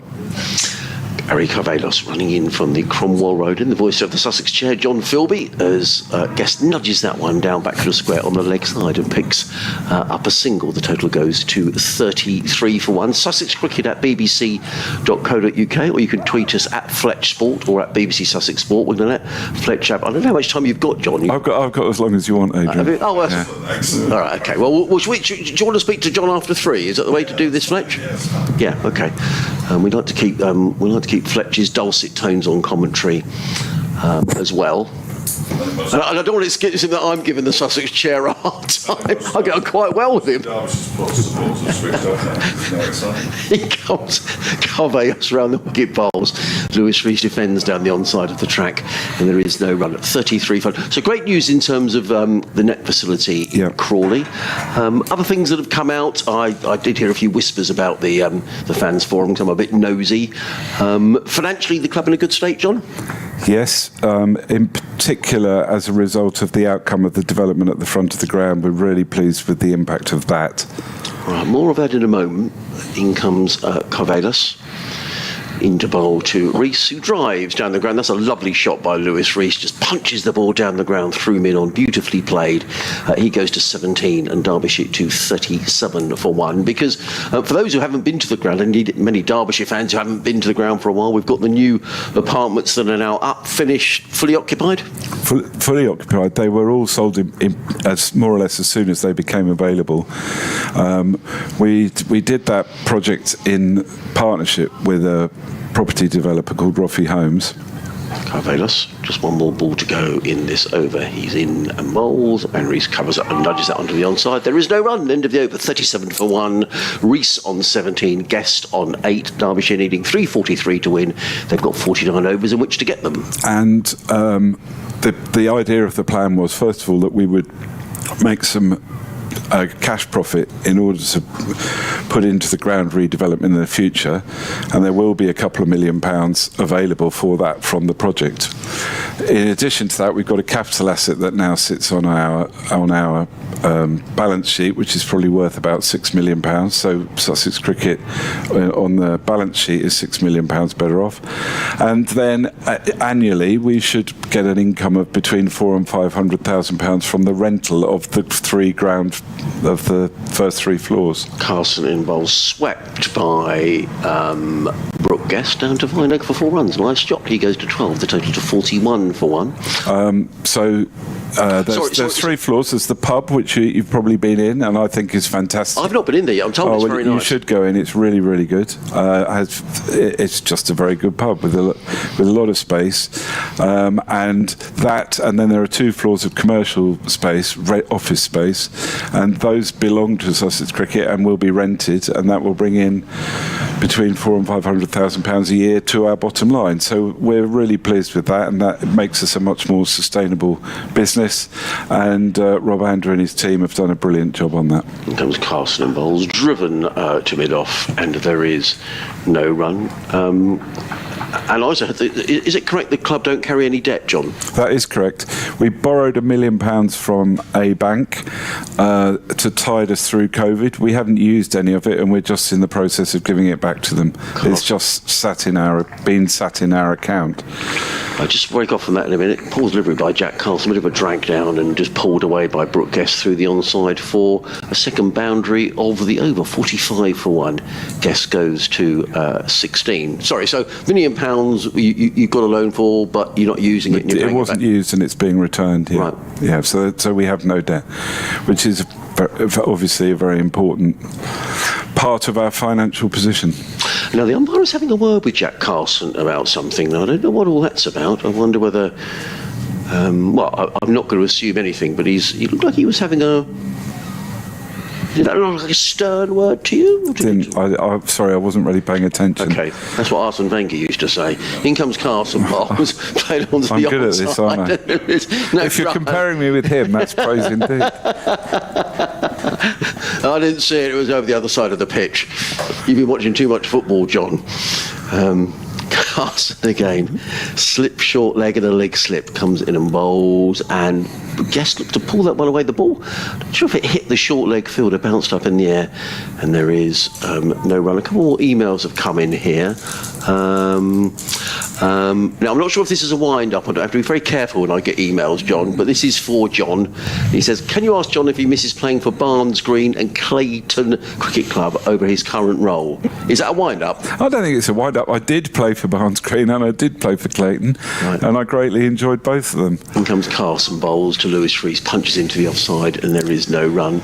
But time's moved on a bit, Adrian, and I wouldn't be really capable of adding much to either of those teams now, so I'm probably better suited to this role than playing. That says Cheers Prodge. Is he a mate of yours?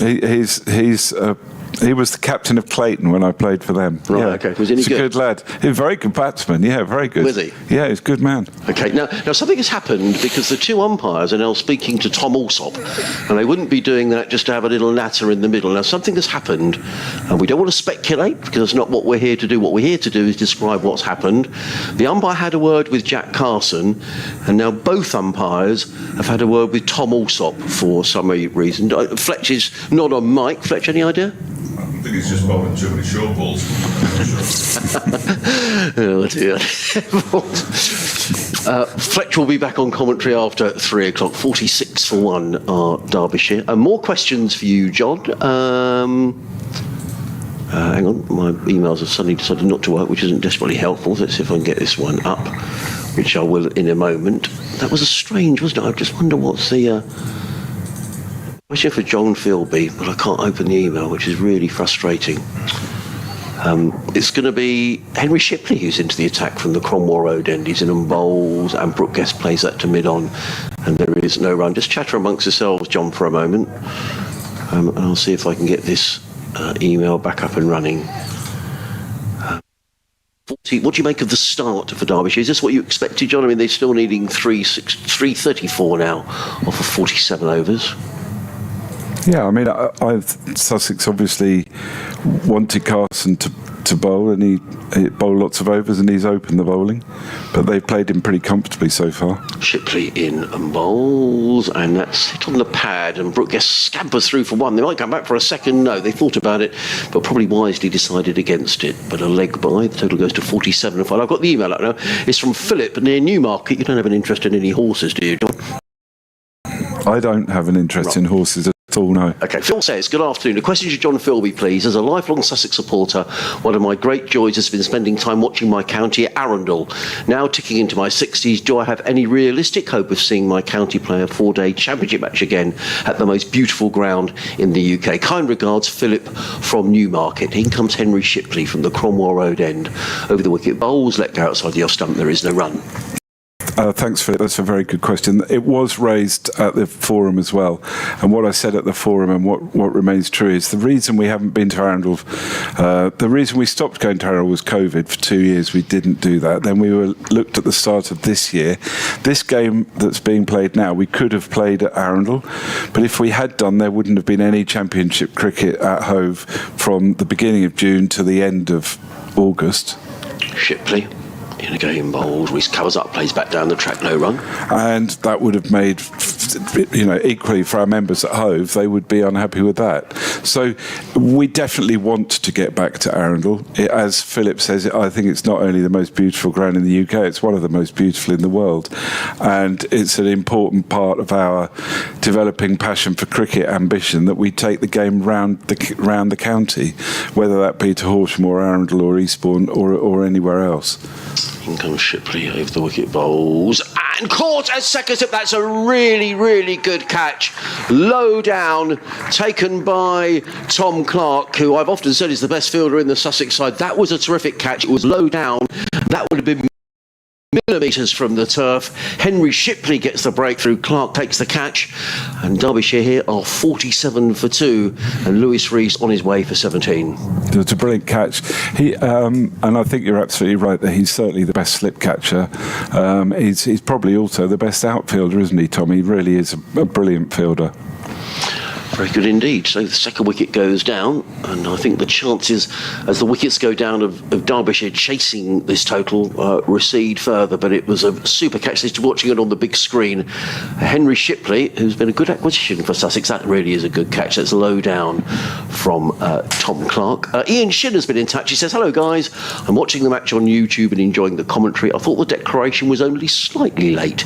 We have a chance to win, and if we draw we could go second, so I think it was about fair enough as a declaration. So there we are. There's the balance in the BBC. We've got some for, some against. That's a very relevant bit of analysis. And if you'd said to Paul Farbrace, or if Paul Farbrace had said to me at the start of the season, you'll be second with 5 games left to go, we would have all thought that he was slightly mad, and that that wasn't very likely given Sussex cricket's performance over the last couple of years.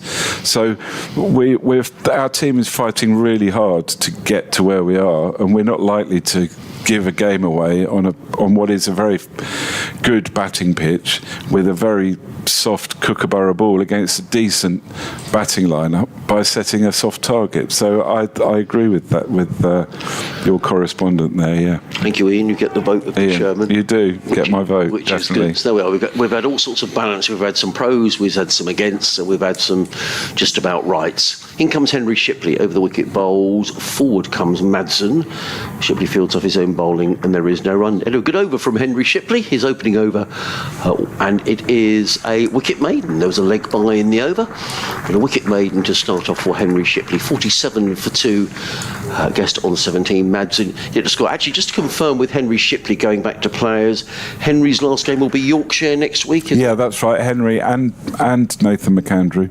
Right. They both go back at that point. So Nathan won't be around for the 50 over. No, he's not around for the 50 over. Pujara will be back to play some of the 50 over, and we will be backing our youngsters. Well, I mean, one of the things about Sussex in the 50 over competition is we're probably the only county that doesn't lose any players to the 100, because George Garton hasn't been playing much recently.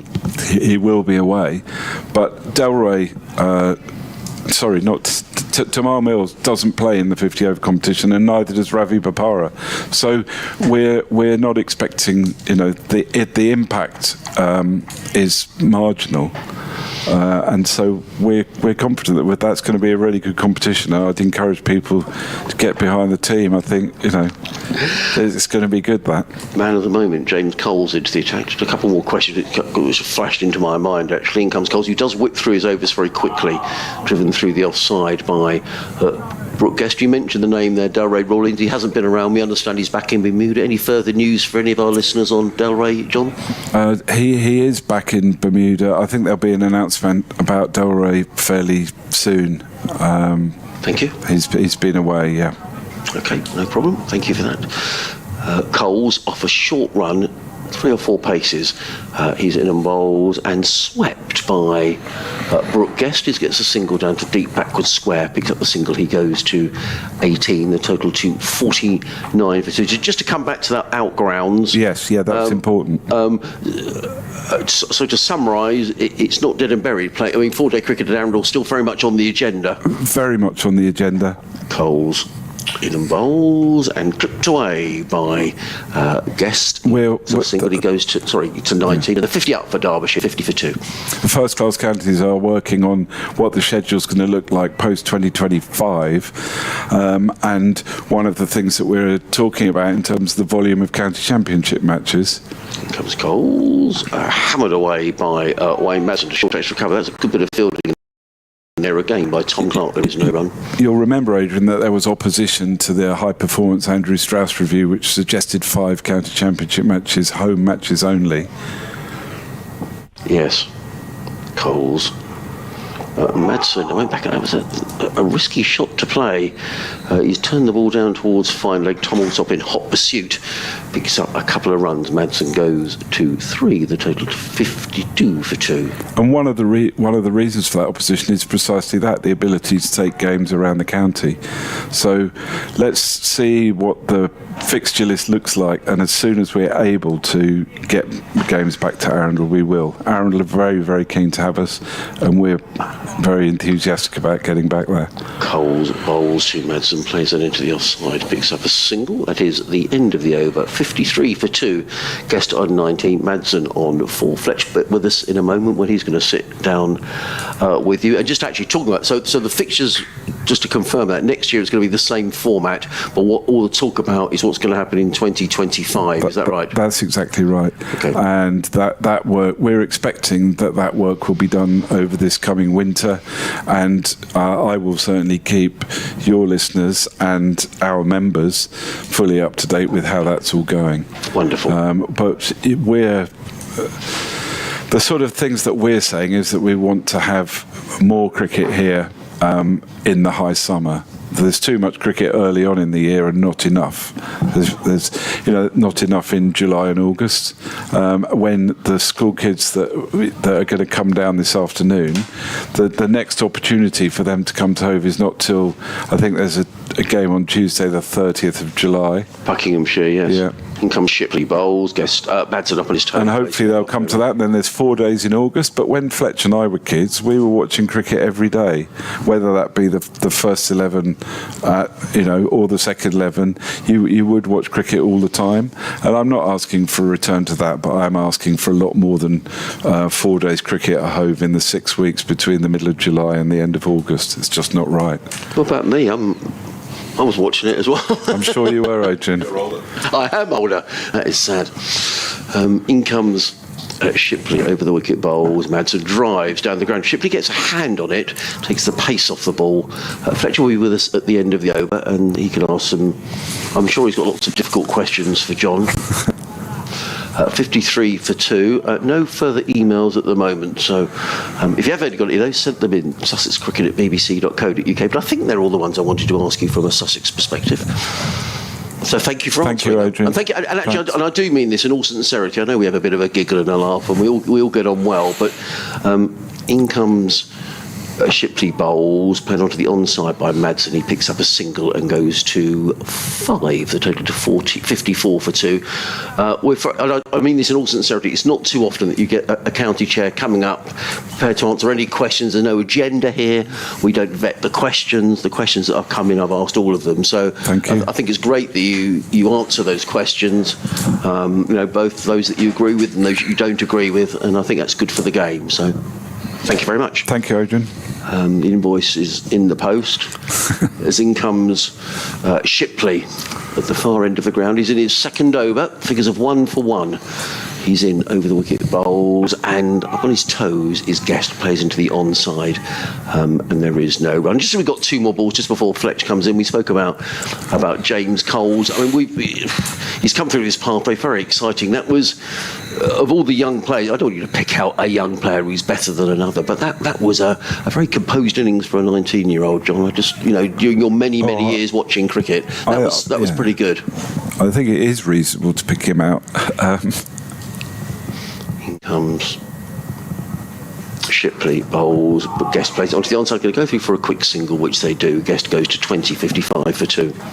No, that was an extraordinarily good innings. Don't forget he came in when the score was 1 for 2, having spent the previous 6 or 7 hours chasing leather round here, and he's batted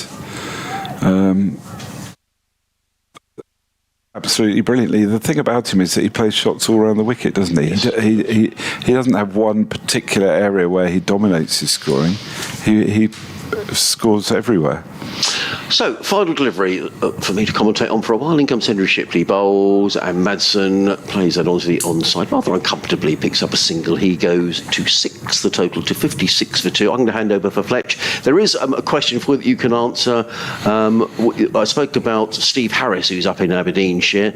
Ray Yates lives in Inverness. He's a Sussex fan. Brilliant. John, and he says, has there been any attempt yet to get the services of Cheteshwar Pujara for next season? I'll leave you to answer that in a minute, but we're going to have a change of headphones, so don't say anything for the next 5 seconds. Go.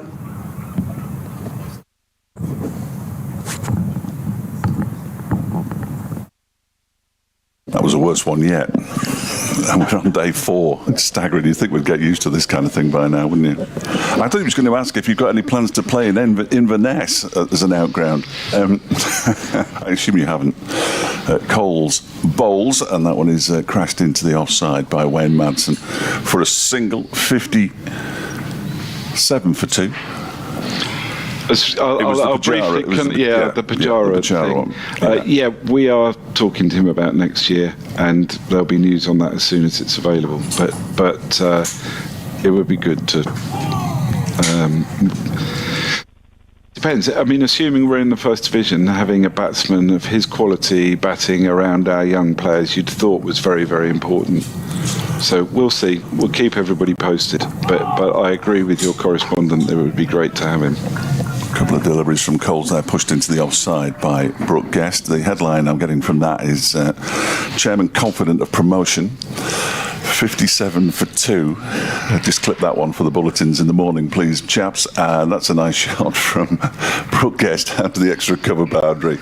He picks up 4 ball, moves to 24, 61 for 2, 319 for win. My questions, you won't be surprised to know, have got pretty much nothing to do with Sussex. That's okay. Because I'm hoping you don't get promoted, because Derbyshire aren't going to go up with you, and we won't get to come to Hove next season, which would be really disappointing. Another good shot from Brooke Guest, but straight out to the fielder on the cover boundary. It's actually the substitute fielder, Brad Curry, who's out there at the moment, standing in front of the Spen Karma Pavilion with his hands on his hips now, waiting for James Coles to complete his over. Final ball of it coming up, then we can have a proper chat. He bowls. Oh, that one looked like it kept a little bit low, but he's dealt with it well, Wayne. Again, he's pushed it out to Curry. He picks up another single, moves on to 8, and it's 63 for 2 at the end of the over. We've got 44 left, and Derbyshire need a further 317. That's the match situation. Still on overseas players, and some teams do it and some don't. Do you hanker for the days you talked about when we first started watching cricket, when an overseas or 2 overseas players came and stayed for the entire season? Have they gone completely? Certainly for the big stars, it seems that they've gone. Derbyshire got Haider Ali for the entire season. Yeah. Had Shan Masood, because he was outside of the Pakistan system when he came. He was there for the whole season, but it seems to be becoming less and less. That's a really good question, and I think our approach, Paul Farbaros's approach that he's brought with him, is he wants to create a pool of people. Henry Shipley begins newer bowls to Madsen, who leaves it. A pool of players that would regard them as Sussex overseas players, maybe 5 or 6. Right. A couple that can play in the T20, a couple like Shipley and McAndrew who can play for a decent chunk of the season. There may be one like Pujara, a batter, who can play for the whole of the year. And you'd have a group.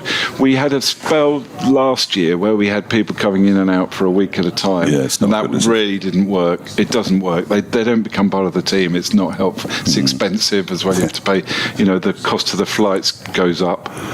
Shipley bowls. Madsen gets an edge down to third man. It would have been taken comfortably, I think, by a fourth slip, and he's going to get 4 runs for it instead as he goes over the rope. Now he moves to 12, 67 for 2. I know, Fletch, that you're not particularly approving of the declaration, but I've just spotted another factor in this, which is that Nathan McAndrew's not out on the pitch.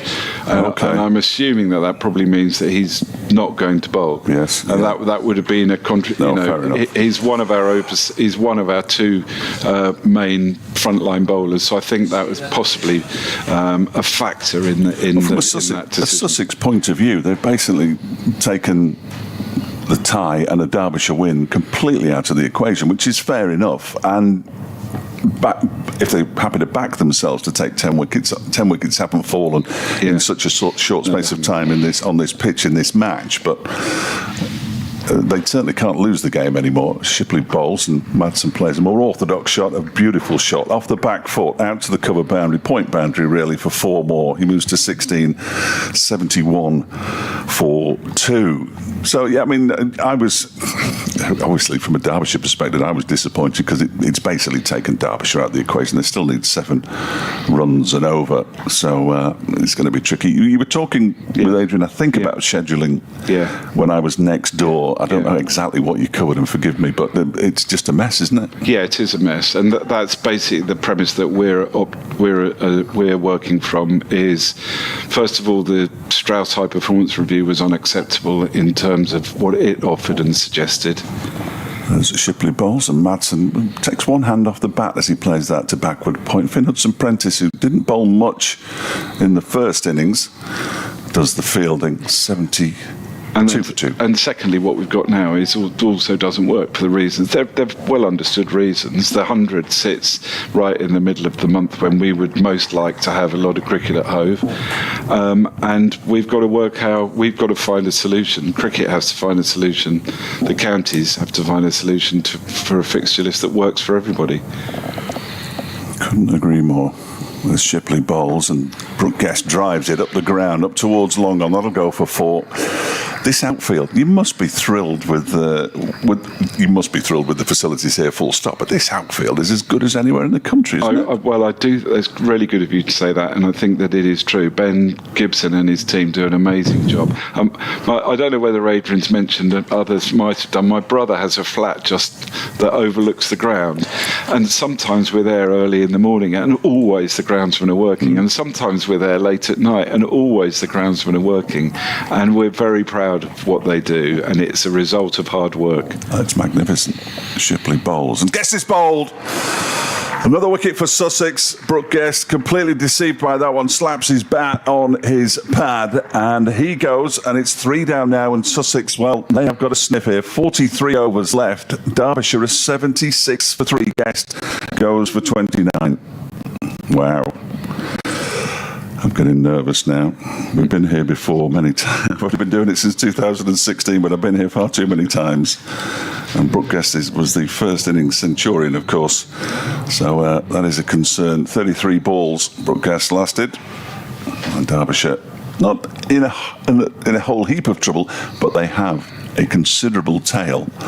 I think it's fair to say. I'd be surprised if we saw Sam Connors and George Scrimshaw bat as well, if it can be described as well in George's case, as they did in the first innings.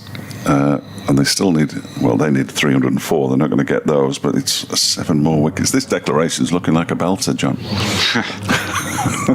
I might be changing my mind. It's good of you to say that. We'll see. I know that those boys will be trying really hard to get the wickets, and there must be some sort of chance that they can get them. Coles is on instead of Carson. as the spin option, and Shipley's now bowled. He's only bowled 3 overs, so he's got another 3 or 4 in this spell. He's obviously it's going to be him and Carvelous. It seems to be in the main from that end, probably supported by Hudson Prentice. That's assuming that McAndrew isn't able to bowl, but he's not on the field, so that must be possible that it's the case. Next delivery is chopped down into the ground. It's the first delivery of a new over from Coles by Wayne Madsen. There's a shot at the stumps that misses. Good piece of backing up, though, prevents any extras. I think any McAndrew, overthrows. sorry, Fletch, I think McAndrew has actually just come back onto the ground, so maybe there is some hope that he'll have a bowl. David Wright has tweeted, not specifically to us, I think he says, I assume when commentating on the 100 they talk about the county championship for much of the time. Can anyone confirm? It does seem to be, it's a major topic of conversation amongst supporters of county championship cricket because, and this is my view and not John Philby's, it is such a threat to the game as that we watch on a regular basis. Coles over the wicket to the left-handed deploy, strikes the pad bit high. Yeah, and whether it is or isn't a threat, I'll leave that one with you and others to work out. But the thing that I think is that the Test cricket that we've been watching over the last 3 weeks and that we will be watching for the next couple of weeks is the reason why red ball 4 and 5 day cricket is the best game that's ever been invented by anybody, and it's incumbent on people like, well, on me specifically at the moment in this role in Sussex, to make sure that is able to prosper, and it won't prosper.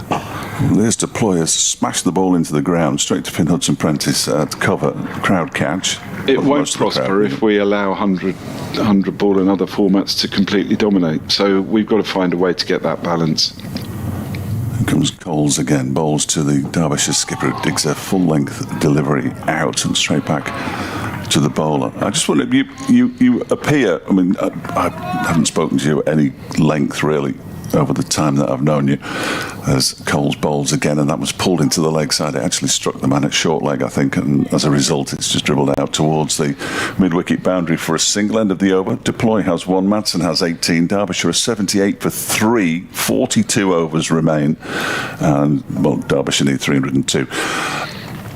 Does being a champion of county cricket sit well with you? You're happy to take on that role? Because it seems to me that whenever I read anything positive about county championship or anybody defending county championship cricket against the people who might want to damage it, you're the go-to man.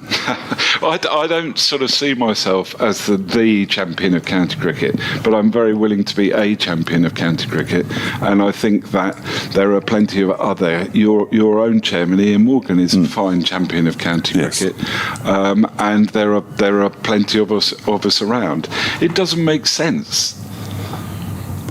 New over from Henry Shipley. He's coming around the wicket to the left-handed deploy, just dabs it into the offside, scampers through for a single, 79 for 3. That innings that you just saw from James Coles, he's going to play for England. He's going to be one of those Test players in years to come, and he needs the environment in which to prosper, and this is the environment. You've already talked about the quality of our facilities, and we've talked about the quality of our coaches. He needs that environment to prosper, and county cricket needs that environment to prosper. And Derbyshire and Sussex have both produced hundreds of tens of great England cricketers, and that will continue for years to come if I get my way. Shipley bowls, it's defended by Madsen out into the offside. It is weird though, isn't it? Because if James Coles does go on to play for England, it will be fantastic. Can I ask you, and I don't, it's just come to me this because you know what it's like when you go on an away trip, especially with David Griffin. You chat a lot about cricket in the evening over an orange juice or two. Compensation for smaller clubs, and I'm using that without any disrespect because I watch one on a regular basis myself as this next delivery is whipped into the leg side by Wayne Madsen. There's a fielder down there, looks like Carvallas, and they go through for a single, 80 for 3. Because Derbyshire have had it, Nottinghamshire come knocking, and Ben Slater goes off, and Surrey come knocking, and James Coles goes off. I'm not suggesting that Surrey have come knocking yet, but it seems almost inevitable, and that must be hugely disappointing.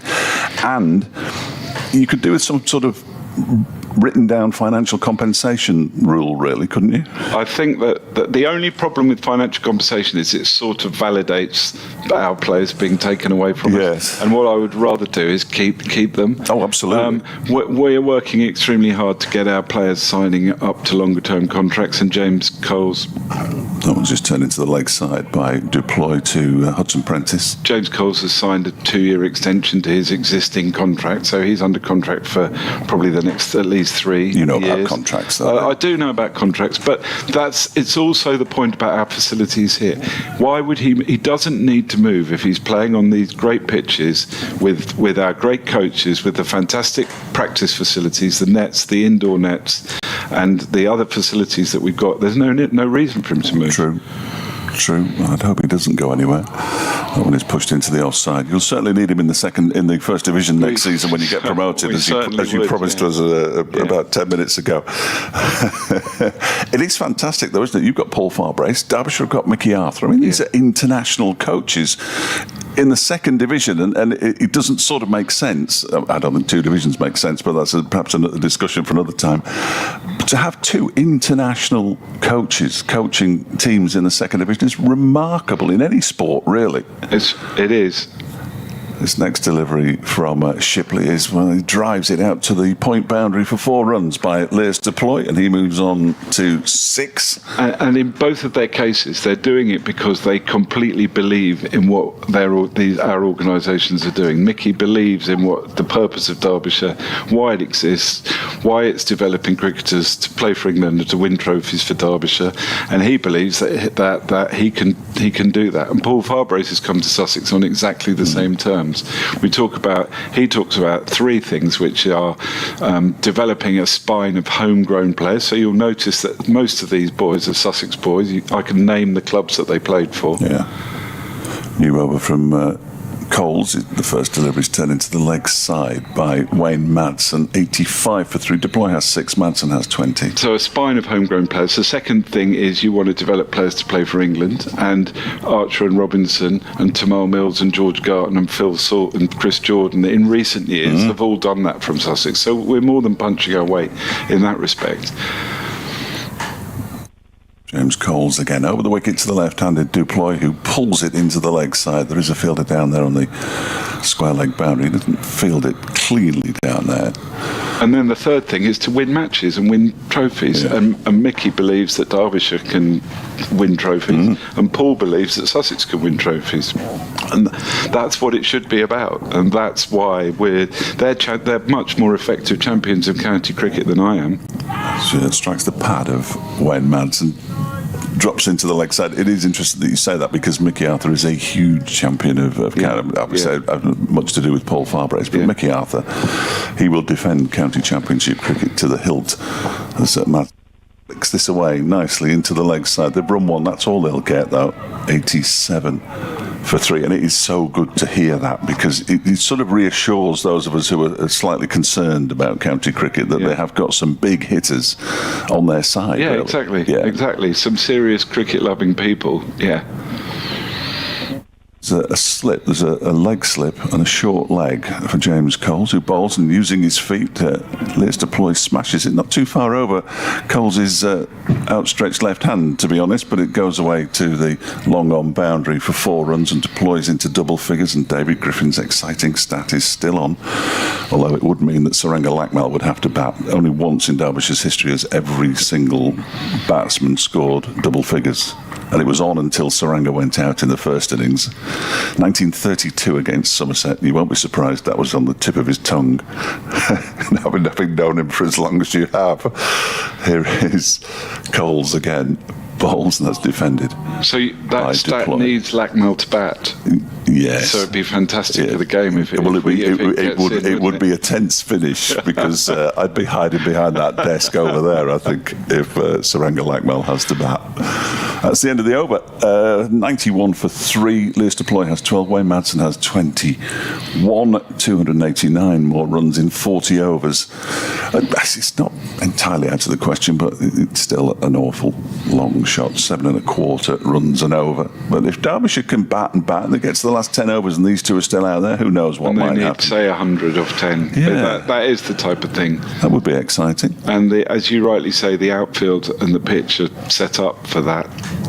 Well, we've talked about the short boundary, and it's the same for both sides. But it hasn't. I mean, it's been a factor, but it hasn't been a major factor. The runs have come at just shy of 4 and over throughout the match in all the 3 completed innings so far. And at the moment, Derbyshire are going at 5 and over. So if they had set them 5.5 and over, Sussex might have been slightly nervous by now. Well, we were very nervous during that Worcester game about a month ago, where that was the rate, and they needed 5 to win off the last ball with 2 wickets left.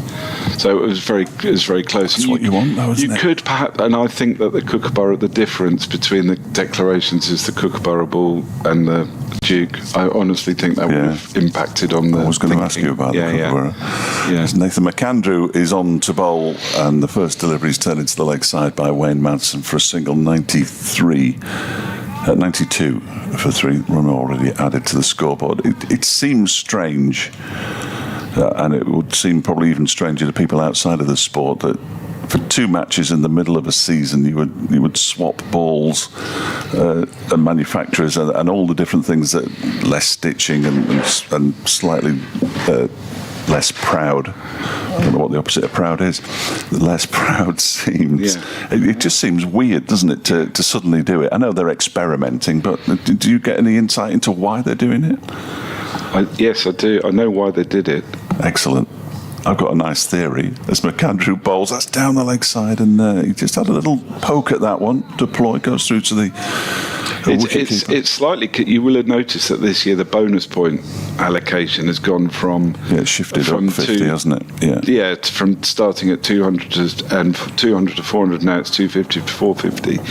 The ECB and the performance cricket people think that higher first innings scores promulgate better cricket, and the average score in the county championship is still below. First innings score is still below 300. Right. Andrew Bowles. Griff's got a stat about that as well. You'd be surprised to know. I'm not surprised by anything with Griff. No, neither am I. So in order to move the balance between bat and ball slightly in the favour of bat, the experiment has been done with Kookaburra balls to see what that impact is. Oh, okay. And if this game, it hasn't helped us in this game. It hasn't helped this game, in my view. No. Because it was really difficult for both. Both teams had opportunities to. Sussex got away very well in the first innings, but then had a bit of a collapse and didn't need to get 400. Next delivery from McAndrew is driven by Wayne Madsen up to the straight mid-wicket boundary, and it's got to the rope despite 2 fielders chasing it. So Madsen moves to 26, 97 for 3. I thought my theory, and it's not really mine, somebody probably tweeted me about it, is that the batch of Duke balls that we had last year was so bad, changing them, that they just wanted to give them a little poke and say, look, we can move to Kookaburras if you like. Well, that may be that may be part of it as well, but definitely it's an attempt to change the balance between bat and ball, and I think it's unnecessary. Andrew Bowles, and that one is played off the back foot into the offside by Madsen. Of course, we had the game at Derby last season between these two sides when we saw 3 double centuries, so they didn't seem to have too much trouble scoring runs last season, did they? Exactly, and that's true of these pitches here. These are really good pitches for cricket, and the last thing the bowlers need is something that makes it harder for them to bowl. It's hard enough already. I've got to go in a minute. Are you optimistic about the future of county cricket? I'm very optimistic about the future of county cricket because I don't think the pathway's ever been stronger than it is now. Next delivery from McAndrew is driven nicely by Wayne Madsen, but straight to the man at mid-off. And I think if you look at both of these teams, there's exciting young cricketers on both sides, and I think that's true at the length and breadth of the country. And there were periods in the not too recent past where teams were packed with aging cold pack players who were sort of taking their money. That has completely changed, and now we are absolutely all about developing the best cricketers for England. And Harry Brooks transitioned fantastically from Yorkshire straight into the England side, and who's to know who the next one is? Will it be James Rue of Somerset, who's doing amazing things already, or Coles? Who knows? There is Coles bowling. It's a full delivery that's driven by Leicester Play. So made off, there's a shot at the stumps. Deploy got there, I think, good backing up by Hudson Prentice from the throw, 98. 4-3. I'm going to have to go and drag Adrian in here in a minute. Otherwise, I'll miss an update and it'll be his fault. Although I will tell them that. They don't know. They must be used to it. Yeah, absolutely. Coles bowls around the wicket to Madsen, who clips it into the leg side. Short leg looked interested, put a dive in, but couldn't get there. So that's one reason for my competence. The other reason for my competence is there's a fantastic stock of cricket grounds around the country, first class. These centres of excellence generally are centres of excellence, and the game's in a very good position to exploit and utilise that. And we've got to find the ECB, work with the ECB to find the way for that to happen. Cole's next delivery is played aerially into the onside, and there's no run. John, it's been an absolute delight. I've got to go, though. Can you hand your... It's pathetic, this, isn't it? If you hand your headphones to... Yeah, that's the way.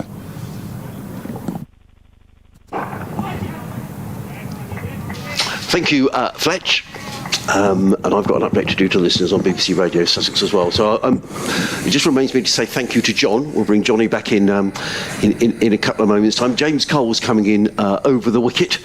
2 balls to go in the over bowls to deploy plays into the onside, and there is no run. So just a reminder, John, before you disappear as James Coles gets ready to bowl again, 3 men clustered around the bat. And we go for our cricket update. Yes, well, Sussex are slowly working their way through this Derbyshire batting order is the good news, Danny. 99 for 3 at Derbyshire. They still need another unlikely 281 more runs to win, but 38 overs remaining in the day. So plenty of time, hopefully, for Sussex to bowl Sussex out and get their second win of the season. Meanwhile, at the Oval, could be a good finish there as well, because Nottinghamshire are 54 without loss, needing another 243 runs to beat Surrey. Quite a few still for knots, but do you reckon Sussex can skittle this lot out? Well, they have got a fairly long tail, as they say in cricket terms, Danny. So if Sussex can pick up a couple more wickets now, they're very much in the hunt. My own view is they may not have enough overs in which to do it. There's only 38 overs left, but if a couple of wickets go down, who knows? But nonetheless, it's been a good performance here by Sussex. And as we said earlier, the innings by James Coles really was something really very, very special. He made 180. Derbyshire have just gone past the 100, Danny. They're 103 for 3, still needing another 277 to win. It's amazing from James Cole. That's a darts score, not Yeah, three treble 60s, Danny. Treble 20s, what am I talking about? Yeah. I know what you mean. Stuff. Right, carry on, back to you later. Ball by ball. Thanks, Danny. Continues on BBC Sports website and app. So say Johnny back with us in a sec. Just before you go, Johnny comes Nathan McAndrew running in down the hill to bowl to Wayne Madsen, who's 31 now. He's in a bowls and Madsen drives down the ground. There is no run. No first-class cricket here in August, but 4 50-over games as well, and a real opportunity for people. Who's this? Is giving up, giving in. Huey Lewis in the news? Not sure. Anyway, they'll turn it off in a minute. Yeah, 450 over matches. Yeah. Good opportunity to get families down and see some cricket. Fantastic. There's a warm-up game against Buckinghamshire on the Tuesday, which I think is the 30th. Adrian? Yes, Tuesday. It's the 1st of August. So we've got the warm-up game with Buckinghamshire on the 1st of August, as you say. That's Tuesday. Then on Friday the 4th, we're playing Durham, which will be a great game. And then Sunday the 13th, fantastic opportunity to bring the family down for Glamorgan, and the Friday the 18th is Gloucestershire, and then the last game 22nd against Warwickshire, and Warwickshire will be one of the other stronger teams in the group, so that could be a really exciting climax to the competition, hopefully. Nathan McAndrew coming in from the Cromwell Road, and three balls left in the over. He's in on bowls and almost breaches his defences. Madsen plays forward. You feel here, from a game perspective, that Wayne Madsen might hold the key here. He's such a fine player. He would have also held the key in terms of a judgment about the declaration, because he, as you rightly say, he is a very fine player. He's been playing for Derbyshire for a very long time. He's got 31 off 30 balls in this innings, and he's perfectly capable of scoring very quickly. Just a slip and a gully in place. Have you been to any of the Ashes at all, John? Have you managed to get tickets? And if so, how? I was going to answer the question, but now... Comes McAndrew, bowls, and Madsen managed to flick that one down to fine leg, picks up a single, he goes to 32, 104 for 3. If you really want me to tell you my Ashes story, I will. I do. I went to the second day of the Lord's Test as a guest of one of the people involved in cricket in Sussex. Mm-hmm. I went to the fourth day of the Lord's Test as a guest of the ECB. They invite people like me to go to a day's cricket every now and again, so that's very good of them. Yeah. And then I was just leaving on the Sunday evening, and the chairman of the MCC wandered by and said, "Would you like to come back tomorrow, John?" So I said, "Yes, please, I very much would." Fifth day at Lord's? So I went to the fifth day at Lord's as well. Lovely, so you saw Stokes. And then I went with a mate to the second day of the Headingley Test. Wonderful. Great, so you've... I've been to 4 days so far. You going anywhere else? You're up to Old Trafford? Surrey have kindly invited me for a day at the Oval. Okay. And, yeah, that'll be it. Would they like to invite their cricket commentator? Terrific. Well, I'm glad you've enjoyed it, John. Thank you. Thank you for coming. And as I say, just to reiterate, I know we have a bit of a laugh and a joke, but I do really appreciate and understand that not many county chairs come and speak live on the radio. I'm sure they would if you ask them. Well, they might, but you do. That's Thanks. the point. Nathan McAndrew is coming in down the hill. Bowls to come on, Adrian, deploy. He plays on the onside. There is no run. There's a bit of nattering going on between umpires and players. I'm not entirely sure what all that's about. I need to concentrate on the cricket. But thank you to John. I hope you enjoyed our natter away to the chair of Sussex Cricket. Lots of positive things, and even to our friends listening up in Derbyshire. Delighted that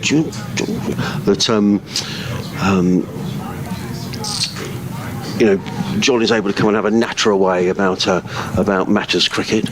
I'm going to give Fletcher's vocal cords a rest for 10 minutes or so. As in comes Coles and bowls. He plays across the line, sweeps across the line. Does Wayne Madsen? That's a dangerous game to play.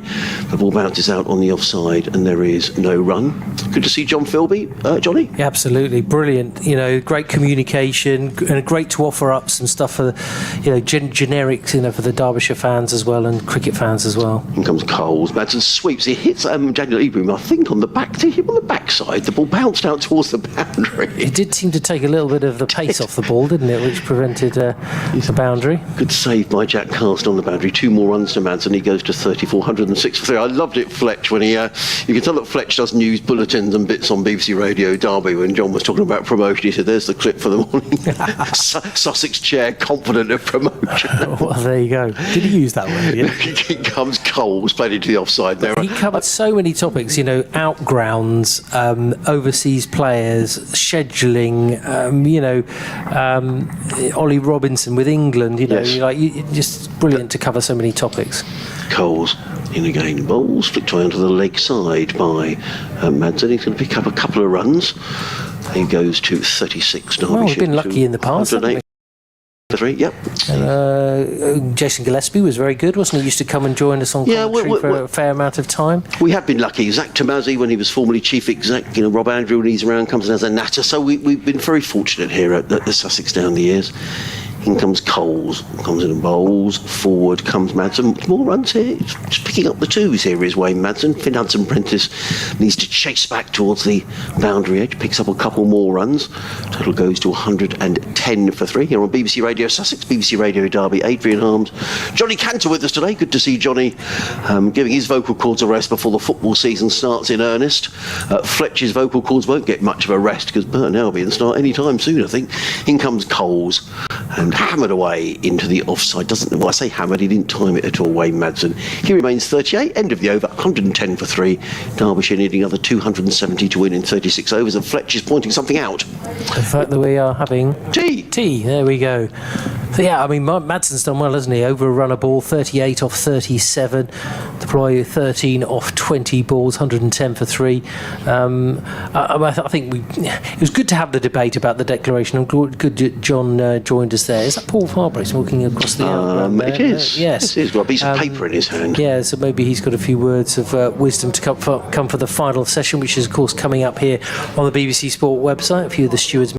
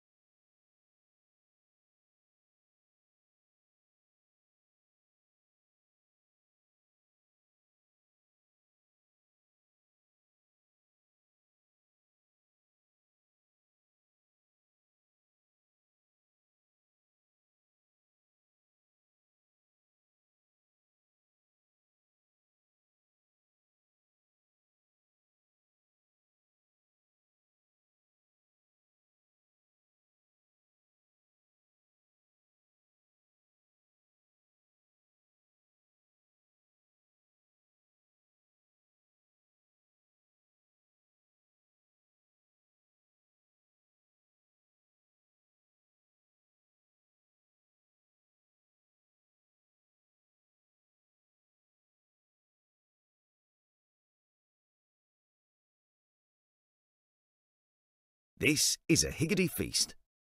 There's plenty of this, and these as well. We top it like this, and bake it like that. Higgity. Baked generously.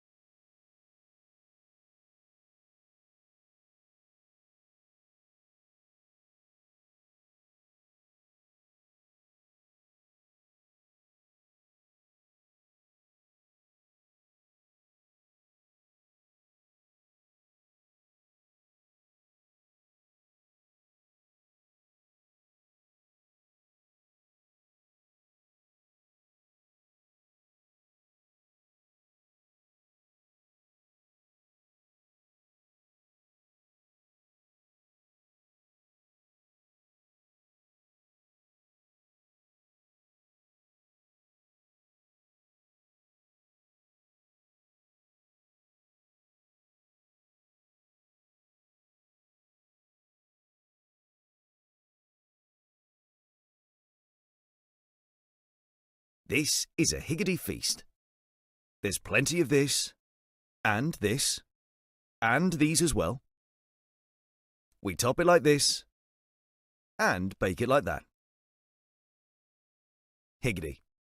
Baked generously.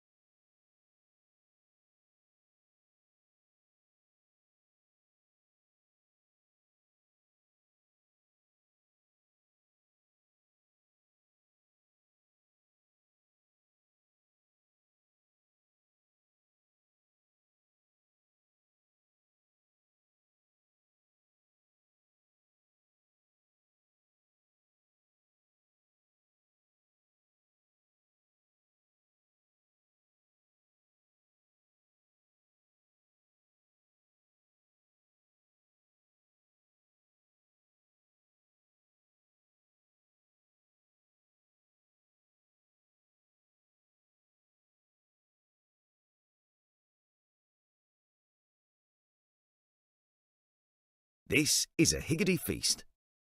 There's plenty of this, and these as well. We top it like this, and bake it like that. Higgity. Baked generously.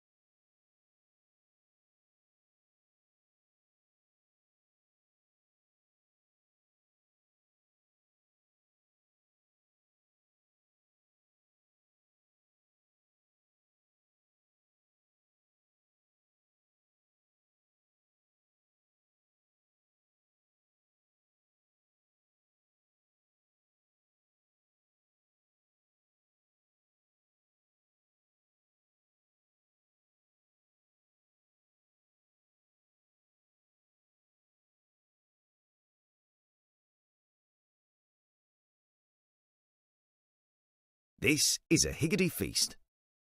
There's plenty of this, and this, and these as well.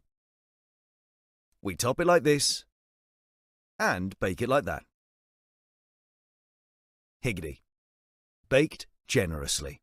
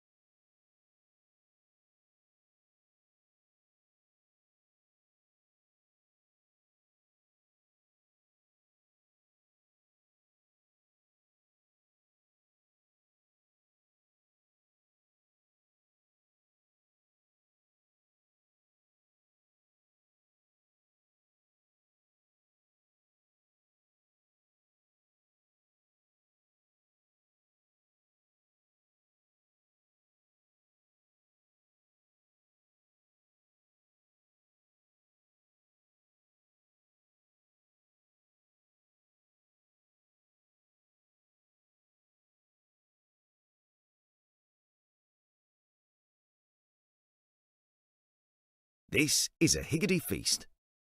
There's plenty of this, and this, and these as well. We top it like this, and bake it like that. Higgity. Baked generously.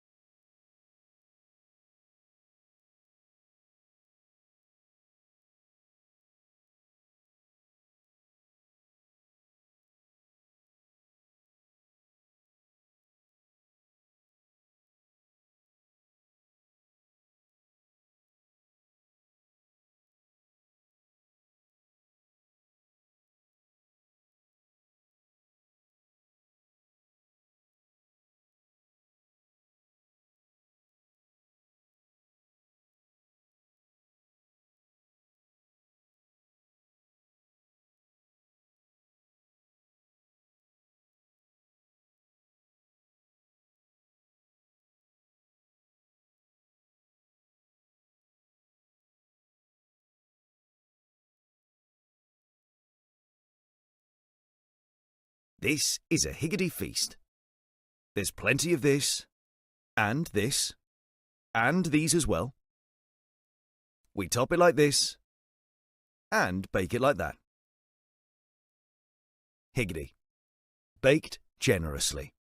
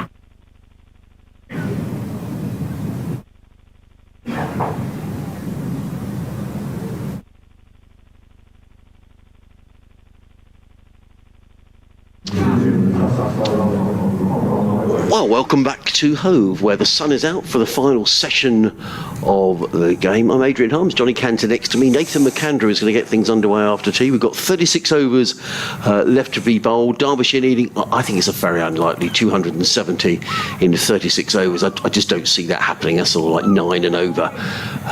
They're going to have to score. Is that right?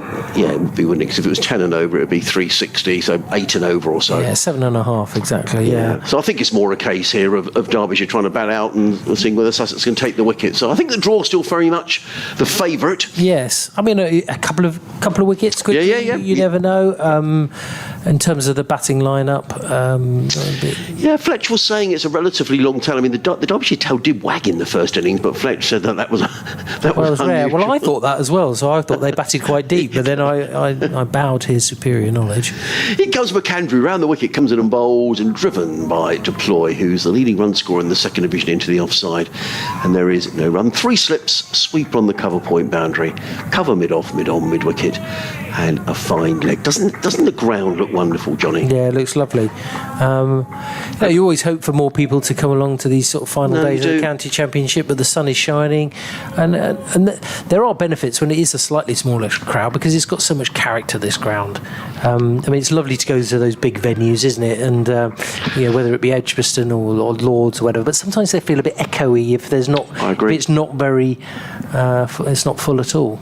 In comes McAndrew round the wicket bowls. Oh, Deploy comes down the wicket and well, I'll tell you what, that was unexpected. Lewis Deploy just took a step down the wicket and smashed that over extra cover for 4. I thought for a minute he was going to get caught at extra cover, but the ball whistled away for 4 runs. So that was maybe a statement of intent. Yeah, I think McAndrew had a little bit of a word with him afterwards. He wasn't too happy with him dancing down the wicket, was he there?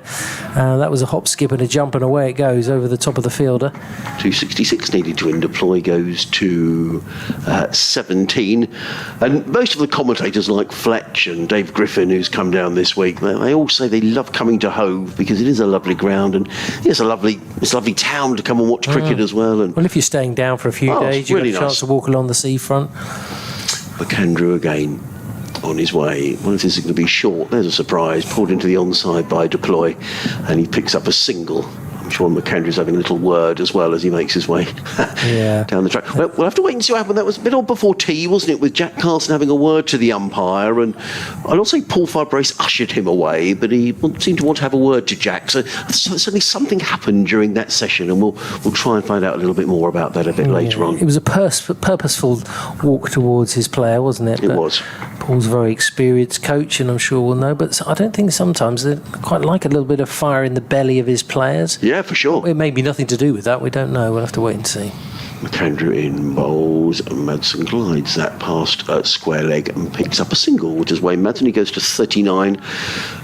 As Dave Griffin, who's the Derbyshire statistician, he spent 20 years, he was telling us yesterday, Johnny, putting together this Derbyshire database, and it's sort of every single game that Derbyshire have ever played. And in this match, he said Wayne Madsen became the second highest run scorer in the history of Derbyshire Cricket Club. Chris Adams is in the top 10. Wow.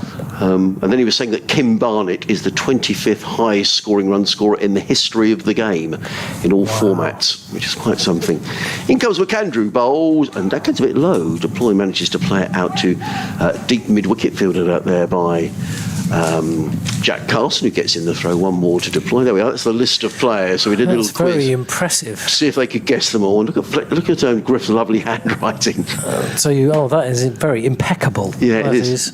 I bet he writes the Christmas cards at home.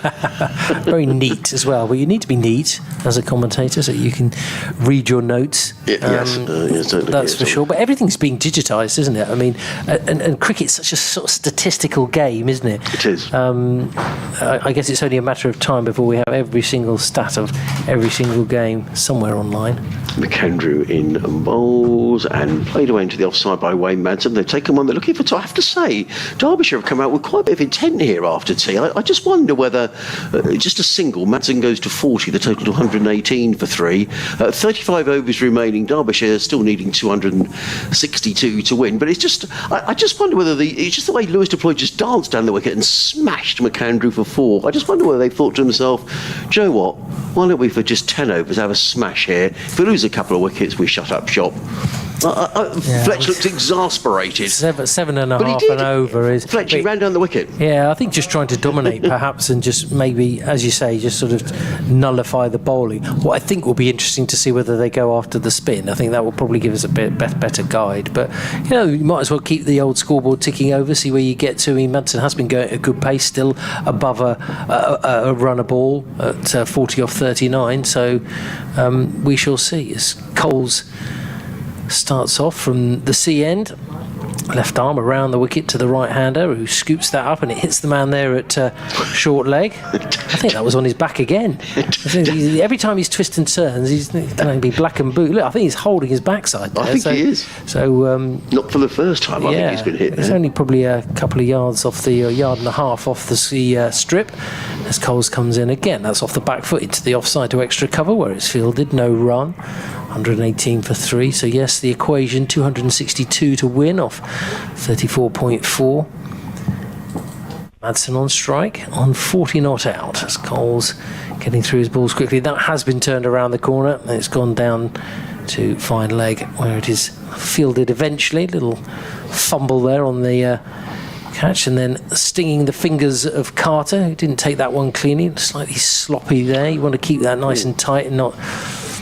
but there's been a couple of... Is that Carson out at the deep there? Because there's a couple of throws we've had that have not quite found their mark as Coles continues. And again, it's down the leg side, just in front of square, maybe right on the line there, and they'll go through for a single. My apologies, well, there were a couple of other questions for John that I didn't get a chance to ask him. One from Andy Ruff about Horsham, and I'll try and ask those. The outgrounds. Well, you did say that when you did say that you wanted to go around the grounds, it was more Arundel focused. If you want to go to our Twitter feed at BBC Sussex Sport, we've got a short brief summary of everything that he did say if you did miss it. As Coles goes to the left-hander, Deploy goes down forward defensive, 3 around the bat, including the wicket-keeper there as well. So dot ball, final ball of the over, just 3 from it so far. Coles past the umpire, and that's fine. A big shout there. It looked like it was going down the leg side. Slightly stifled shout in the end from the Sussex fielders. End of the over, 121 for 3. Madsen 43 from 43, deployed 19 from 26. Ended the Coles over 7 with no wicket for 33 runs so far for him. Still 259 to required for victory. I suppose, what time will we go on to, Arms? We talk about some of these... Yeah, I think you have to go to at least, I think, is it 15 overs to go, Fletch? Before they can shake hands, last hour or whatever it is. 10 to 5? Yeah, 10 to 5. If they think they can't be a result. Yeah, it still feels a little bit in the balance, but long journey home, isn't it? There was another question from Eric in Chesterfield, actually.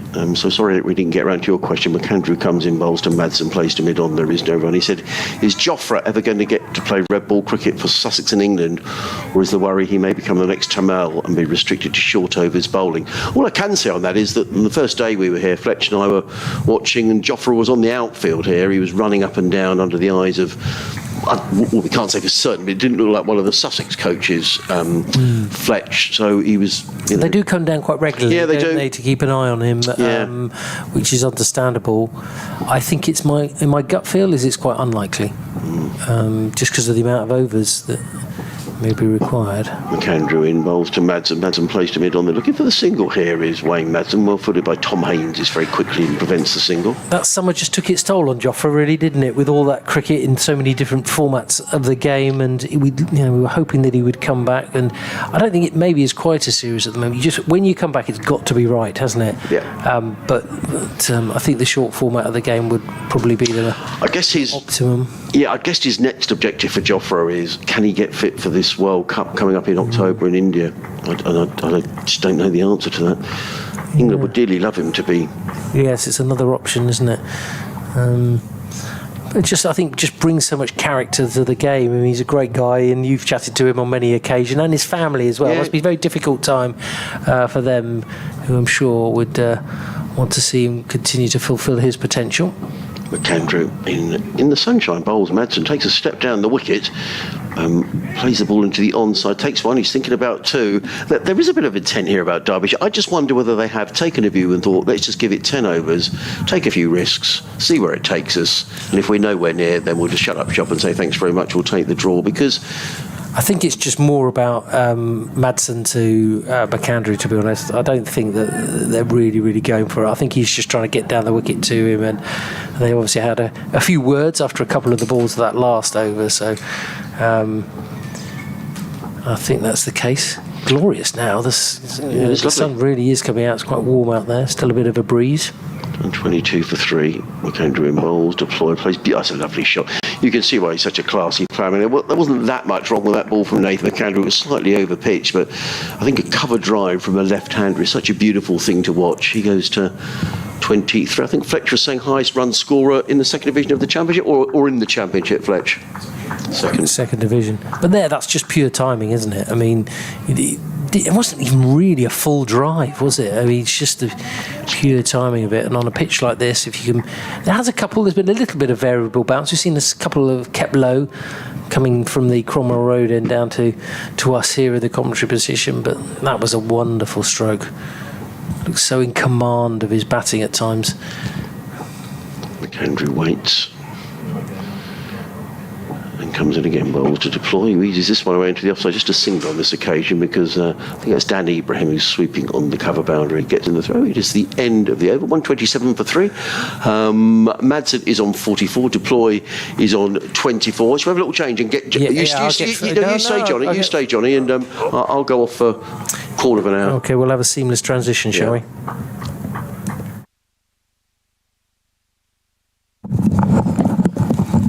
I'm just deliberately trying to make these changes longer and longer. He's having fun with us now, that's for sure. Nathan McAndrew, it wasn't the end of the over. No. Oh, bowls an absolute snorter at Madsen that goes past his nose. It was definitely over shoulder height. It wasn't overhead height, but he wasn't warned for it. Just saying, 1-2-7 for 3, deploy 24, Madsen 44. We had to get Adrian off, in all honesty, because he was persisting with this idea that Derbyshire were going for it. I think it's the. Has he been out in the sun? I think he's either that or he's a member of the Sussex County Cricket Club tourist board to try and get people through the gate to come and watch a thrilling finish. Is it free? Is it free after tea? I think it is, isn't it? Because it was half price for the day and free after tea. So if you're in the local area, you can always pop down. I'm sure it might be a nice way to start the early weekend as Coles continues from the CN. Play back to him there, thrown back to the stumps there by the bowler. Maybe just trying to catch deploy unawares, but back in his crease comfortably. Batsman all over the place there when Madsen was on his knees getting back into his ground. Yeah, a bit of gymnastics going on at both ends, but it'll be Coles over the wicket, left armour, just on the onside there, fielded well in there at short leg, throwing down the stumps. The bails are off, but the batter in the crease, so no danger of a wicket there. Still 7 more wickets required and looking less likely as the day goes on. Coles to continue though. 2-dot ball so far in the over, but it stepped down the. Oh, what a great attempt there in the mid-wicket, I think it was. Diving attempt to try and get the catch, but it's 4 runs. Too much pace on that from deploy. And the chance has gone. I think it was a chance. Yes, a tough one. A tough one, yeah. It would have been spectacular, wouldn't it? Absolutely spectacular had he taken it there, but these are the chances Sussex have to take. Yeah. Sometimes they just stick, but not on that occasion. 4 runs to the total for 2. Deploy goes to 28. Coles in again, just rocking back onto the offside this time. Squeezes it behind square. They'll trundle through for a comfortable single. Coles has his hands on his head. Just frustrating there. But 5 off the over so far. Say, Madsen's pace has been really good. 44 from 47. Probably trying to keep up the rate as well. He's on 29 or 32, but that's behind square and hooked along the ground. Nope, it's just in front of square. That'll be 4 runs. Shot. Lovely shot. Made an early decision what he was going to do there, Madsen, and punching the ball away to the boundary. He moves to 48 and a nice positive stroke. So they're keeping this scoreboard going. They're trying to keep it moving. Trying to attack James Coles, who earlier today finished on 180. Last man to go for Sussex before the declaration. And that's a big shout, and that's out. James Coles has the wicket of Madsen. LBW for 48. Sussex have their 4th wicket. Derbyshire now 136 for 4. Could the victory still be on here for Sussex? Big wicket. Absolutely big wicket. This is the problem that Derbyshire have got. Haider Ali will come out next, and then it'll be Anuj Dahl. Thompson can bat. We saw that in the first innings, and then you've got the 3 number 11s. And part of the reason why they couldn't really keep going at that rate was that they can't. They've almost reached the point where they have to shut up shop now. They don't bat as deep as Sussex by any stretch of the imagination. 48 from 49 balls. It's hardly dead batting it, is it? No, it certainly isn't. Well, they had a couple of sweeps behind square. It was a lovely shot the shot before, and maybe Coles was quite pleased to see that. There was a big shout. Carson went up very, very quickly indeed, and the umpire made his decision quickly too.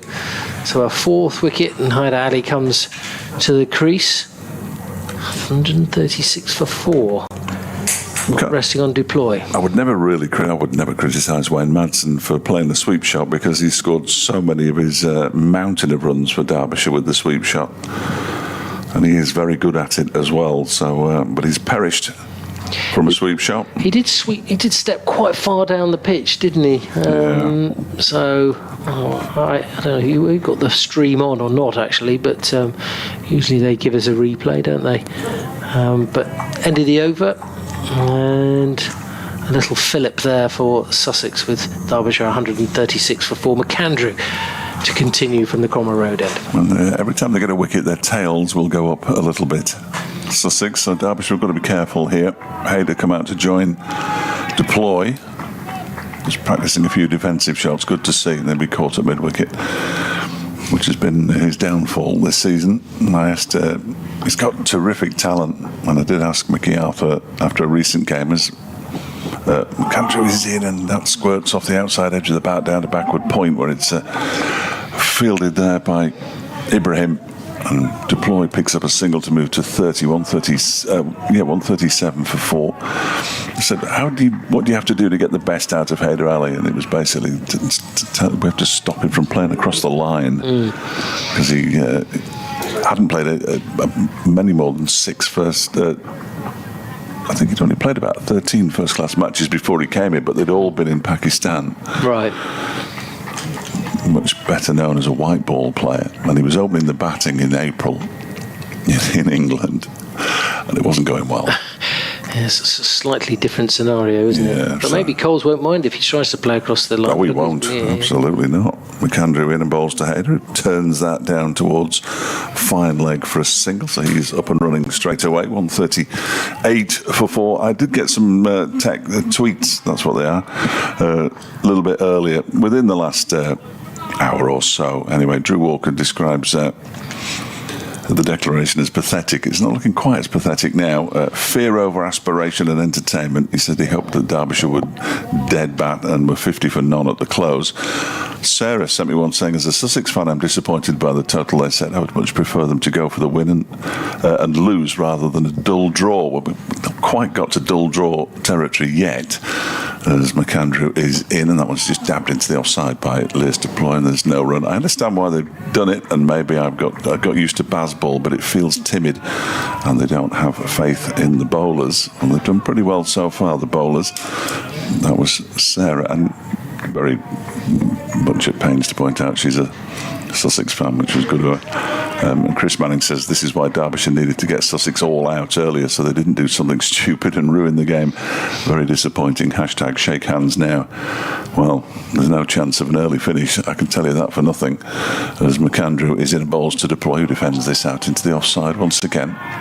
That the idea that 4 down they wouldn't bowl on for another hour is quite fanciful, and it's probably good news for me, because the later I have to get on the M25, the better. Yes. In all honesty, I don't envy you that journey. Helen's been in contact as well. Says great to hear John Philby say he'd like to see 4-day cricket at Hove over the summer holidays. It's my favourite form of the game, and how we can enthuse kids if they can't see a game in the school holidays. Thank you, Helen, for getting in contact. That's absolutely right.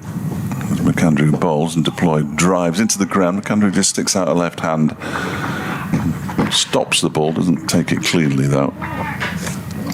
Hasn't quite picked up the wickets that maybe a lot of Sussex fans would have hoped for. But it showed a little bit of menace. He's dug one in short, a bit of frustration earlier to try and trouble the batsman, but this is 5th over. He's already gone for 27 runs so far. There was half a suggestion that there might be something set up at Sophia Gardens, but there hasn't been. No. Leicestershire 256 for 3, trailing Glamorgan by 147, so they're just going for bonus points there. As McAndrew is in, and that one is played off the back foot nicely out towards backward point by Deploy, who picks up another single, moves to 31, 139 for 4 at the end of the over. So we've got 31 overs left. Derbyshire need the small matter of 241 runs if they're going to win this game, which they're not. And Sussex need just 6 wickets. Worcestershire batting really well. They've gone to tea there. Quite why they've gone to tea as late as they have, I'm not entirely sure. They trail by 50 now, 115 for 2 in their second innings, so that's a really good effort by Worcestershire. A bit of weather around as well, I think. Yeah, I think it's been a bit hit and miss as Coles continue from the CN. Play back to him there by Deploy. Over the wicket to the left-hander. 3 around the bat, short leg slip, and a first slip as well. Comes in another one. That step down the ground. Never quite got hold of it. Couple of bounces straight back to the bowler again. More encouragement from the close fielders. This man out at extra cover. Man just behind square on the offside as well. Cole's trying to cramp him up, but that's down the leg side. Just push it off the legs. They'll certainly get 1, possibly get 2, but it's fielded out there on the boundary, and A bit of dancing, a bit of Strictly Come Dancing there on the ropes. As the ball comes back in, it's over the top of the bowler. It is fielded, and they'll have to just settle for a couple there. 141 for 4 now. Coles taking that hair out of his hair, thick mop on top of his head as he comes in. That's a little push through a little bit faster, but well spotted by Dubois onto the back foot, and it's out on the offside. 4 runs as it races away to the long boundary. Good footwork as well, picked it early. 4 runs, he moves to 37. You know, I think Derbyshire might be going for this, Adrian. He's awful, isn't he? You know, that's why I'm here today. He asked me, he said, I need a bit of moral support, Johnny. Could you please come down and save me? So I said, well, no problem. I'll try and help out. No. We're only joking. 6 from the over so far. 2 left from Coles. In again. Another time he steps down the wicket, and that's into the midweek area. And that could go for 4. He's just dissected the 2 out in the deep. Clever little shot. Didn't have to use too much power. Just used precision on that occasion. And again, keeping this run rate up. And he's now signalling to the pavilion for something. But Ali on 1, Deploy on 41, 149 for 4 now. Still 231 required for victory. Coles is just going to change his field somewhat for the final ball of the over. Yeah, he's telling more and more people to go over on that short boundary. Help. I'm just trying to think, because he's got 2 men in close on the leg side. So he's got to keep a couple in front of square, but he has drifted a couple. He's had one that was wide outside the off stump, then it was down the leg side, so maybe a bit of over adjustment. But here it is, final ball of the over. Oh, and it's just gone straight through him. Taken well by Carter. Half-hearted appeal, I think, there, but no contact on anything. I'm not quite sure, but head of the over, 149 for 4. Bit of anguish there from James Coles, who thought he might have another wicket. Well, they only need 6 deliveries, don't they, to be put in the right place and do the right things, Sussex. So they're definitely in the box seat here. 149 for 4. And he was calling for a towel so we could have a rub down. He doesn't remove his helmet entirely, so we don't see the bandana that he wears under his helmet when he's batting. There's Deploy, the Derbyshire skipper. Be interested to see how Hayder goes about this, because he is quite an attacking batsman. Well, sometimes it's good to play your natural game, isn't it? Because if you start chopping and changing, then you can get yourself out into a bit of difficulty. Sounds like we've got low aircraft coming over. Might be heading into Shoreham Airport, perhaps. All sorts of fast automobiles on offer at Goodwood this weekend. Here comes McAndrew, bowls a full delivery that's driven down the ground for 4 by Hayder Ali, so that's how he's going to deal with it. They're running a second, but he doesn't need to, and the ball was racing away up to the Cromwell Road end, up the hill. Beautiful shot, though. Just what you were saying, Dave. Just lovely timing, good striker of the ball. Yeah, if you do want to catch some of our coverage of the Goodwood Festival of Speed, always fun. We've got some reporters out and about across the day on Saturday and Sunday on BBC Radio Sussex. Is it vintage and modern? All sorts, absolutely everything. It's got bigger and bigger and bigger.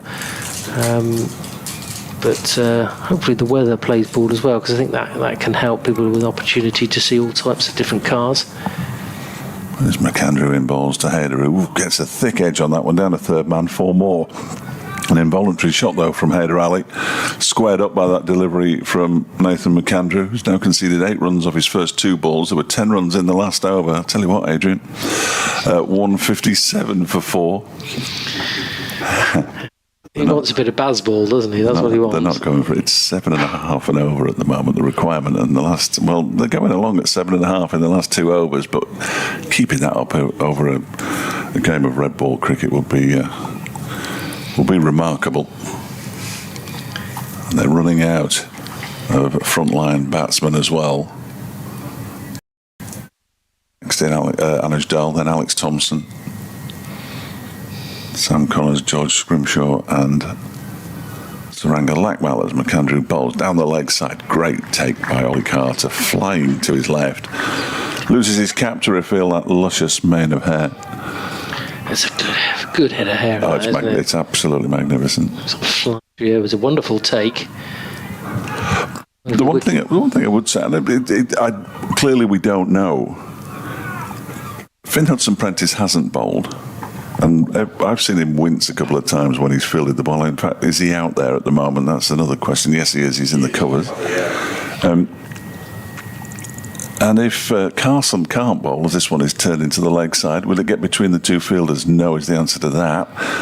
And they go through for another single. Hayder moves on to 10, 158 for 4. It's an awful lot of work for the remaining bowlers, isn't it? It is. Well, I think it's bizarre that he's not bowled since there was that little discussion, and there was a couple of short deliveries, so it might be that was the no. The only thing a spinner could do is run on the pitch. Yes, and that's maybe why they had a word with him.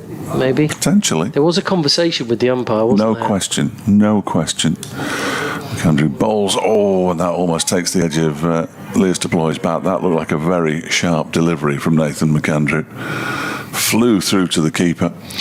Something I was saying, I don't know whether it was you, David, that actually mentioned about having a speed gun on some of the bowlers. I'd love a speed gun inside the ground. I mean, that would be lovely to know, because you can see it demonstrably. Can't be that tricky, can it? It can't be. They do it at all the tennis events. Always have a speed gun. Yeah. Just need to put one next to the. I think it's done by the Hawkeye company. Get one of the. But there you got that zipping through. I'd love to know how fast that delivery was from McAndrew. Absolutely. McAndrew in again, bowls to Deploy, pushes this one out into the offside. There's a little run round there for Ibrahim, keeps them down to a single as he does the fielding on the cover boundary. Deploy takes a single and pinches the strike. He's got 42. Hayder Ali has moved on to 10, and Derbyshire at 159 for 4. They need 221 runs from 29 overs, so you can work out that it's still 7 and over or more. Sussex need 6 more wickets. Well, we're not going to see Carson. It's going to be Coles to continue. Conversations. You have to be very careful when you're walking around the boundary having a conversation on your phone like that, because there's dangling mics everywhere. You see, you might think that you can't be heard. It's Coles then to continue, and that's a full toss, and it smacks straight through extra cover for 4. Loose delivery, fine shot, 4 runs, 163 for 4. Good use of the feet again from Deploy. He's getting ever closer to his 50. Nick sent me an email saying, explain to me why the run rate is more than 5 and over when we're trying to save the game. Do they honestly think they're going to chase this down? The odds of that happening are somewhere between Bob Hope and no hope. Put the attacking shots away, lads. The win is the only outcome off the table. And the tie, Nick, and the tie.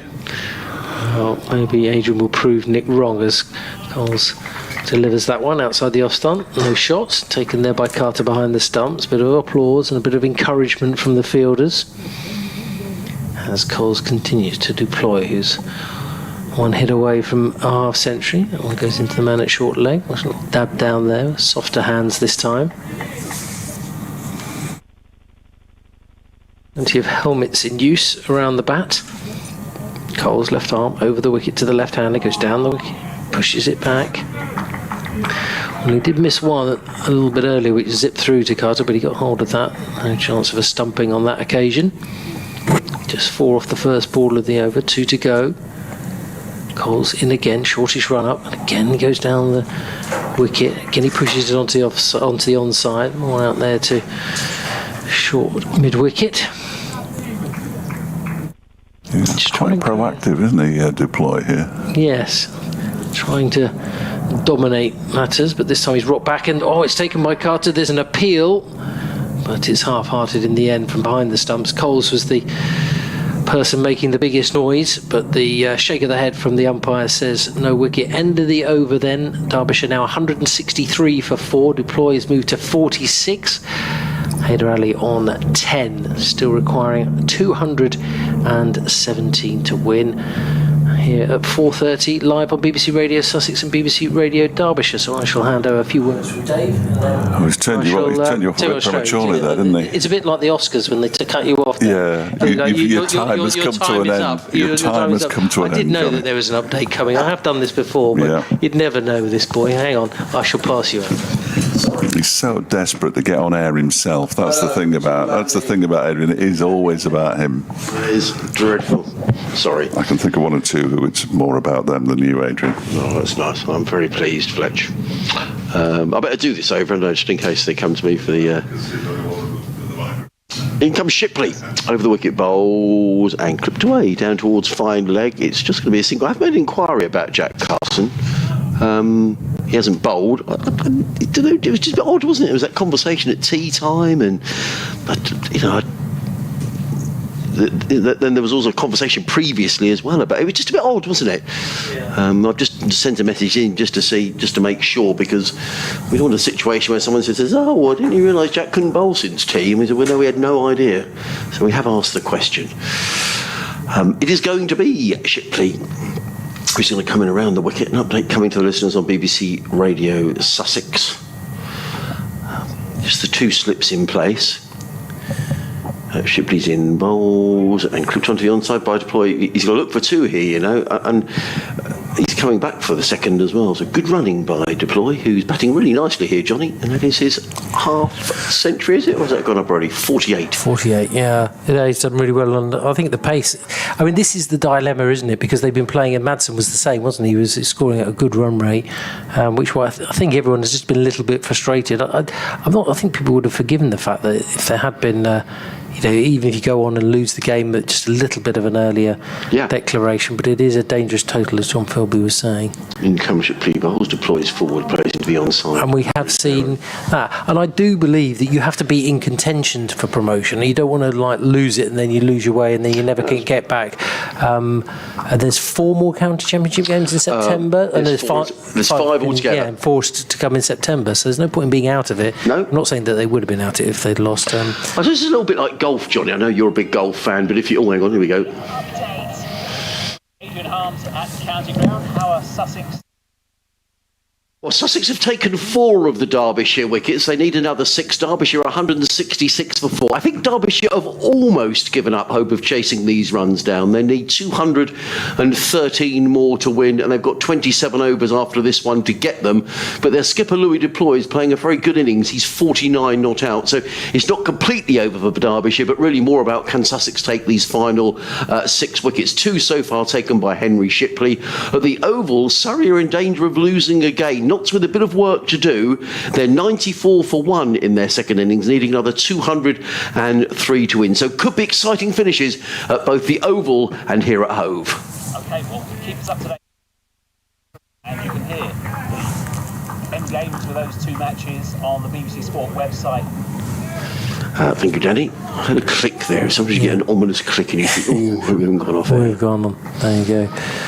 Well, they are going for it, Sussex. They've got a couple of 3 slips in now. Coles is very short there at a wideish third slip. And we have seen a couple from McAndrew who've shot off the surface. Maybe Shipley can find some bounce as well. In comes Shipley over the wicket, bowls. Forward comes Ali, plays to mid-on, and there is no run. So end of the over, 27 overs remaining. I think it has to be said an unlikely 213 to win. Deploy 49. Hyder Ali is on 11. A few emails.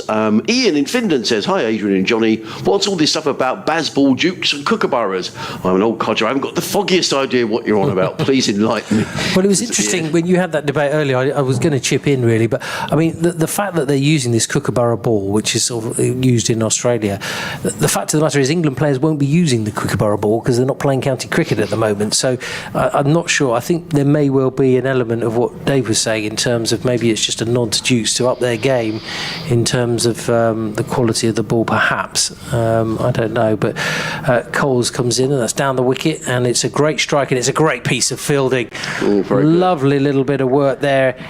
Out in the deep, I think it was Carveus, wasn't it? And he's a big guy, isn't he? But he got down there really well, so tall to get down low there, stop it on the half volley, prevent the run. Cole's in again, that's on the onside, just through mid-wicket, and they'll get a single on this occasion. 169 for 4. Yeah, great bit of fielding there. So yeah, in terms of the balls, that's have been using the Duke's ball and now the Kookaburra. And the 50 is up for Deploy. Of 56 balls, 8 fours in there from him, and an excellent innings. Been positive, just as Madsen was before him. We've been sent a photograph of a volcano. That's from John, who lives in Bexhill, but he's out in Italy at the minute, and he sent a picture of, I think it's called Stromboli, which is this volcano. Coles in again around the wicket. Forward defensive there for Manning. He says, hi, Adrian Fletcher and Johnny. As discussed earlier, is relatively dormant today. That's the volcano, but you can still see sulphur appearing in the air from time to time. Wow. But it's smelly as well. I would imagine so. Coles around the wicket, onto the onside. No run there. And it remains 168 for 4. Yeah, it's always sometimes nice to hear from people wherever they may be. I know that you can obviously catch it right around the globe. So if you're listening on the stream or on the internet, as Coles once more, that's chopped down into the ground, fielded there by the slip, but there'll be no run. Quite get hold of it. Sometimes those are chopped down onto your stumps, but it was a bit wide from Coles to have that result.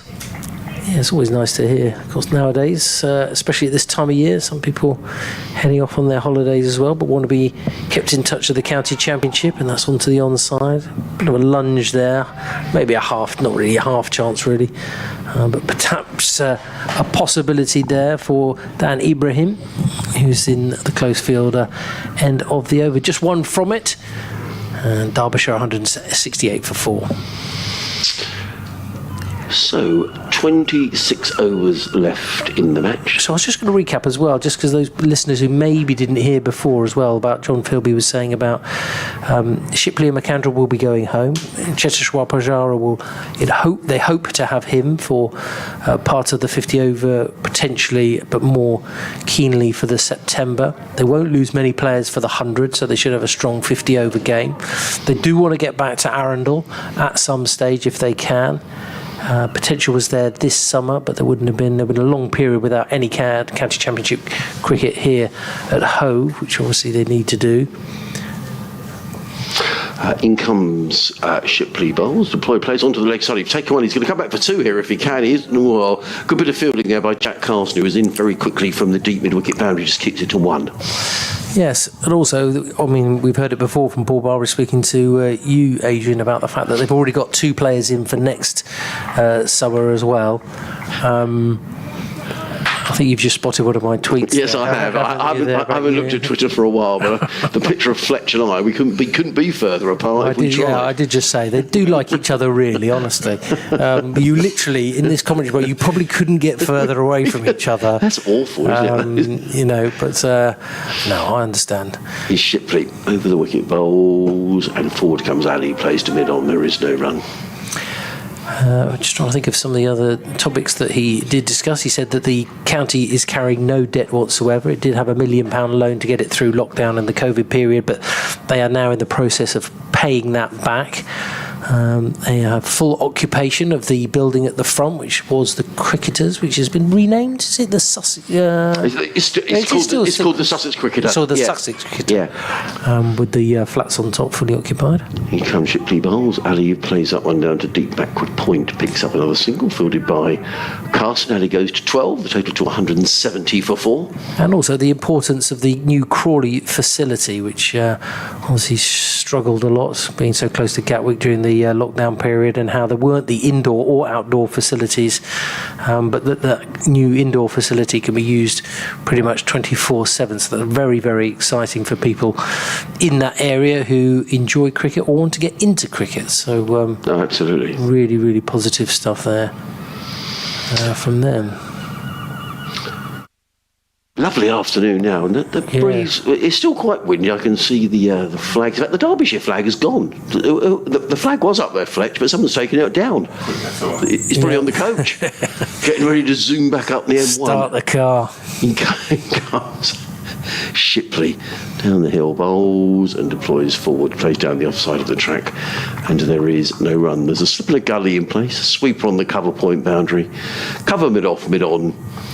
A deep square leg and a fine leg all the way down here on the boundary. Shipley trudges back up the hill. He's in here. Well, he shouldn't be trudging, really. He's only in his 6th over. He's got figures of 2 for 28. You probably heard in the effects mic there a cry of "Come on, boys." haven't seen Carveas, have we, since the restart? No, we haven't. In comes Shipley Bowles, deploys to drive that on the offside, plays into the covers. There is no run. Just a brief update elsewhere. Derby, heading for a draw. I've got it all wrong today. I thought Leicestershire and Glamorgan would set up a game. Fletch said they absolutely won't, and he's proved correct, which is irritating. 287 for 3, Leicestershire in their first innings. That game is heading for a draw. 100 there for Rishi Patel, who's having a good season for... and he's a fine player, actually. He made 100 up at Grace Road against Sussex. And Worcestershire looks like they're going to save the draw against Yorkshire down at New Road. In comes Shipley Bowles, played into the offside by Deploy. There is no run. Into the over, 170 for 4.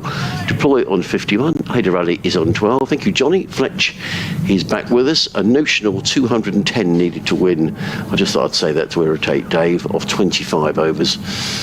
174 for 4. No, the word notional is perfect. Worcestershire 124 for 2. So still trailing Yorkshire by 41, but that game heading for a draw. The only winners in this round of matches, it looks like, in Division 2 are going to be the leaders Durham, who are stretching their lead even further. 5 wins they've got now, Durham, out of their 9 games. And you can't say you're nailed on with 5 games to go, but it's going to be a major surprise if they slip up now. James Cole's around the wicket. Bowls to Hyder Ali, who pushes that one out towards the cover boundary. They go through for another single, 172 for 4. Close to being under 200, the target. Good run chase at the Oval, knots 101 for 1, needing another 196 with 9 wickets remaining to beat Surrey. Come on, Surrey. Coles is in, and that one is, well, he attempts to pull it around the corner. There's to play, misses it as it goes down the leg side. He was sort of trying to scoop it over the slips. Didn't make a connection with it. And it was well taken by Ollie Carter down the leg side. There is a leg slip. There's a short leg as well as an orthodox slip, and down the track comes Lears Deploy and smacks this one away for 4 runs. It's being chased down by Finn Hudson-Prentice, but he gives up. Yeah. And the ball bounces over the rope just to our right-hand side in front of the corporate area. Deploy moves on to 55, 175 for 4. So we haven't seen Finn Hudson-Prentice bowl. We haven't seen Jack Carson bowl for a long, long time. No, I mean, I have asked the question, because what I don't want to do is get to the end of the game and somebody suddenly says, well, yeah, but Jack couldn't bowl because of whatever. But I've had no reply, so I'm just assuming, and the boys in the press box weren't sure either, so we're just assuming that the skipper's choosing not to bowl him at the moment. Bowling, yeah. Coles has got one for 58, and he's driven again, this time a little dive by Finn Hudson-Prentice, but he couldn't get there, and there are the 9 overs off the over that Derbyshire need to hunt down this target. They need 201 more runs to win off 24. It would be a remarkable victory. We'd all be eating, I would be eating humble pie if they do chase it down. It would be incredible. Deploy was on to 59 off 63 balls, so he's not hanging around. Hayder's got 13 off 15, 179 for 4. No, it's not happening, Adrian. It's in excess of 8 and over. We've got 9 in this one. So I think much depends on Deploy. I think he's just enjoying himself, Deploy. I know, but the trouble with enjoying yourself is that it often ends in huge disappointment when you make a mistake. That's the only issue I've got with it. But hey, he's the professional cricketer, and I merely talk nonsense on the radio. Here is Coles again. It's his 12th over. That one is down the leg side, taken by Ollie Carter. Nowhere near the bat. It didn't seem from here. I wouldn't fancy being, I tell you what, I wouldn't fancy being there at short leg. No. Not if he bowls like that. He sticks another one there. He could get hurt. And Deploy dances down the track, and he might get another boundary here. The ball is racing away. Actually, Finn Hudson-Prentice is going to catch up with it this time. They've run 2, and they'll settle for 2, but it's been a good over for Derbyshire because they've got 11 runs from it. They move up to 181 for 4 with Deploy on 61, Hayder on 13, and their required target now is down below the psychological 200 barrier. They need 199 more runs to win. Unfortunately, Sussex only needs 6 wickets. Yeah, and also Sussex have the option, if it needs be, of sticking everyone on the boundary. So, but anyway, Derbyshire Deploy, I think, is maybe a tiny bit in the back of his mind, is thinking, well, let's just see how we go here. Touch of the gloves with Hyder Ali. Still no Hudson Prentice, who has got this Achilles problem. Finn spoke about that the other night. Now, I can see Jack Carlson's warming up down to our right-hand side, so I wonder whether he's going to get a bowl, in which case our assumption that maybe the conversation with the umpire was nothing to do with him not bowling. Well, when I was on with Johnny, the only thing that it could be is running down the pitch, because he's not bowled any short stuff at being a spinner. But something happened, because Tom also went and spoke to the umpires, didn't he? Yeah, he was holding the helmets and everything, wasn't it? Something definitely did happen. It's all about communication. Yeah, it is. So it is.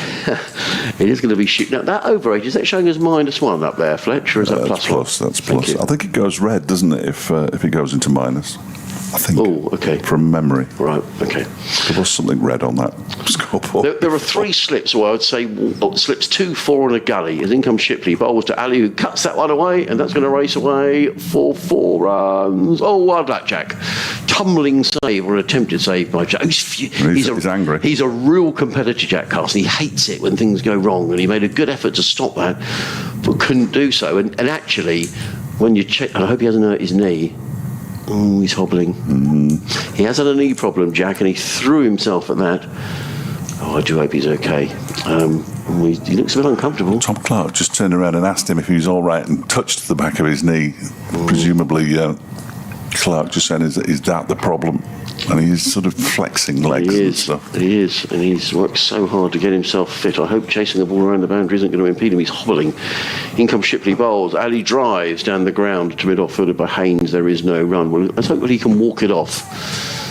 But he went flying. Joe, last season up at Durham, and I'm all in favour of bowlers throwing themselves around, save a run here, a run there, but it is fraught with danger. Henry Crocombe at Durham last year dived to save a ball. He would have saved 1 run. In doing so, injured his shoulder, out for the season. So I know it's the way that it might be 1 run, but if you're going to risk hurting yourself, I'm just not sure. But maybe it's expected, Fletch. In comes Shipley, bowls, Ali clips this onto the leg side. They've taken 1, which will get deployed on strike. I think it is accepted, but they should do what we used to do and just put your foot out. Yeah, big boot. Stop it with your foot. Yeah. As recently as having Ravi Rampal at Derbyshire, he used to field like that, very rarely bent down. You would have big feet, Fletch. Yes, large-ish. Yeah. You get a big boot in the way of the ball. So anything smaller, I'd fall over a lot. Yeah. 2 slips. There's a backward point on the boundary. Cover, extra cover, mid-off. And on the leg side, curious field, there's a mid-on, but no one else in front of square on the leg side. As in comes Shipley bowls, deploy, lets it go outside the off stump, taken by Carter, and there is no run. So good finishes around the country actually today. At Blackpool, after the first day was rained out, Lancashire needing 112 with 4 wickets remaining to beat Essex. That's a good game. At Merchant Taylor School, Middlesex needing 133 with 7 wickets remaining to beat Northamptonshire. At Taunton, Hampshire, hanging on against Somerset. They lead Somerset by 8 runs, but only 3 second inning wickets remaining. At the Oval, Notts 102 for 1, needing 195 to beat Surrey. So some good finishes to the current round of matches. As in comes Shipley bowls and deploys forward. Doesn't time that play to mid-off, and there is no run. Carveas warming up down below us. Yes. Dropped the wicket of Harry Kame for 12 earlier on. In fact, he picked up the wicket of Harry Kame. No, he didn't. Henry Shipley got him in the first innings. Harry Kame scoring 12 in both innings for Derbyshire. Light aircraft makes its way over the ground. Lots of blue sky around. No problem with the weather today. In comes Shipley bowls, deploy again, plays that. The ball bounces. It balloons over the head of Henry Shipley, like a tennis ball. And there is no run. End of the over, so 3 dot balls to finish the over. Derbyshire are 186 for 4, needing 194 to win. 23 overs remaining. We may not get all of those. I think Sussex having... Well, I think we will. I think we perhaps will get most of them, and certainly to the last over. Yeah, I think we'll go to the last over, because they only need 6 deliveries, don't they? Yes, they do. Yeah. Now Jack Carlson is going to bowl, so our thoughts is there been a problem with Jack Carlson. He's going to replace James Coles. He's bowled 12 overs, 1 for 68, so it's been a little bit expensive as James. 6 overs, 1 for 38 since tea. Jack Carlson, 5 overs, 0 for 26. So we did wonder why he hadn't bowled, and it was only because the skipper decided that he wasn't going to bowl. Deploy's been bought out, maybe some running repairs or a change of gloves. He'd asked for a drink. He asked Tom Alsop if it was all right if he asked for a drink, and Alsop said yes straight away. That's kind. You always have to ask. The cricketing etiquette demands you ask. Spirit of the game. Well, it's alive and well, Adrian, as we all know. Well, if we do get the full 23 overs, we're going to have another late finish, because 23 overs is going to probably take the best part of an hour and a half to bowl. So we're probably looking at 6:30 finish here. Brilliant. I'll leave Fletcher to commentate on Jack Carson. He's just bowling a few balls at the moment to Tom Haynes, who's fielding at mid-on. He's got Caveas at mid-off. The close catches, well, just a slip and a short leg, and he's in and bowls to Hayder, who gets a long way forward and pushes that into the ground, out into the offside. Good start for the bowler. 186 for 4. Hayder on 18, Deploy on 61. 194 more runs required for Derbyshire, 6 more wickets required by Sussex. The next delivery from Carson is pushed out into the offside. They scamper through for a quick single. Tom Alsop went racing after that one to do the fielding. Lots of low fives. One between Ibrahim and Ollie Carter as they went back into position. And Lewis Deploy just takes a fresh guard with a new bowler coming on to the scene at the sea end. Carson is on his way in. He's going to bowl around the wicket to Deploy, who just turns that one into the leg side, and there's no run. We've got to the time of day, Adrian, where it doesn't really matter what time we finish for me. Yeah, well, if we finish now, that would be hopeless. Yeah, well, yeah, you're better off a couple of hours leaving at 25, to be honest. Absolutely. And there's a sweep shot brought out by Lewis Deploy, and he gets 4 runs for it. Very reasonably fine. Not very fine, but reasonably fine. It went almost to the gate where the players come onto the field after they come down the steps from the changing rooms in the players' pavilion over there on the far side, the indoor school.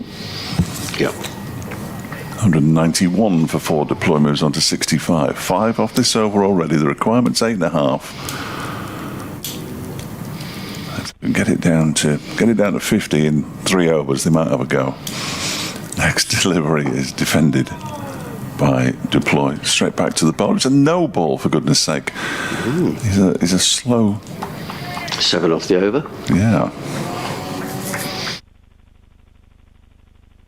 It's almost unforgivable. 193 for 4.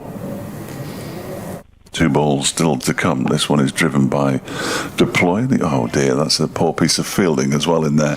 Who's the guilty man? That's a rarity. That's the best fielder in the side. That's Tom Clark, who will be mortified that he's done that. Just went straight through his hands and... He took his eye off the ball, didn't he? Yeah, gave them a single. Yeah, he'll be mortified he's done that, Tom. He's a very, very fine fielder. 8 off the over so far with 1 ball to come, and they haven't had to take a risk at all. Hayder on strike, short leg slip. He comes on, that is risky, and it's in the air, and it's just short of Carveas at mid-off, and goes away to the boundary for 4, but there, I said they hadn't taken a risk. That was a big risk taken there by Hayder Ali. Miscue, really, and poor old Harry Carveas sort of looked at it and thought, oh no, I've got to put the dive in, and he put the dive in, and it went straight through him. Yeah, it did. I thought for a moment it was a bump ball, but it clearly wasn't. 198 for 4 at the end of the over. Deploy has 66 off 72. Hayder has 23 off just 21. Derbyshire need 182 to win from 22 overs. Highly unlikely still. Partnership of 62 between these two. Yeah. It's come very quickly as well. 61 balls.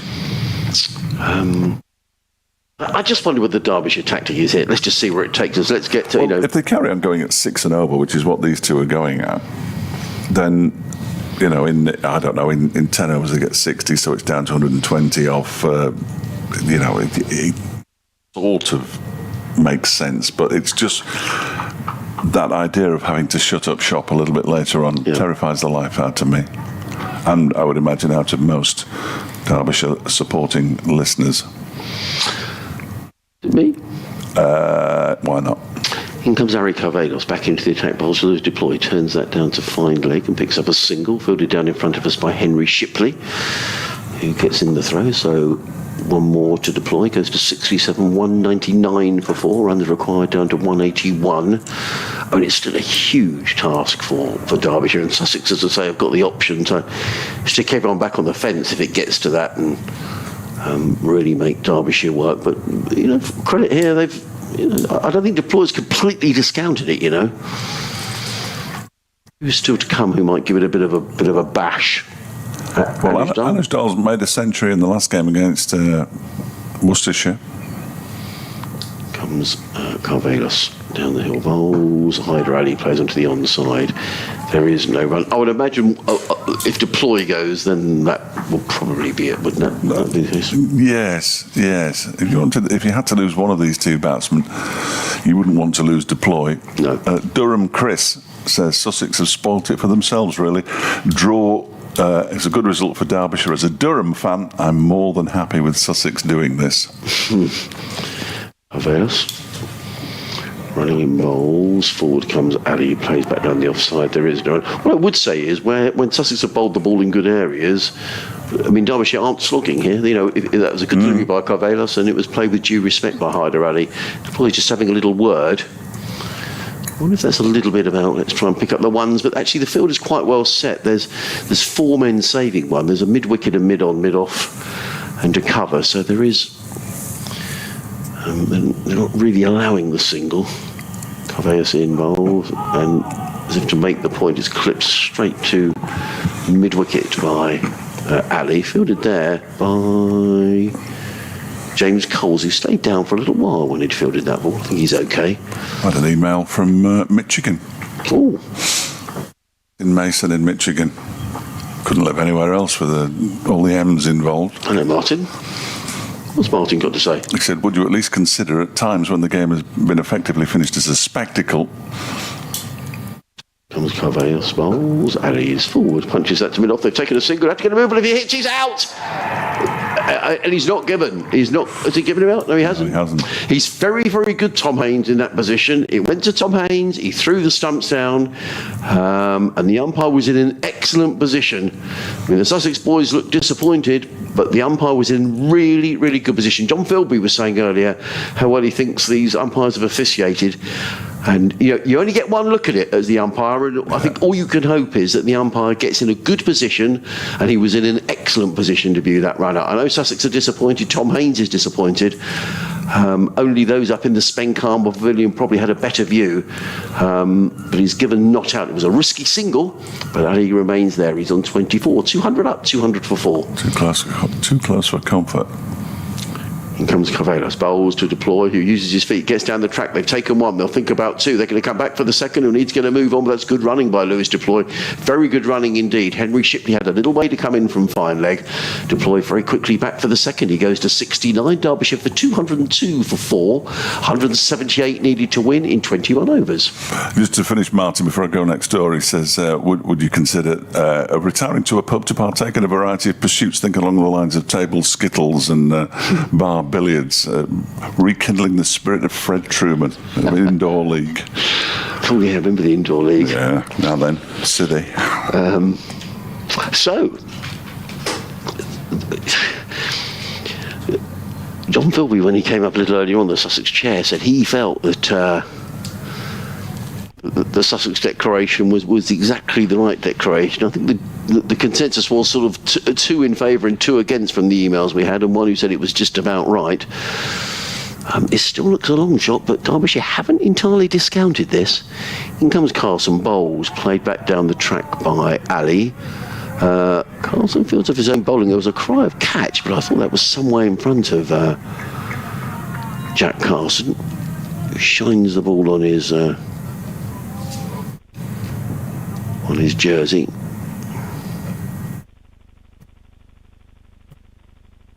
And Knowles, and he's beaten outside the off stump. There's a loud appeal. Maybe that did turn a little. Good wicket keeping by Ollie Carter. Steve Harris says that I'm square to it, and it was mighty close, but a good decision. Thank you, Steve. And I'm sorry, Steve, we didn't get to speak earlier on today. All the way down from Aberdeen. It's been a busy day with various comings and goings. But I wish you a safe trip back up to Aberdeen. Could be a good finish. But I thought the umpire got a great position, which is the good news. In comes Carson bowls. Ali drives and gets a single out to the sweeper on the cover boundary. Ali goes to 25, 203 for 4, 177 needed. 20 overs remaining after this. So, it is a tall order, but we have to take into account that short leg side boundary, which might be just enough to keep Derbyshire interested here. Carson around the wicket, bowls to Deploy, who's forward. Good bit of bowling by Jack Carson. I think he just held that back a little because he could see Deploy was looking to get down the track and get after him. Haynes at mid-off and Harry Cavallis at mid-on are sort of halfway back to the boundary, so Deploy's got every encouragement to try and hit the ball over the top. Carson again bowls, swept away by Deploy, and he's swept away for 4 runs. He's played that shot on a couple of occasions. He's played it very well. Every time that Jack Carson has just erred down the leg side, Deploy onto it in a flash, he goes to 73. It's a really good knock this. 207 for 4. We've seen 200s in the game already. Brooke Guest, James Coles, 2 wonderful innings, and this is another fine innings. I'm not saying it's going to get 100, but it's been a really good knock by the Derbyshire skipper, who waits again for Carson, who's in around the wicket, bowls and driven into the offside only as far as Clark, who doesn't misfield on this occasion. Just the 5 off of that over from Jack Carson, who's bowled 7 overs, no maidens, no wicket for 43. Derbyshire 207 for 4. They need another 173 to win in 20 overs, so they need to score at about 8.5 and over. If they're going to get over the line, it's a long shot, but there's probably just enough encouragement to keep this going for a little longer. Deploy and Ali having a good chat in the middle of the track. It is going to be Henry Ship. It's not Harry Carvallis, I do apologise. 6 overs, 1 maiden, 1 for 24. Who's going to carry on the attack from the Cromwell Road end of the ground. In he comes, bowls, and Ali hammers that away, and that's gone all the way. I've lost track of that. It's gone for at least a 4, and it's actually gone all the way for 6. Well, that was quite interesting. There was a chat between Lewis Deploy and Hyder Ali. And Ali just took a step down the wicket to Harry Cavallis and just smashed the ball over wideish mid-wicket for 6 runs. So when you only need 8.5 and over, getting a 6 off the first ball is not a bad start. Ali goes to 31 off 29 balls. 213 for 4. The important figure needed is 167. In comes Shipley. Down the hill bowls, and Ali plays it onto the onside and picks up 1. Voted out on the boundary by Daniel Ibrahim. 214 for 4. These two have now added 64 plus 14, 78 for the Derbyshire 5th wicket. Oh, I misread this situation horribly, Adrian. Well, Hyder Ali then, they had a little chat, and then Ali just came down and smashes the first ball for 6. I mean, they haven't given it up, Fletch, that is for sure. I mean, that is certain. I mean, we wondered when those early wickets went down. I mean, Derbyshire were 47 for 2, 76 for 3, and you thought, well, And I must admit, I thought Sussex had left it too late to make it a run chase. But these two, I mean, Sussex do have the option here to spread the field, so they won't be panicking just yet. But these two are making it could be a really entertaining next half hour or so. A lot depends on this man, Louis Deploy. In comes Carvallis. Bowls to Deploy, who looks to tuck that one down the leg side. There is no run. I've been sent an email by Paul Rogers, who said he's got a theory on Carson. He kicked the pitch on a length when Deploy hit him for a 4. Then the umpire spoke to him. He said we both missed it because we were engaged in conversation, but it wasn't our fault. That's very kind of you, Paul. So that might have been. There was definitely conversations going on. So thanks, Paul, for that. Yeah, we did miss it. You're absolutely right. And with regards to the run out, Fletch, in comes Carvalho's bowl, deployed down the wicket, drives, and he just hammers the ball down the ground. Well, he just took 2 steps down the ground and just said thanks very much and smashed. That's gone all the way for 6. That's a big hit. That's a big one, isn't it? That is a big hit. Straight down the ground. So there's 2 6s in the over. Derbyshire have taken 13 off the over. Remarkable. 160 needed to win. Deploy goes to 79. Just took a couple of steps down the wicket and just hammered the ball away. So, Deploy waits. Comes Carvalho's bowls and deploys forward and plays that to mid-on, and there is no run. So that's a big hit though, up to the Cromwell Road end. It really is.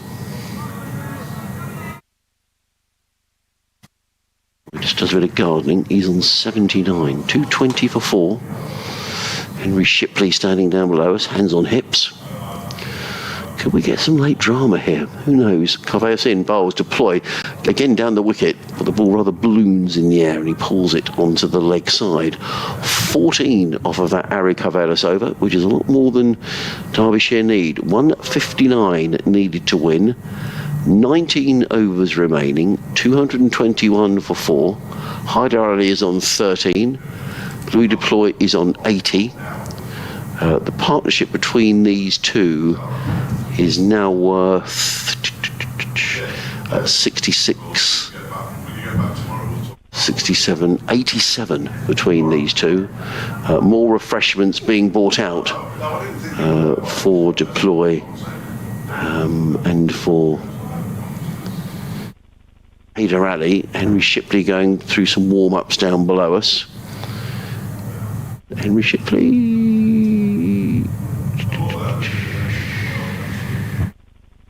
No, it's not. It's Brad Curry who's on the ground. So Sussex have got somebody off the ground. Now it's not.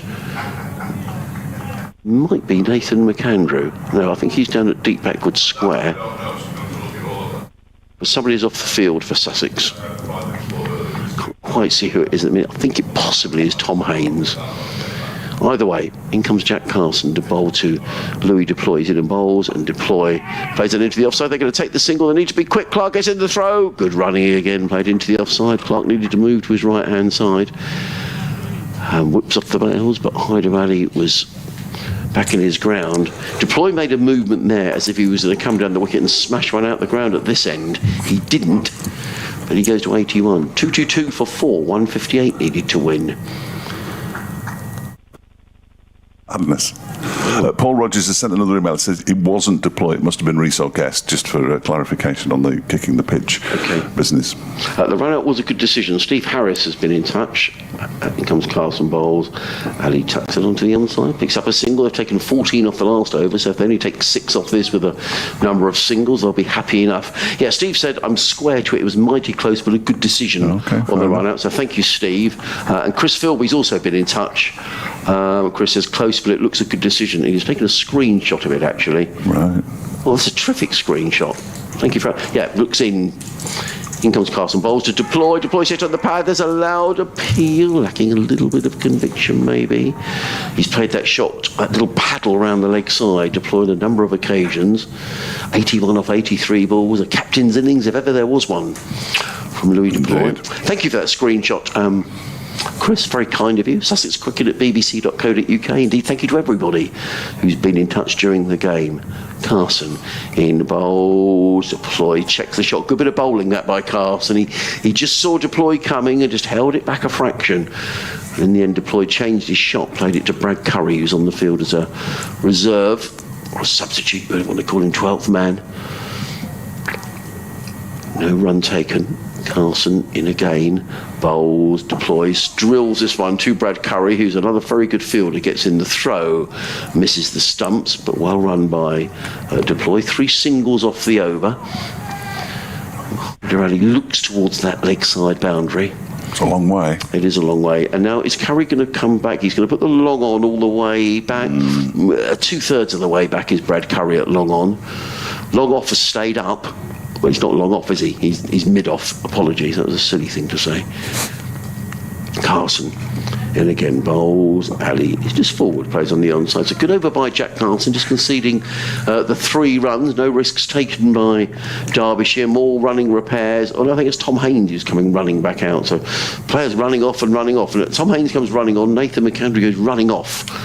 So it's revolving doors, maybe put on a pair of bowling boots or something, who knows. 2-2-4 for 4, deploy 82, Hyder Ali 33. If you've just joined us, live cricket here on the BBC. It's been a wonderful day's cricket. James Cole's a career best 180 for James, Sussex declaring 384 for 9. There was pretty much a split decision as to whether Sussex had really not left themselves enough time to win the game. Derby needing 380 to win.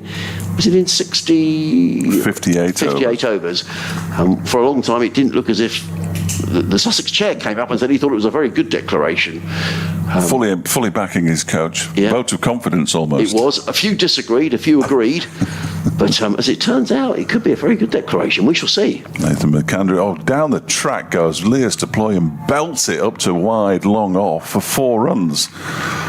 It's not Nathan McAndrew at all, is it? It's Ari Carveas, I beg your pardon. Yeah, I think they've decided Carveas is going to go here. Now, Ollie Carter's going to stand up to the stumps. I think that's Fletch. wise. Yeah. The other thing that I mentioned it when I was speaking to John Philby earlier, because mine was a more general discussion, as you might imagine, not knowing as much about Sussex than most people in this box. Asked him about the Kookaburra ball, of course. We haven't spoken about that for a while. They go very soft. And this one is flicked by Leas deploy over the wicketkeeper's head for a 1-bounce 4. Well. Back-to-back boundaries. Deploy moves to 90 from 87. What a shot that is. It's an unbelievable shot. That really is a ramp shot off a Carvelas. Keeper up to the stump, so you think, OK, if you want to bring the keeper up, I'll just ramp it over his head. Leas deploy, take a bow. Well, he's got an average of 116 this season. He's had 5 not-outs, including this one. I think they've lost the ball momentarily. And they might do well to find another one, because this one's going to all parts. I think it's being returned now by Henry Shipley. Well, it's giving Tom Alsop something to think about down there. The runs required is down to 148. Just it seems like a couple of overs ago, Fletcher said... We were talking about 200. Yeah, we were. Yeah, absolutely. It's still at 8.5 and over, the required rate, but it hasn't gone up from 8.5 and over, which suggests that they're going along at 8.5 and over, which they're just behind. 42 runs in the last 5 overs. Carveas, 1 wicket to his name already, is in and bowls to deploy, who guides that nicely out towards the point boundary. They're only going to get a single this time, though.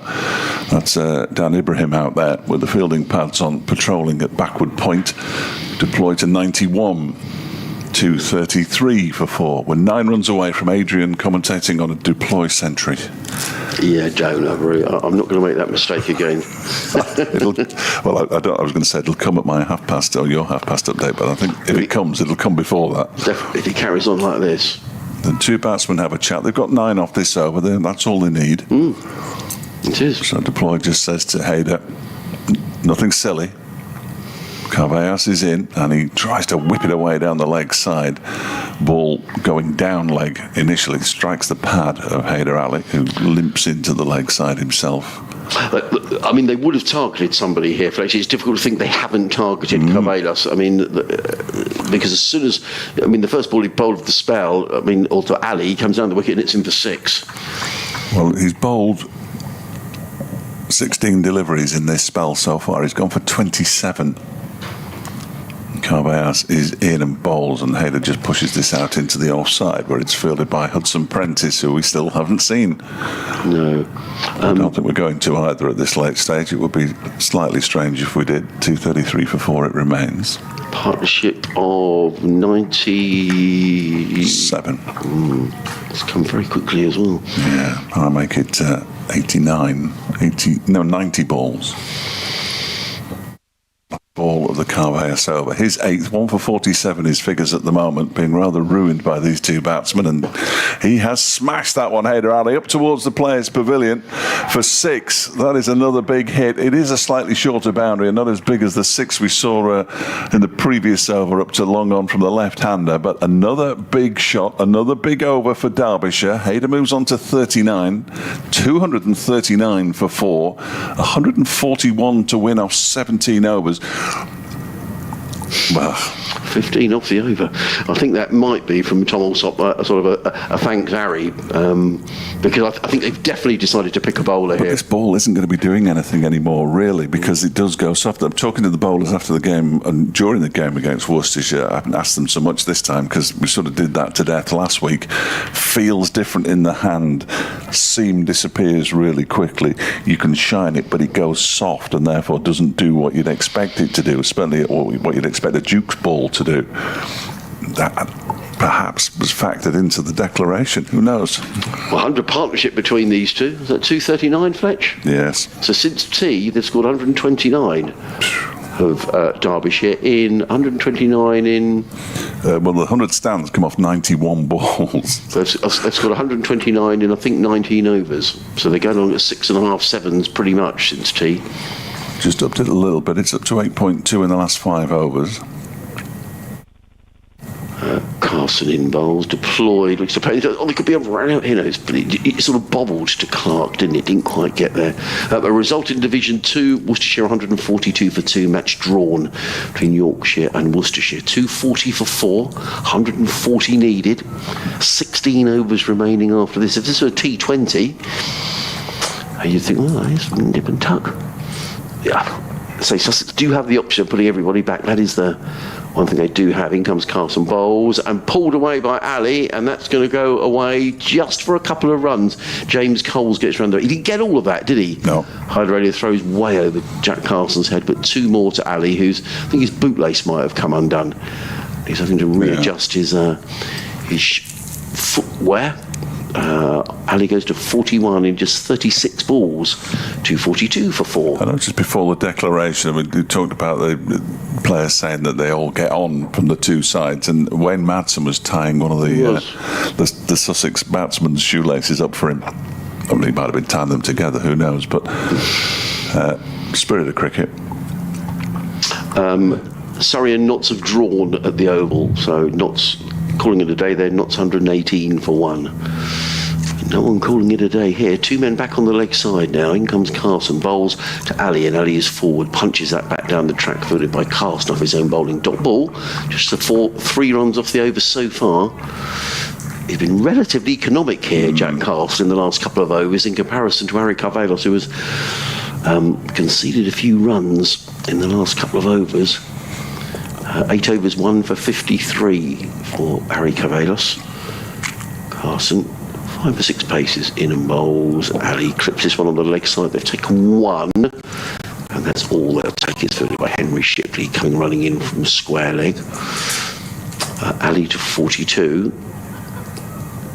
243 for 4. Runs required, the important statistic at the bottom of the scoreboard. 137 needed to win.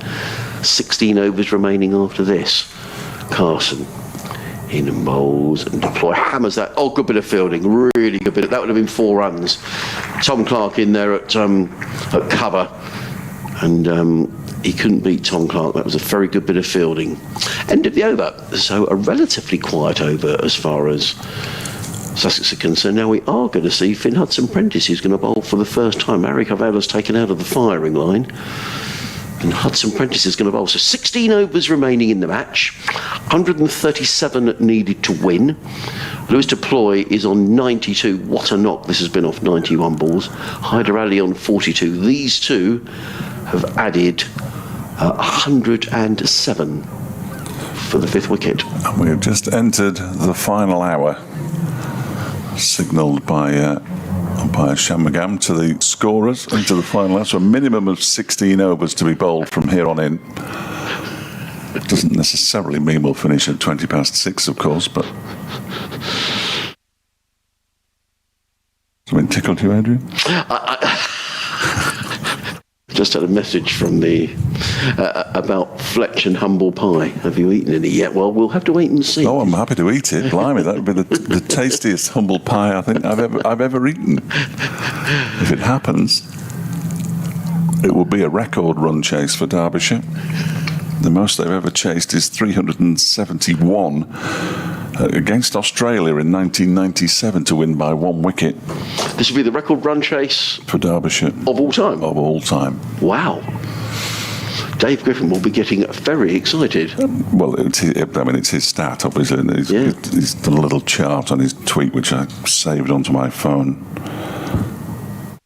Here is Finn Hudson-Prentice then from the Cromwell Road end in and bowls to Haider Ali, who tries to swish that one away down the leg side, misses it. He's a little lucky to get away with that, is Finn. That could have been swung anywhere. Yeah, and I think Haider Ali's annoyed that he didn't make it count. Look, Hudson-Prentice, if I was the groundsman, wouldn't be very happy about it. Kicking away at the crease, kicking lumps out the crease. Only 8 times have Derbyshire chased 300 or more in their history. I'm quite surprised at that. Yeah. You know, for the amount of first-class games. I think, I'm fairly certain. Derbyshire would have played. Well, anyone who gets the statistics right, it's Dave Griffin. Most of the time. No, he's all the time. 243 for 4. Hudson-Prentice in a bowls to Haider, who swings this one away down. I lost it completely. It went down to long leg, and they've gone through for a single. I thought he'd swung it away in the air. I did. But it bounced all the way through to, I assume that's Carbeas. It was going from long leg to long leg. Coming down in front of us now. It is. And now Lewis Deploy's laces have come undone. There's some great games going on around the country at Blackpool. Lancashire are 360 for 7, needing another 70 to beat Essex. Middlesex 211 for 3, needing 112 to beat Northamptonshire. And Hampshire hanging on for all their worth at Taunton, 201 for 7. They lead by 31. So I'm starting to run out there. So there's some really good games. Liam Dawson batting at number 2, 4, 5, 6, 7, 8, 9. For Hampshire is 60 not out. Hudson-Prentice around the wicket to the left-handed Duploy, who just pushes it out into the offside. The man at short cover. He'll run again. The man at short cover is Henry Shipley. Just 1 run off the first 3 deliveries of the Hudson-Prentice over. His first of the innings in the 43rd. Sussex have sent down. Absolutely bizarre. What are they going at? So we're in the 40th. I need to work out what they're going along at the moment, actually. Let's just do that some. About 5 3/4. This next delivery is just dabbed into the leg side, so he's bowling just short of a length, and neither Haider nor Lewis Deploy can get this short of a length bowling away. It's a very good tactic from Hudson-Prentice. Yeah, going along at about 5.6, 5.7 at the moment.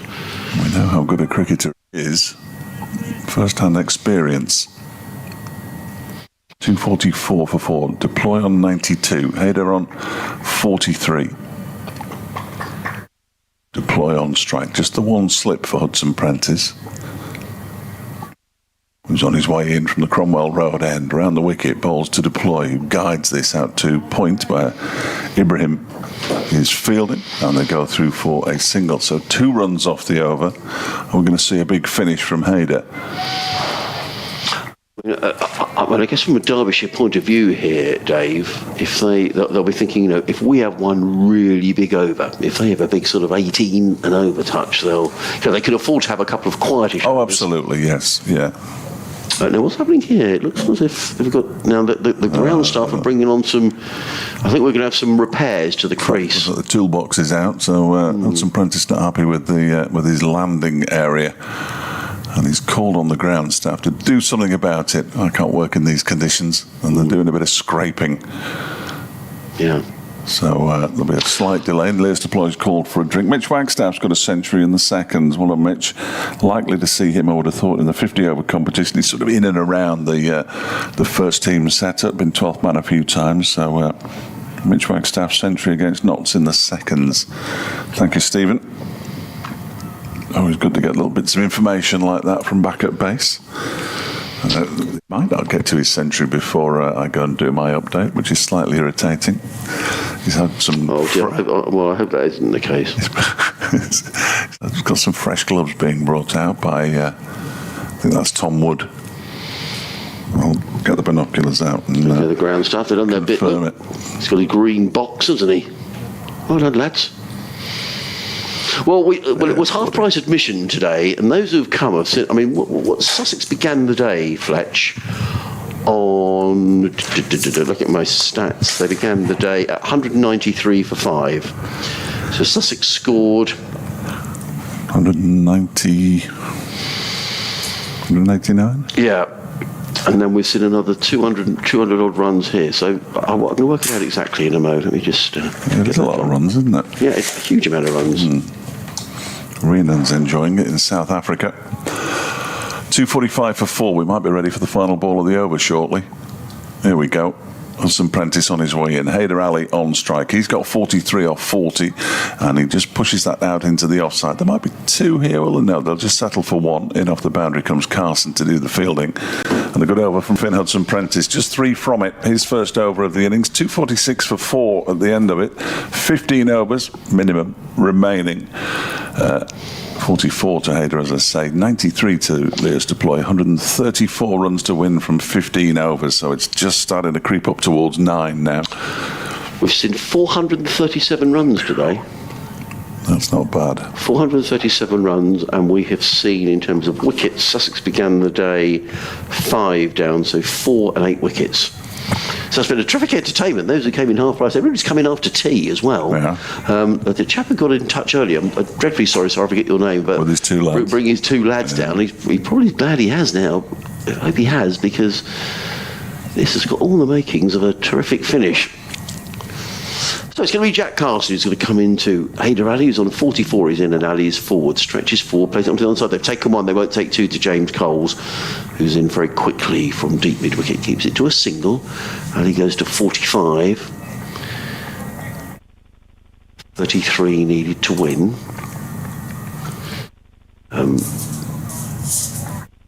Deploy waits. Go on, but you better do this, because if he hits a 6, this could be it. Okay.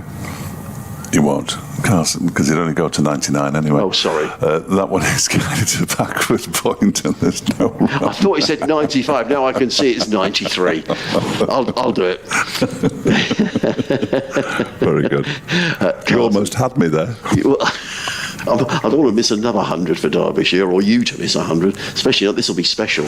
In comes Carson, bowls, Deploy, hammers this one away through the covers. He hammers it, but just for a single, straight to Coles, who completes the fielding. Another single, 2 off the over so far. 132 needed to win, 14 overs and 3 balls remaining. With Sussex needing 6 wickets. We've almost got down to the point where how much does Deploy and Haider trust the batsman to come to shut up shop for 15 overs? That's another thing to throw into the pot. Well, the least likely result you'd probably say from here is a Sussex win. In comes Carson, bowls to Ali, who thrashes that one away. That's gone a long, long way. Has gone for 6 runs. Belted away over wideish long off for 6 runs, and Ali goes to his half century. He goes to 51 off just 43 balls. That's a super knock, 254 for 4, took a step down the wicket and just belted it over extra cover for 4 runs. 4 fours and 3... 6 runs, I should say, sorry. 4 fours and 3 sixes.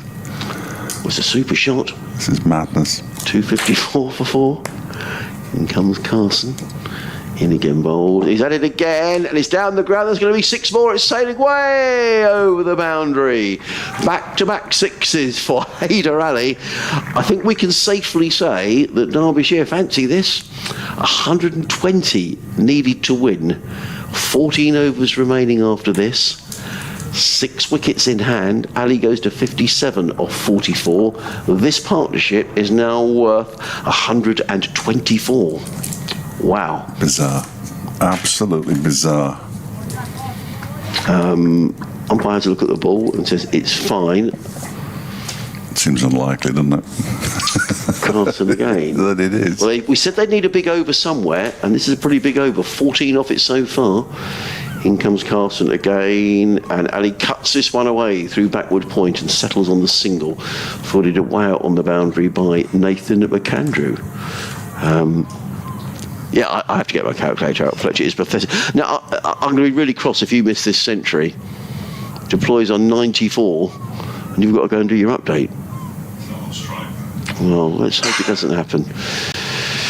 So, the two have a little natter in the middle of the pitch. We can have an update to do on BBC Radio Sussex as well. This would be remarkable. When John Philby came up a little earlier on the Sussex chair, there, you know, a big debate about whether it had been quite a negative declaration from Sussex. Well, John said, no, it isn't. Fletch disagreed. A few others disagreed. A couple said they thought it was fair. It was probably more in favour of thinking it was negative rather than positive, but these two are making this into a real game. 119 needed off 14 overs with 6 wickets in hand. Hudson Prentice runs it down the hill. Barely a sound around the ground. He comes in and bowls. Ali pulls this onto the leg side. That's going to be 4 more. 2 short from Hudson Prentice. And Hyder Ali just belts the ball away through mid-wicket for 4 runs. He goes to 62. Derbyshire to 265 for 4. 115 needed to win. Over 450 runs we've seen here today. And there could be a few more to come. The sun has momentarily gone in. Ali goes to 62. Finn Hudson Prentice has a natural way to Tom Haynes, who's fielding at mid-off. I don't know if they're discussing a field change. Tom Alsop is the skipper in at first slip. Now they're making a suggestion of a change. You've got mid-off making a suggestion to the skipper who's at slip. Henry Shipley has gone on to the deep mid-wicket boundary is the change. 4 off the first ball of the over. In comes Hudson Prentice running in down the hill. Bowls to Ali, who flicks this where mid-wicket would have been. Sussex allowing the single 5 off the over. 266 for 4. 114 needed to win in 13 overs and 4 balls. And it brings Lewis Deploy on strike, who's on 94. The Derbyshire skipper, 94 in 96 balls. It's been a magnificent innings. He waits as Hudson Prentice. He's back to his mark at the Cromwell Road end of the ground. He's in, around the wicket bowls. Deploy nudges that into the offside. They're going to have to take a quick single, which they do. James Coles comes running in backward point. Deploy goes through for the single. 6 off the over. 267 for 4. 113 needed to win. 13 overs remaining after this. Deploy and Hyder Ali go and have a little natter in the middle of the wicket. 63 off 47. Hyder Ali, it's almost like a T20 knock, really. He's come in and has played beautifully. Hudson Prentice on his way from the Cromwell Road end. He's in with the wicket bowls. Ali down the wicket and he smashes this over long off. I'll tell you what, we are seeing an exhibition and a half here, Danny, by the Derbyshire batsmen. It looked as if they had absolutely no chance of winning this game, but they are 271 for 4. Hyder Ali is on 67. Louis Deploy, the skipper, on 95. Derbyshire now needing just 109 to win this game and 13 overs remaining. It's been a remarkable exhibition of batting by these two. Earlier on in the day, James Coles, the 19-year-old, making 180 for Sussex. Many thought the declaration had been too negative by Sussex. However, Derbyshire have proven this is a good wicket and they are certainly going after the win. So we're in for a really exciting last few overs here at Hove. 109 needed to win for Derbyshire. Sussex needing 6 wickets. And there goes another 4 just played down to third man. So it's a 4 and another 4. So far off this over from Finn Hudson Prentice, 14 runs have come. Derbyshire needing 105 to win now. 13 overs remaining after this one. No such excitement at the Oval. Nottinghamshire finished 118 for 1. That game against Surrey is a draw. If you're in Hove, you've got nothing to do for the next half an hour. Come and watch some cricket because this is exciting. Well, I have actually. And if you can't make it, listen to it on BBC Sound. Also, just tell us a bit more about James Coles, 19, and his start score today? Oh, brilliant. Yeah, I mean, he just batted beautifully. He made 100 earlier on this season. He made his debut for Sussex when he was 16, Danny. He's come through the partnership that Sussex have with Oxfordshire. He's a very fine cricketer, but this year he's really come to the fore. And the innings today was full of good shots all the way around the ground. And it's always a sign, you know, when someone makes a big score. When he wandered off at the end of his innings when he was out, every Derbyshire player went up to him, shook his hands and patted him on the back. They are professionals to professionals, knowing when you've seen a good knock. It was a high quality yacht from a very, very fine young player. Just an update here, Danny. 105 needed for Derbyshire to win. 13 overs remaining in the match. Could be a cracking finish. Oh, especially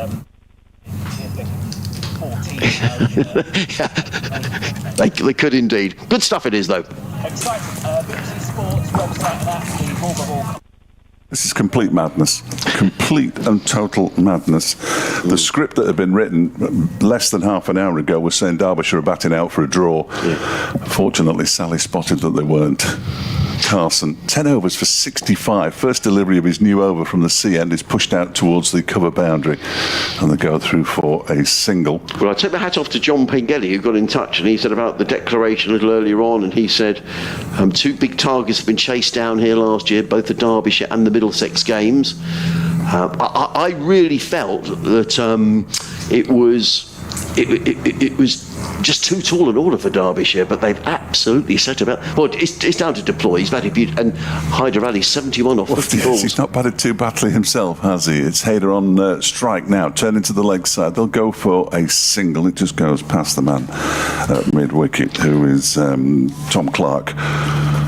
And it's eventually fielded beyond him. Another single, 2 off the first 2 balls. 104 off 13, Fletch, yeah? Yes, no, 105. 8 and over. Wow.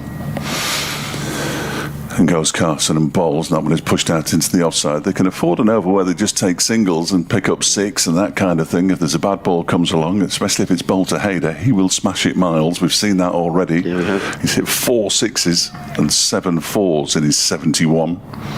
Well, Sussex hoped by dangling the carrot that the Derbyshire would go for it, and that might lead to wickets, but so far the carrot has been dangled and they've just smashed the ball I didn't away. even think the carrot had been dangled though, Adrian. Nor That's did the I. remarkable thing about it. Carson bowls, turned into the leg side by Hyder, set off for another single, comfortably enough, completed, 279 for 4. We're not far away from doing runs from balls here. No, you're right. Yeah, so... I can never work out that. I can't do my 6 times table, which is a bit unfortunate given the job that I do. Carson in again, bowls to deploy, who pushes it out into the offside. They go through for a comfortable single again. Cole's the fielder out there in the covers. He's either cover or mid-wicket, depending on whether it's the left or the right-hander. Deploy moves to 98. 100 off 73 balls they need, Fletch. Well, that's... very doable. When you say it like that... It's very doable. Oh, my word. What a game. And they've all come on a coach, so there'll be some celebrations on the way home. Hyder goes back into his crease and defends this next delivery straight back to Carson to complete the over. 5 off it. 280 for 4. Deploy will be on strike on 98. Right. Hyder will be on 73 at the Thank you for reminding me. Non-striker's end. The unwritten rule in the commentary box, you do not comment, that you commentate on your own side's Centurions, and I got it terribly wrong in the Well, no, we were both to blame, Adrian. We were, because I was dreaming, and it was a long time ago, it seems to me. Nathan McAndrew is coming back into the attack, more kicking away at the crease at the far end of the ground. Well, he'll want all the stuff that was removed for Finn Hudson-Prentice, who's bowled 2 overs for 17, and that's it. Been smartly withdrawn. Yeah, he'll want all that stuff put him back. Because he was happy with it. He was happy with it before. What a good point. The ground staff came running up with a big green bucket. Get yourselves back on, lads. I want all that dirt put him back in there, please. Do you think that was sort of some of this gunk they bring out that maybe fills up a hole? Anyway, it's almost like cement, isn't it, that they use? I hope Steve Harris was going to go back home, wasn't he? I hope you haven't gone back. You were in the stands a little while ago, Steve, so I hope you're still here. It's a long way from Aberdeenshire down to Hove. And I don't think, to be honest, too many of us expected this to happen. No, I will hold my hands up now. Well, that's good. There'll be no dissension from me on that front. So exactly 100 to win. Of 72 balls. Of 72 balls. Nathan McAndrew is going to bowl down the hill from the Cromwell Road. Then the sun has disappeared from you. There's some heavy clouds coming in. Please don't interfere weather. That would be a travesty. No, the weather won't intervene. We're clear until beyond the close of play. Deploy just composing himself, I fancy there. Mark remarks his guard. Waiting, McAndrew waits. So McAndrew comes and collects the white disc and makes Deploy wait. Yeah, the umpire's turning around saying, come on, get on with it. I mean, I guess from a Sussex point of view here, that Derbyshire have reached a stage maybe of no return. They think, right, we're going to go for this now. Well, Sussex don't want to bowl more than 16 overs in the last hour, because if they gave them an extra 6 balls, it becomes an even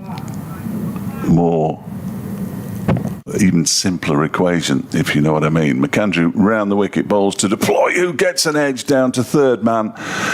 If there had been a slip there, he'd have gone. There isn't, he hasn't, and he's gone on to 99. 281 for 4. 99 to win. Oh dear. Marvellous. I have not. This is about as good a stand as I've seen since I started doing this. It's 145 off 122 balls. Hayder's innings has been sensational. Leas has been great, 99 off 101. Hayder has been sensational, 73 off 53. Just 3 extras. Yeah, 4 sixes, 7 fours. So 7 fours are 28. Remarkable. 52 of those runs are coming boundaries. Andrew bowls and he smites that straight to the man at mid-off, who takes the catch. And that is the end of Hyder Ali, and is it the end of Derbyshire's hopes? The catch taken by Tom Haynes at mid-off. He was quite deep. Hyder goes. That might change things a little bit. 73 off 54 balls. It's been magnificent from Hyder Ali, but Derbyshire lose their 5th wicket. They're 281 for 5, still with 99 runs required. What a knock. Well, I mean, just terrific. 73 or 54 balls, and he gets a really good hand as he makes his way off. Let's listen to the ovation. There's probably not too many folk here from Derbyshire, so the Sussex supporters are certainly recognising when they've seen a good knock. Haynes takes the catch. That was important for Sussex. It may have taken some of the momentum out, and it all depends how deep Derbyshire want to take this. I mean, but sometimes you could say by trying to, if they lose another couple of wickets, to then shut up shop, is there a danger in doing that? This is what makes the 4-day game so intriguing. Terrific knock. Really was. We all know that the new batsman, who is Anuj Dal, can bat. We do. Got a century, 141 not out, batting with Leas Deploy at New Road, Worcester. So he's no stranger to a decent innings. Leas Deploy's up to 949 runs for the season now. Is this right, Fletch? Since T was taken on 110 and now it's 281. So they've got 171 runs since T, when there were 36 overs to go. Oh, right, yes, so those 22 overs bowled at T, so we've had 24 overs since T. Still not bad. No, absolutely. Oh, yeah, absolutely. So, good bowling change by Tom Alsop, credit where credit's due. A good catch by Tom Haynes as well, because that was going fast. He had plenty of time to see it, but he clung on. Anuj Dal can live up to his name and nudge it around and let Leas Deploy take the bulk of the risks. Who knows what might happen? They've got a man now by the 4th slip or gully, but there's a big gap. I don't like those gaps. McAndrew. First ball to Anuj Dal. Absolutely flies through past his nose. It did, didn't it? Yeah. I assume that was one for the over that was signalled by Surrey Shanmugam, but it was barely signalled if it was. That flew through, and he just had to jolt his head back. Yeah, he has got the odd one to do that, hasn't he? Nathan McAndrew. They need 5 more wickets. Sussex, Derbyshire need 99. Dahl, the new batsman. after a magnificent knock of 73 from 43 deliveries from Haider Ali. And that strikes the pad. Big appeal for leg before wicket, not out, says the umpire. Going down leg. Yeah, I mean, it was a good shout, wasn't it? It was a white on height. I can only think just the shape that he went to play the shot made you think that it was going down. It's very difficult for us to tell from here. But just what Sussex needed was a quieter over. Although, in a sense, they kind of want Derbyshire to keep going for this, because the best chance Sussex have got of winning this game is for Derbyshire to keep chasing. Suddenly, with these two in, just one off the over. McAndrew on his way in again. 2 dot balls so far faced by Anuj Dal. Needs to get to the pace of the surface. He's not going to get off the mark there either. That's going to be signalled leg by, and is 282 for 5. 98 required off 67 balls. If my maths. Yeah, you're right. 6 times table is you're right. is keeping it. Yeah, 6-11's a 66. We used to chant, once 11 is once 66, 2, 3 6s are 18. That's a good way of learning, though. They don't do it anymore. No, they don't. Should do. McAndrew into Liz deploy on 99, and he defends this ball back to him. He picks up and threatens to throw the stumps down. I'm not entirely sure why. And it's a dot ball to end the over. So just 2 runs and a wicket from that Nathan McAndrew over. 7 overs, 1 for 39. A terrific over from him. Has just put the brakes on Derbyshire momentarily, possibly, but certainly put the brakes on. 98 required, 66 deliveries left. 99 to deploy and 0 to Anuj Dal. 9 and over. They need 11 9s to 99, so that would get them over the line. Just 1 or 2 scores elsewhere of note before Jack Carson bowls his next over. In the Caribbean, it's a shame really. West Indies bowled out for 150 in the first test. India in reply 146 without loss at lunch on the second day. West Indian cricket is not in a great state at the moment. No. Well, 2 of the players who've been in the team that got knocked out of the World Cup qualifiers flew home to take part in the Test series.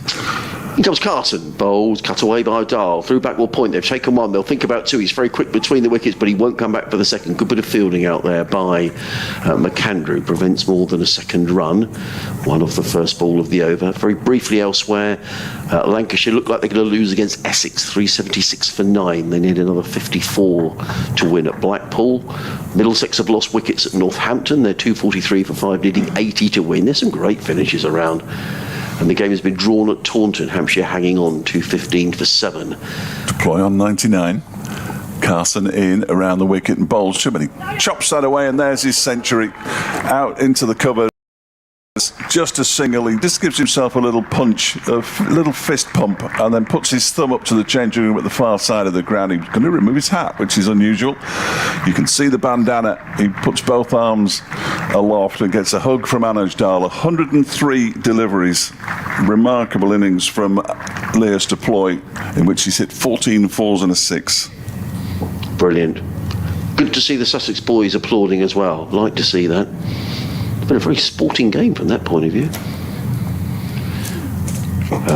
Carson in Dahl, clips it on the onside. Sorry, I rather left it there, didn't I? No, don't worry, not at all. 3 singles off the over, 95 needed, 10 overs remaining after this, so that run rate is hovering around the 9.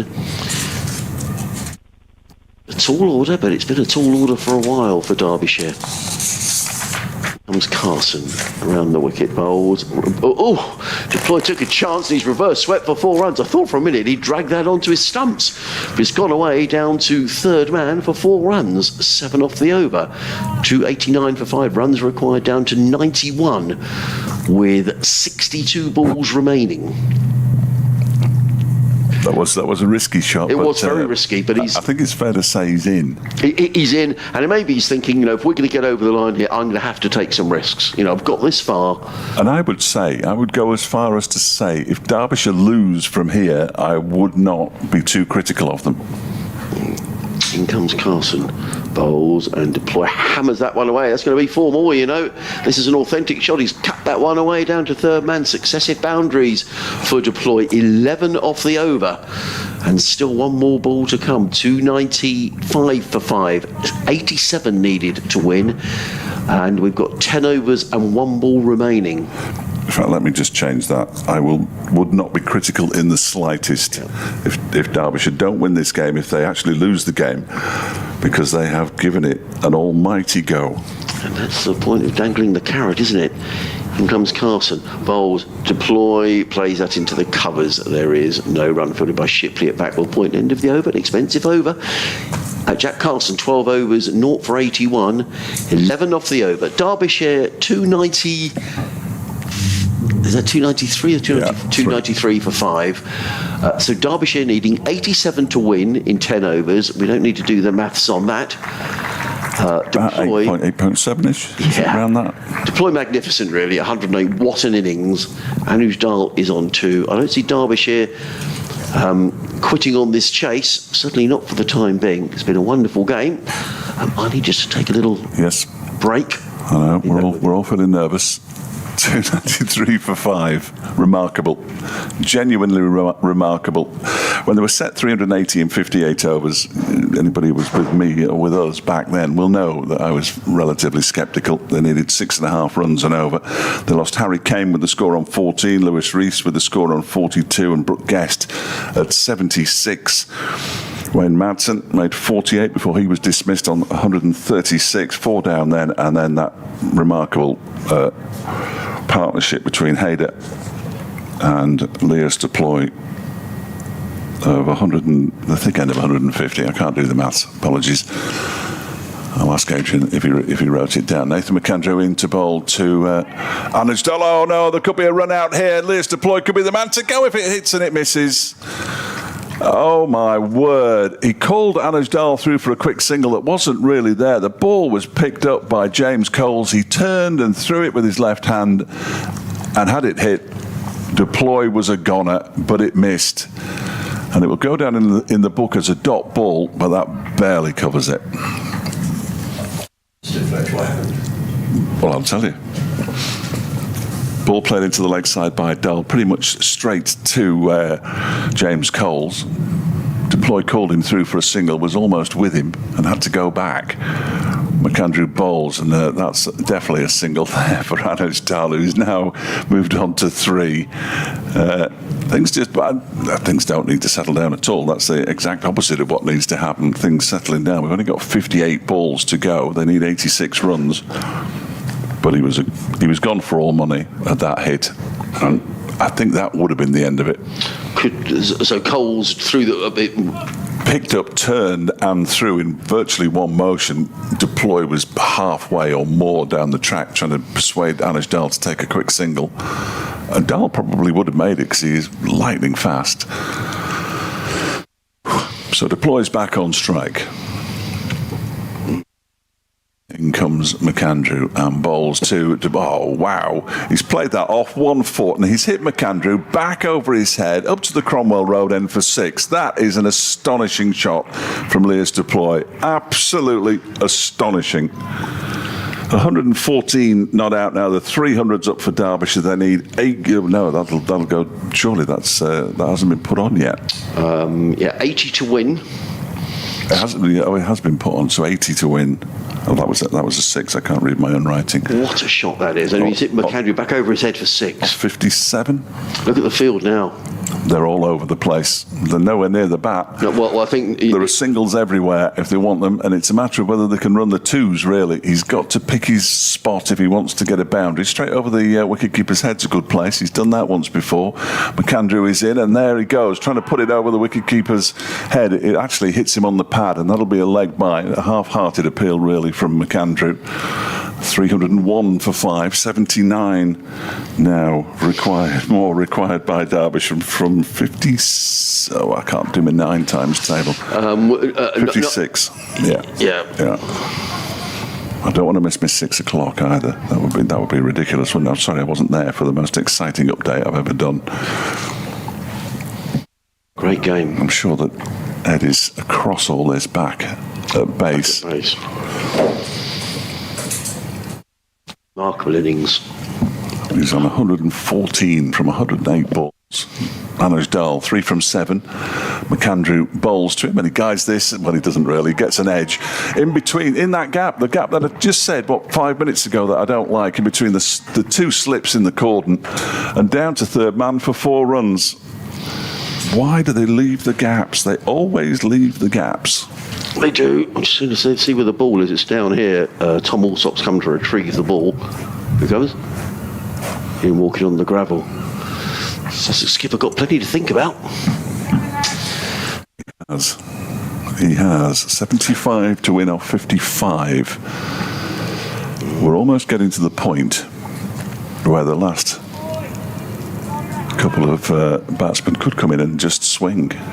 Yes, and Sussex will be hoping that is the case. Absolutely. Sussex will be thinking, they just put a couple of mistakes here, because I think Deploy will say, come on, let's go for this. We've got this far, let's go for it. In comes, I'm not tweeting, in comes McAndrew and bowls to Dahl, who tries to cut this one away, just bounces out into the offside. There's no run, but already 12 off the over. In fact, the over is finished and 12 came off it. 305 for 5, so 54 balls remain, 75 more runs for victory, 5 wickets for Sussex with an ageing Kookaburra ball, which we have to take into consideration. I can imagine that whichever way this game goes, I can't imagine that any of the players will think that the Kookaburra ball has been a success. Well, this is the second game that we've had here like this. The last game, Worcestershire needed 386 in 79 overs, and they got 381. They finished 6 runs short. The last game here, Jake Libby made 97. So what's the chase going to be here if they get their 386? This is 380 to win in 58 overs, so it's a lot less in terms of overs. And it went right. It was a brilliant game, and you just get the feeling we could be in for another one here. A nipper. So 9 overs to go, 6-9 to 54. Henry Shipley's going to come into bowl from the C end of the ground. 75 needed to win. Lewis Deploy, 114 not out. It's been an innings full of magnificent shots. Now, Sussex have got pretty much everybody back on the fence. Long on and long off the back. They've only got one man saving a single who's at backward point. Other than that, the other 8 fielders are just spread around the ground. 4 protecting that short leg side boundary. In comes Henry Shipley over the wicket, bowls, Deploy, smashes that one away off the outside edge, down to third man. They've taken one, and that's all they'll take. The throw comes in from way down in the distance. It wasn't a great throw, actually, went right over the head of Ollie Carter from Hudson Prentice, but it's a single. You've got to go and do an update, Fletch. 6 o'clock update, and then I've just been told by Ed, he said we might be doing some live commentary into the show tonight. Oh, that'd be exciting. Yeah. I've told him to let us know. Good stuff. 115 to Louis Deploy, 306 for 5, 74 needed to win off 53 balls. And now there's a big debate about where the field is going to be set for Anuj Dal, who is on 7 off 9. If you're just joining us, it's just been the most remarkable day's cricket. Sussex scoring an extra 191 runs this morning. So we've had nearly 500 runs in the day. The field is set. There are now 5 men saving 1 as in comes Henry Shipley running up the hill. Bowls to Dahl, who's forward, plays it to the offside. They're going to go for the single. It's a risky single. Throw comes in from Carvelos. This is the stumps. But a single taken by Dahl. He goes to 8, 307 for 5. Brings Deploy back on strike. He's 115 not out. 73 needed to win by Derbyshire. Of 52 balls. And now the field is spread again. Comes Shipley, bowled and deploys a full toss. And it's given a wide. Henry Shipley looks at the umpire as if to say, I'm not sure about that. But it is given a wide. So there's going to be an extra ball. 72 needed to win, and still the same amount of balls to be bowled. 8 overs and 4 balls, which makes 52 balls. Deploy waits again. As in comes Shipley, the sun makes a reappearance. Shipley in, bowls, Deploy smashes that one away. Is he going to be caught here at long off? No, he's not. It's gone for 4 runs. It's between Tom Haynes at long off and Tom Clark, who was at a deepish extra cover. The ball goes right between the pair. Deploy picks up another boundary. He goes to 119 off 110 balls, 312 for 5. In terms of Louis Deploy's innings, he has now hit 17 4s and 2 6s in this quite magnificent performance. 119 off 110 balls, 68 needed to win for Derbyshire.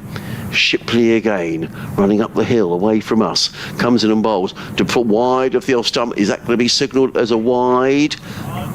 No, it isn't. I think the umpire gave it quite a lot of thought and then decided that he wouldn't signal a wide.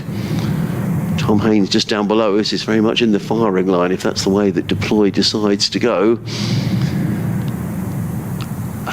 Sussex have got 8 men on the boundary. Just Tom Alsop, who is saving a single. In comes Shipley, bowls to Deploy, steps across the street, swings the ball on. That's gone miles and miles and miles. That's gone out of the ground. That's gone over the Spencarmer Pavilion.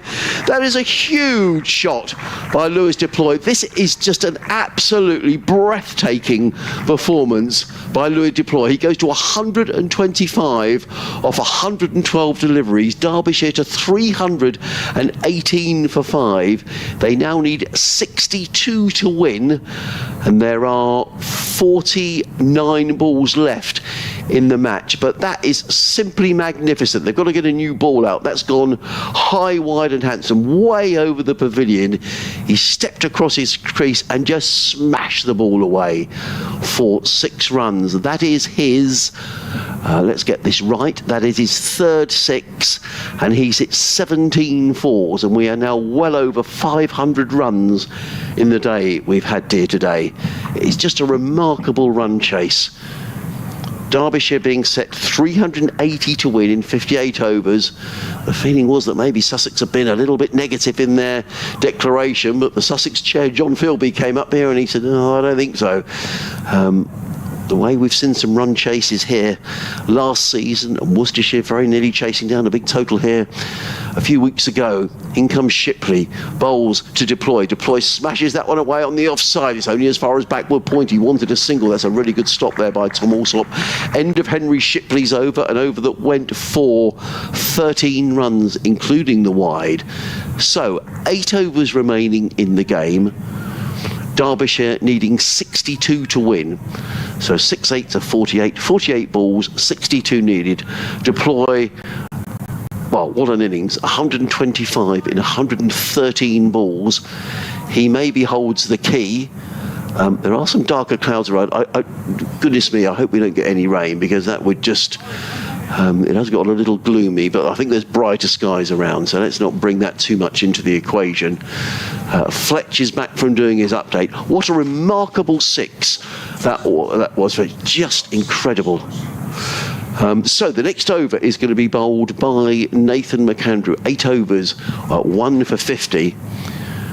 And Derbyshire have scored 318 for 5 in 50 overs in a championship match. They're going along at over 6 and over.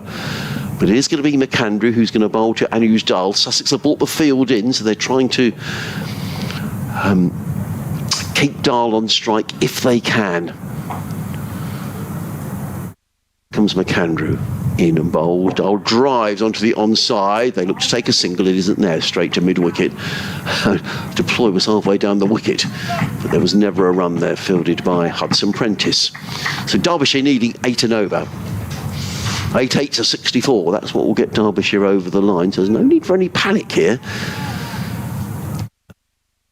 Dahl is on 8. I think Deploy holds the key here, although as Dave was saying, the nearer they get to the total, the more the tarmac think, well, we'll have a swing here as well.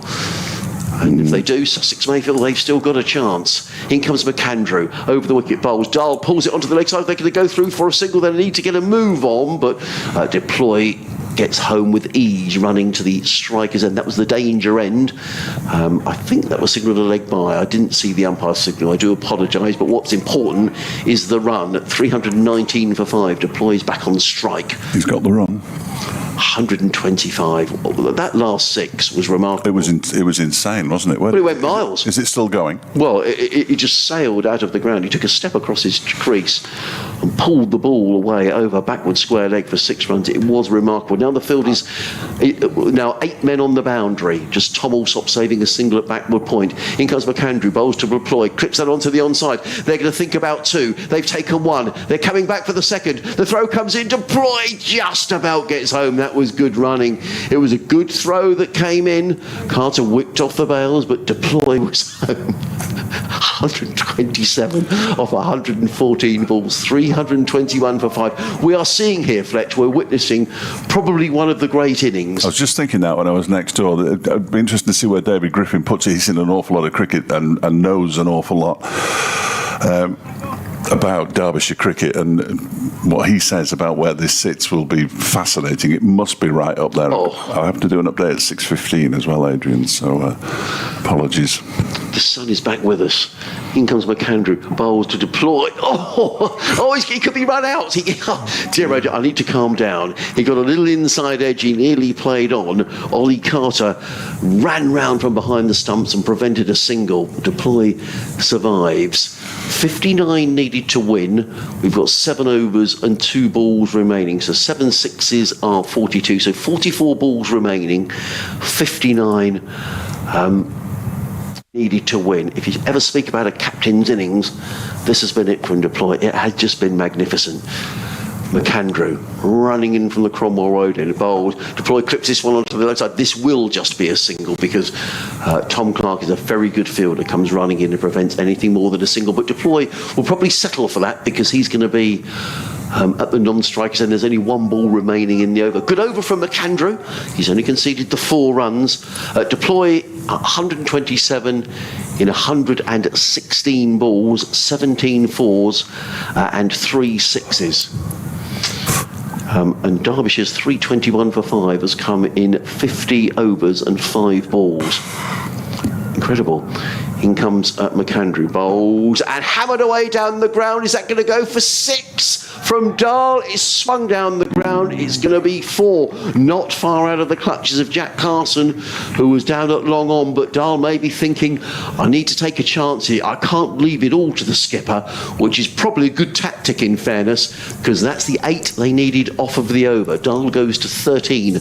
Derbyshire 326 for 5. They need 54 to win in 7 overs, 7-8 to 56. So it's still 8 and over. I think that's a good tactic from Dahl, actually, because he's leaving all to Deploy. It was almost a free hit for him as well because it was the final ball of the over. So if he was out, Deploy would be on strike at the point. I nearly said it. I could have looked really intelligent. Yeah, that's why you earn the big bucks, Fletch. I nearly said it. Yeah. No, you earn the big bucks when you actually say it before it actually happens. 54 off 42 then. It's come to this. Sussex still need 5 wickets. They've got 1 wicket in goodness knows in the last 190 runs. As the new over begins, Deploy's hit that in the air. He might be caught here. There's a fielder coming in off the boundary. Ibrahim takes the catch and Deploy goes. Deploy is out for 128. He didn't get all of that. Dan Ibrahim came in off the boundary. I don't think he saw it initially. He didn't seem to move. Then he spotted it. Shipley gets another wicket. It's his 3rd, and Derbyshire are 326 for 6. They still need a further 54 runs to win off 41 balls, but Deploy has gone. What an innings. I mean, one of the great innings, and I think we'll just listen to the applause as Louis Deploy makes his way off, because people are standing around the ground. Wonderful to see.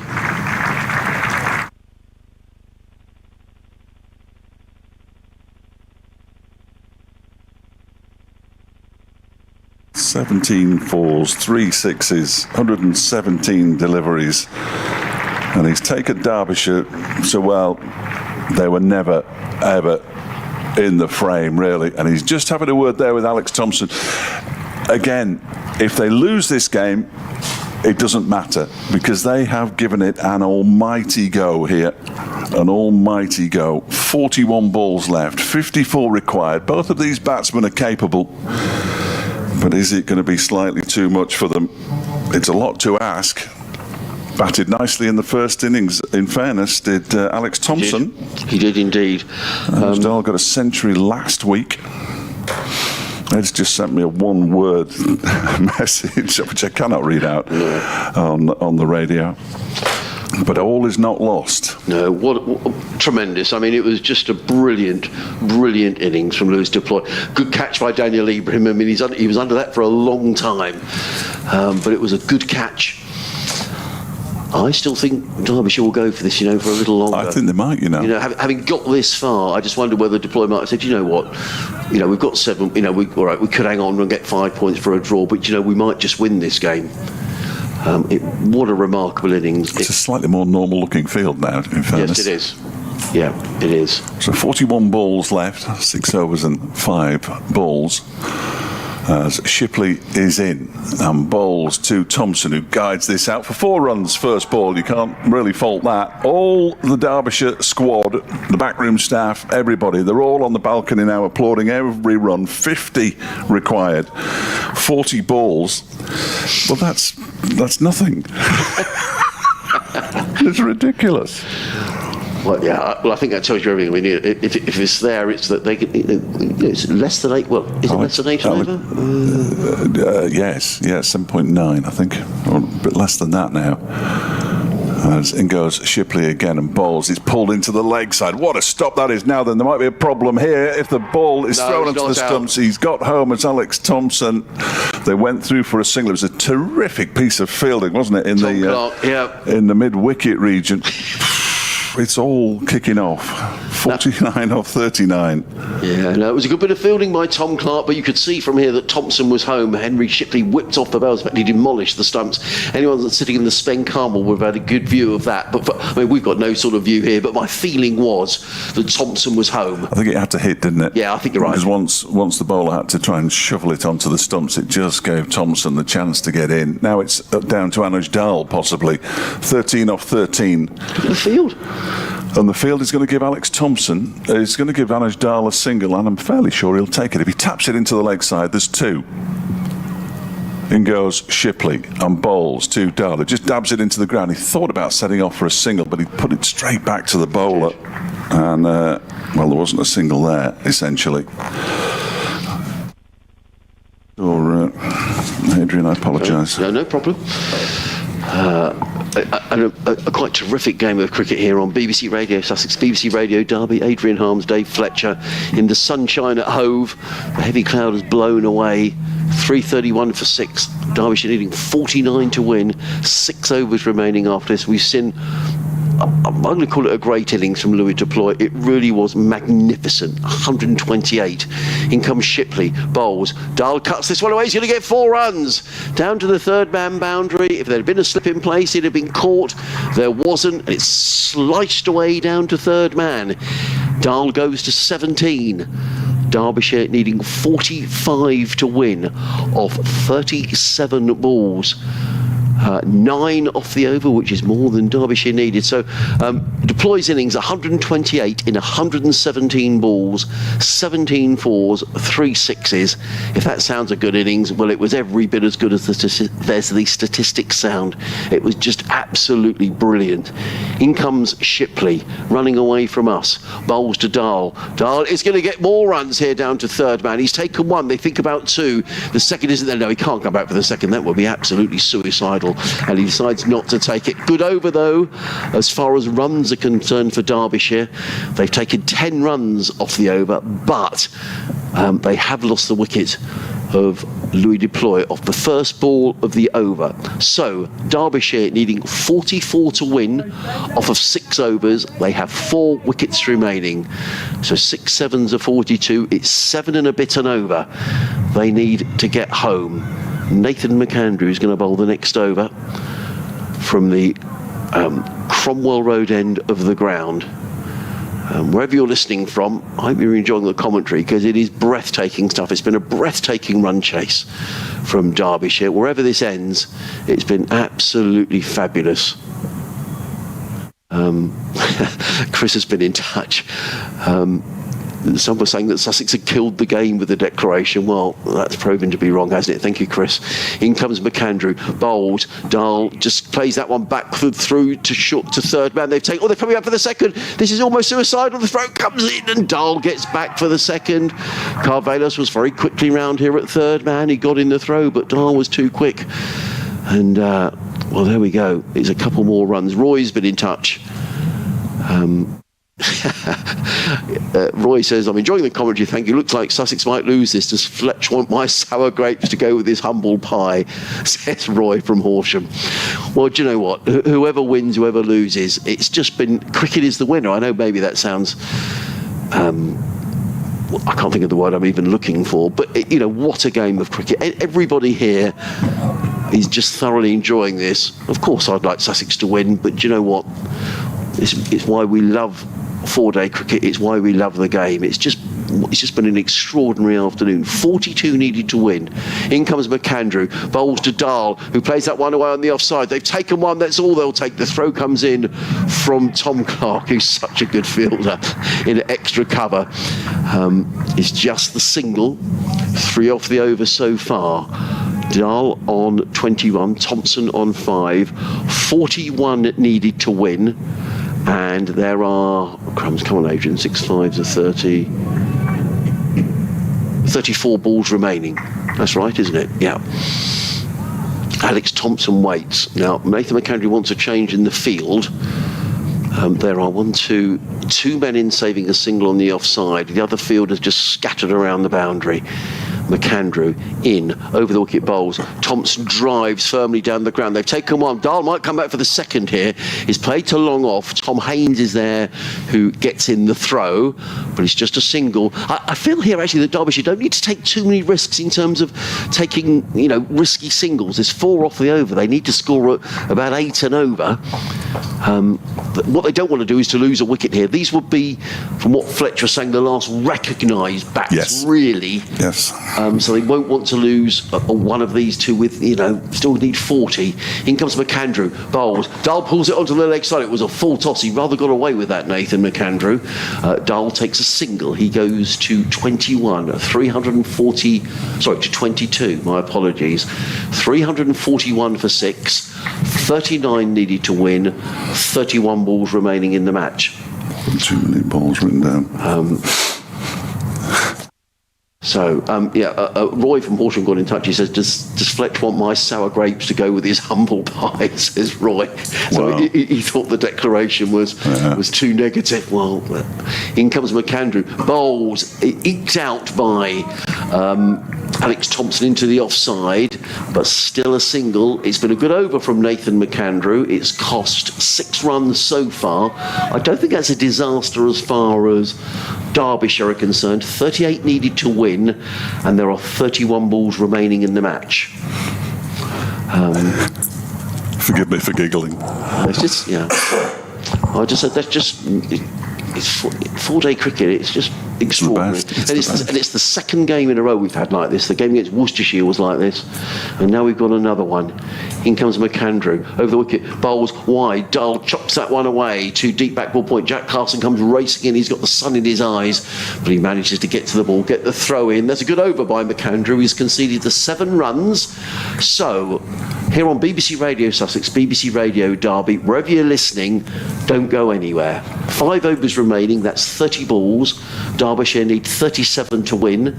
They've got 4 wickets remaining only. Anusdal is on 23. Alex Thompson is on 7.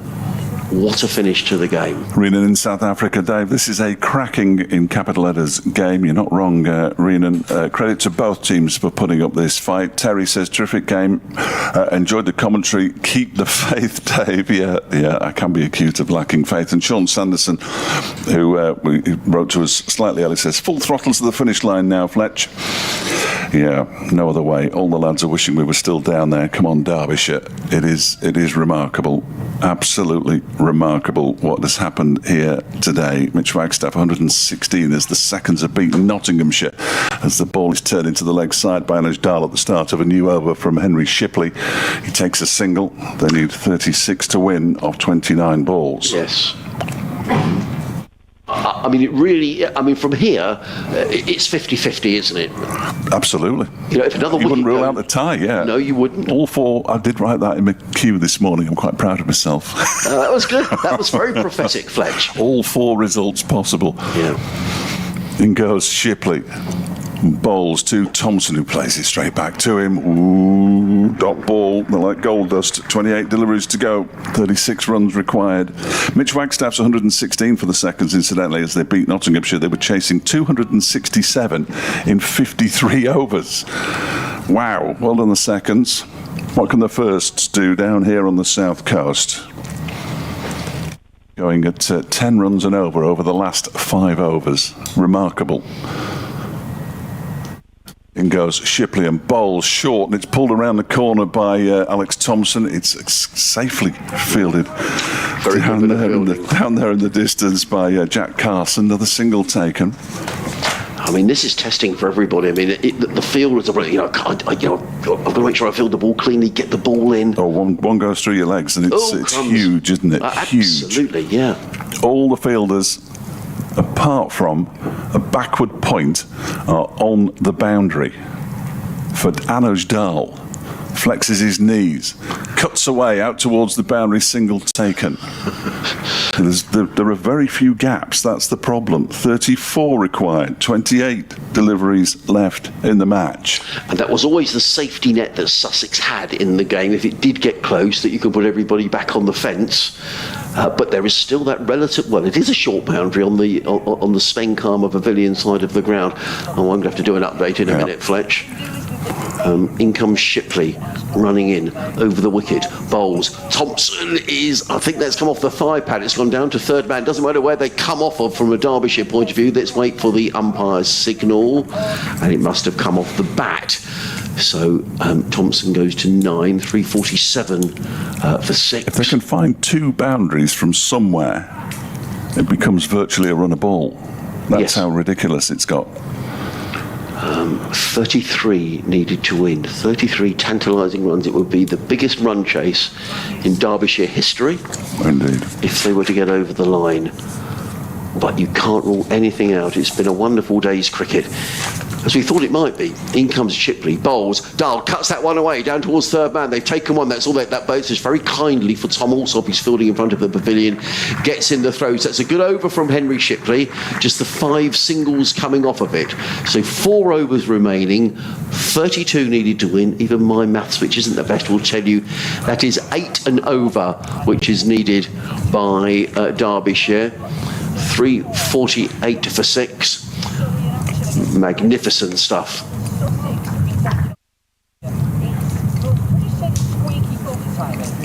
It's just a magnificent game of cricket. I can't think of any other word to describe it, Connor. The game at Oval has been drawn between Surrey and Notts, but this is a game of cricket and a half. Derbyshire are 348 for 6. They need 32 to win. They've got 4 overs left. We've seen a great innings, and I mean a great innings, by Louis Deploy, the Derbyshire skipper. He made 128. 4 overs to go here. We've had over 500 runs. It's just simply, whoever wins this game, cricket is the winner. It's just been brilliant. And Nathan McAndrew about to bowl the 4th final over of the match. Super stuff. 32 needed to win, 4 overs to go. In comes McAndrew, bowls. Dahl hammers the ball away. He's going to be caught by Ollie Carter, and he is caught. And a wicket goes down. Sussex pick up a wicket. Dahl has gone for 26. So Derbyshire now doing 32 to win. There are 23 balls remaining in the match. They have 3 wickets to go. We're trying to catch our breath, Connor. It's brilliant.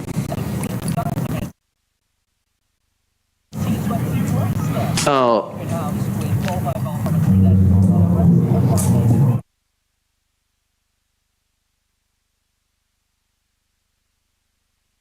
Wow. Sam Connors. Well, he made runs in the first innings, Fletch. Make yourself a hero, Sam Connors. McAndrew picking up the wicket.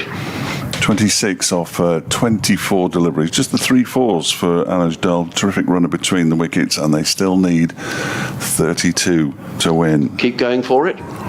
I think so. I'd be happy. I think most of the supporters would be happy too. I don't think anybody in their right mind would criticise Derbyshire if they lost the game trying to win it. We've said this all season. No relegation from the second division. You might as well go for it. What's Sam Connor's going to do? What did he make in the first innings? 34, was 34, you're absolutely right. Yeah.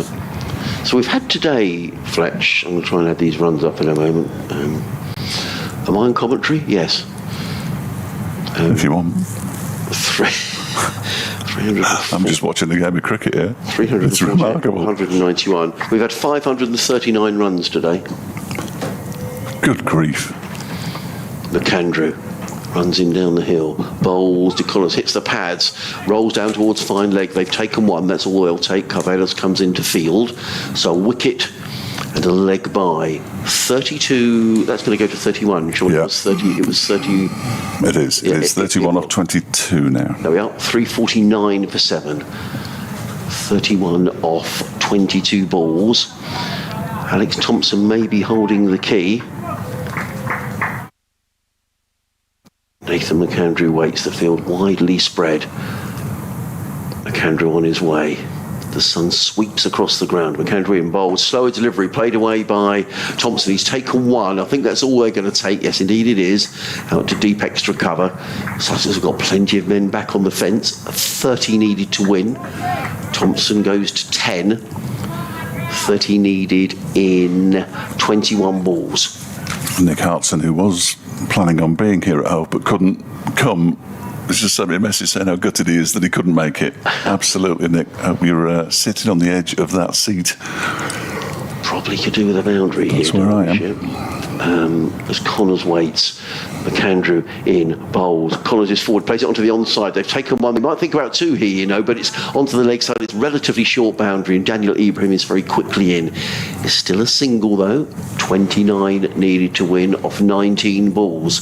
Connors is on his way. 351 for 7. The 350 went with barely a ripple of applause because I barely noticed it. No, I didn't. 44 Alex Thompson made in the first innings and put on 51 and 49 in successive partnerships. I know the pressure wasn't quite as severe as it is now, but it shouldn't be forgotten. McAndrew on his way, bowls. Thompson drives into the offside. Good shot, maybe just for a single. I don't think they'll come back. Oh, they're coming back for the second. He's going to have to get a move on the throw. Comes in. That's really good running by Connors. Really very good indeed. It was a good bit of fielding out there by Tom Haynes. He got in the throw, but a good bit of running by Connors. They're going to have to take the odd risk or two, and he decided that was worthwhile. 2 runs to Alex Thompson. He goes to 12. 353 for 7. 27 needed to win. Good running. Very, very quick between the stumps. 19 balls to go. Thompson just composes himself. Composes is the word. Wish I could. Yeah. The sun fully out. McAndrew in, bowls. Thompson is, that's a slower delivery by Nathan McAndrew. That was good bowling. And it's a dot ball. So, 3 overs to go. That's nice for the maths. 27 needed to win. 9 and over needed. 3 wickets needed for Sussex to win. 27 runs. Here we are, Fletch. It's 6:30 Oh, yeah, it's on day marvellous, 4 isn't it? of the Marvellous. county championship match, and we're still here. And we don't know who's going to win. We have no idea what the result of this game's going to be. No, amazing. It's ridiculous. Yeah, just an incredible game of cricket. It really is. Hugh Lloyd has just been in touch. He's delayed his return from wherever he's been in Birmingham to watch the match on the stream. Good to have you along, Hugh. 27 off 18. 353 for 7. No pressure. Henry Shipley.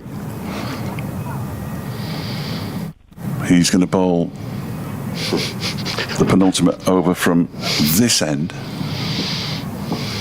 And on his way in now to bowl to Sam Connors, who's got one. He bowls to him and he drives it out into the offside. There might be two there if Anish Dahl had been batting, but there's only one, and it's 26 off 17. I just got a message, and I thought it was a cricket message, but it's a message from a mate of mine who was clearly not watching the cricket. He says, would you like any runner beans and raspberries? I've picked some from my allotment today. Yeah, not now. Not now. I've got other things on my mind.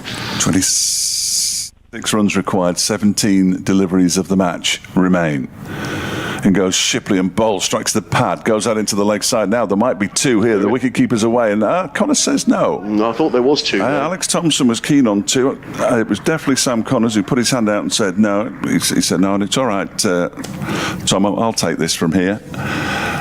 It was a leg by. It doesn't really matter. 355 for 7. They were set 318, 58 overs. We're down to the last 2 overs and 4 balls of those 58 overs. What a chase. Henry Shipley, 3 for 62. He's in and bowls to Connors, who clips this away down towards long leg. He fancies 2 here. I don't think there are 2 there. There aren't 2 there, as the ball is hurled back in from the far distance. Another single, 24 to win, but just 15 balls of the game remain. I'll tell you what, boundary. I can see Paul Farbrace is standing at the far end of the ground, his arms folded. He's probably enjoying this as much as everybody else, I'm sure. He likes good, positive cricket, does Paul, and this has been exactly that. It goes Shipley. Bowls to Thompson, clips it into the leg side. Are the 2 runs there? No, just a single again. Nicely fielded there by Tom Clark. 23 to win. 40. My brain's freezing. 14 balls to go. I mean, you know, Sussex need to win the game. Sussex need to get 3 wickets in these 14 balls, which is not out the question. As in comes Shipley again. Bowls to Connors. He tries to pull it into the leg side. It hits his body and goes out into the offside, down to a short third man. Another single taken. 22 off 13. I think we might be on actual radio for the last 2 overs, Adrian. So on your best behaviour. Right. That's ready. Well done. Dawes in the chair. Of course, I won't know when they've arrived, so he's going to crash it, really. Sports Extra listeners with us as well, where I can tell you it's quite tense. Derbyshire set 380 to win in 58 overs, are 358 for 7. They need 22 runs off 13 deliveries. In goes Shipley. That ball's whipped away down to long leg by Alex Thompson, only a single. And it's 21 off 2 overs. Simple enough equation. But it's been a remarkable day's cricket. Adrian Harms from BBC Sussex alongside Dave Fletcher from BBC Radio Derby. Leas Deploy, 128 off 117 balls, put on 145 with Haider Ali, who made 73 off 54. Earlier, Wayne Madsen with 48. And all that, it's almost overshadowed a career best 180 from James Coles in the Sussex innings, which we thought had gone on a little bit, well, I say we, I thought had gone on a little bit too long. They made 384 for 9 declared, setting Derbyshire 380 in those 58 overs. And it's come down to the final 12 deliveries of the match, Adrian. We've had 550 runs in the day, Fletch. It's been madness. And one of the, I mean, we spoke about James Coles, wonderful knock from the 19-year-old, a name for the future. If you haven't heard of James Coles, a wonderful knock of 180. But Louis Deploy, 128 in 117 balls. And we welcome listeners to Radio Derby as well. Good to have you along for the last 12 balls of this innings. It is an absolute nipper. All 4 results remain possible, Adrian. 17 fours and 3 sixes for Deploy, but it's all come down to this. 21 needed of 12 balls. It's Nathan McAndrew, the Australian, striding down the hill from the Cromwell. Bowls to Thompson, who swings that away on the leg side. Is he going to be caught? Ibrahim's underneath it. He is caught. Daniel Ibrahim picks up his 2nd catch, and Alex Thompson is on his way. McAndrew picks up his 3rd wicket of the innings. So now 21 needed off 11 balls, but just 2 wickets remaining. It's almost inconceivable that Derbyshire aren't going to go for these these runs, but that's a big wicket because Alex Thompson made 44 in the first innings, Fletch. It's a very short boundary on that leg side. Another yard or so, the ball would have made it over the boundary, but it didn't. Ibrahim was there. He took the catch, and Alex Thompson has gone 14 in 14 balls in 24 minutes with 1-4. He makes his way off. The new man striding out to the middle. It has to be, doesn't it? George Scrimshaw comes out to bat, not allowed to bowl since yesterday evening after bowling 3 bouncers in and over and being removed from the attack for the rest of the innings, having picked up his first-class fifer in the first innings. So he fielded all day, well, half a day, until Sussex declared, and now it's down to him to take Derbyshire over the line. I would suggest that if he gets out, Sussex become favourites because, well, we all saw how Suranga Lakmal batted in the first innings. We did. And it didn't fill me with any kind of confidence at all. Here we are, 25-7 on the 4th day of a county championship match. We're still playing 11 balls left in the match. Nathan McAndrew runs down the hill from the Cromwell Road end, bowls to Scrimshaw. It's down the leg side. It's taken by Ollie Carter. It's a dot ball. 21 needed off 10 balls. The one thing that Scrimshaw isn't is nimble, and he wasn't able to get any bat on that at all. As Fletcher was saying, there was much debate about the declaration, 380 in 58 overs. There was a feeling around that maybe Sussex have been a little bit negative. But the Sussex chair, John Philby, came up on commentary and said, no, I don't think so. He backed his coach and his captain, didn't he? He did. I think this is going to be a good declaration, and so it's proven. The sun is out at Hove. McAndrew down the hill, bowls to Scrimshaw, who squirts that one down to fine leg. They've taken one, and that's all they'll take as Brad Curry, who's on his 12th man, gets in the throw. 20 needed off 9 balls. Now, I'd be surprised if George Scrimshaw didn't come out with a message for Sam Connors. Now, if that is go for it, magnificent. If they lose, having tried to chase down 380 in 58 overs, nobody would criticise Derbyshire. Absolutely nobody. It's been simply ridiculous, the run chase today. As Adrian said, 550 runs in the day. I mean, it's ludicrous. In comes McAndrew. Over the wicket, bowls, and Connors defends. And the message was, play for a draw, Sam. No, that wasn't a no ball, was it? No, no, it wasn't a no ball. I thought from it, I think that was 2 left in the over. Yeah, 8 deliveries left, 20 runs required. Sam Connors is going to try and play out these last 2 balls. Or play out the next ball and then try to get a single, I fancy. Well, the Sussex fielders, I think, were just a little surprised by that. There's some looks around the field as if to say, does that mean Derbyshire are not now going to go for these runs? Connors defended. Or was he trying to kid them and get them all in and then hit the ball over the top? 20 to win off 8 balls. Nathan McAndrew, who's taken 3 wickets in the innings, the tall Australian, over the wicket, bowls and played onto the onside by Connors. He takes a single, which means 19 to win needed off 7 balls. But the way he played that shot, Fletch, made me think that maybe the instruction is don't lose the game. Don't lose the game from here with just 2 wickets remaining. George Scrimshaw, the number 10 batsman, is out there. That's probably a place too high. Sam Connors is batting at 9, potentially 2 places too high, and Suranga Lakmal's coming in at 11 because you can't bat at 12. Well, now we have got some changes in the field, and whereas the Sussex fields were dispersed all around the boundary, we've now got a slip coming into place. The last game here, Fletch, against Worcestershire for Sussex, Worcestershire needed 386 in 79 overs. They got to 381 for 8.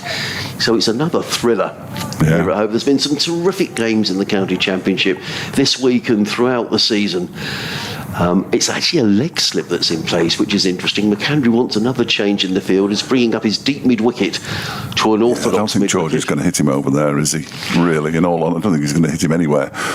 He did hit 3 4s in successive balls in his first innings. In comes McAndrew over the wicket, bowls, and Scrimshaw just plays that to long off, and that tells us that Derbyshire are quite happy to settle here for the draw. End of McAndrew's over. 361 for 8 are Derbyshire. They need 19 to win. However, it would seem now that it is all about survival. Can they survive the final 6 balls?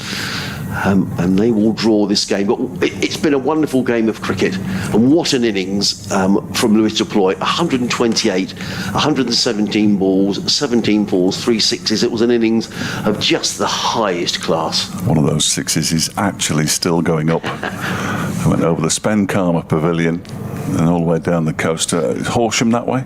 Yeah, well, there's now a debate. There's a huddle of Sussex fielders, and they're deciding who's going to bowl this over. They need 2 wickets in the last over, and it's not out of the question, is it, at all at the moment?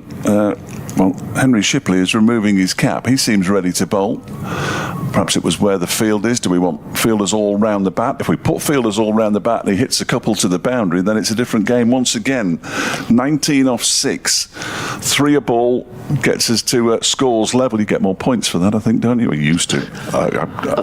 I'm presuming, Fletch, that Saranga Lakmal, if required, will bat. He hobbled off with yes, it's a bit of a groin issue. That is true, actually. So there'll be no quick singles from somewhere. There wouldn't have been anyway. I mean, I think they'll wheel him out even if he can barely walk. Yeah. If a wicket were to go down. Adrian Harms from BBC Sussex, Dave Fletcher, BBC Radio Derby. 6 balls left of a pulsating game of cricket. Both sides scored just over 400 in their first innings. 402 played 407. Sussex declared their second innings on 384 for 9, setting Derbyshire 380. We've got to the last over of the match, and Derbyshire, well, they need 19 runs to win. Sussex, they need 2 wickets for victory. And the numbers 9 and 10 are out there in the middle. They have only got 1 over to survive, to secure the draw and give both sides 12 points from this game. If you could give them more, you would. You would, definitely. 552 runs in the day, Fletch. 13 wickets. And it's been half price to get in here today. 361 for 8 then, as Shipley is in and bowls to Connors. It's a bouncer over his head. You're not going to get many wickets that way. You want to bowl at the stumps on 5 balls to go. So Derbyshire are holding on for the draw here. Don't quite understand that. No idea what he's doing there. Absolutely no idea. You bowl at the stumps. I thought the declaration was a bit iffy, but only because they batted too long. That turned out to be wrong. So perhaps there's method in the madness here from Henry Shipley. 3 for 66 from his 11 overs and 1 ball so far. The bowlers haven't had a particularly good time of it here at the county ground in Hove, though. It's been batsman on top. Shipley's in and bowls. That's better. Turn round the corner, fielded by the man at leg slip. Down on his knees. Yeah. 4 balls to go. 2 until... No, 3 until we can shake hands. There'll be 1 ball left when they shake hands. I'm a little surprised that Sussex has still got 2 fielders out because... well, he's not going to hit it, is he? No. He's shown no inclination to hit it. As Sam Connors, which is absolutely fair enough. If they'd have carried on, lost the game, having been going for the win, fair play, but they've decided to shut up shop. Shipley coming around the wicket now, in and bowls to Sam Connors, who nudges that into the ground on the leg side, just past Dan Ibrahim, who's under the lid at short leg. Wonderful advert for the county championship, though, Dave. This many runs in a day, a game of cricket that's going after 4 days to 6:45 on the final day of the match, and a game that's been played in great spirit as well. 3 balls remain. 2 wickets required by Sussex. Derbyshire just have to survive 2 of them. Shipley is in, bowls to Connors, and he just about survives that one as it goes out into the leg side. Not far from Ibrahim at short leg, but probably 1.5 yards in front of him as he played with soft hands, Sam Connors. Never been accused of playing with soft hands, Sam Connors, in the past. Don't see too much point in Sussex having 2 fielders. Jack Carlson is wandering in from mid-wicket and saying, well, should we bring a helmet out so I can get right in under the batter's nose? For the short. If he's going to bowl around the wicket in short, there we go. The fielder down at long leg has been brought up as well. Everybody was on the boundary 15 minutes ago when Lewis Deploy was batting. Now everybody is round the bat, as you might expect. No extra helmets required.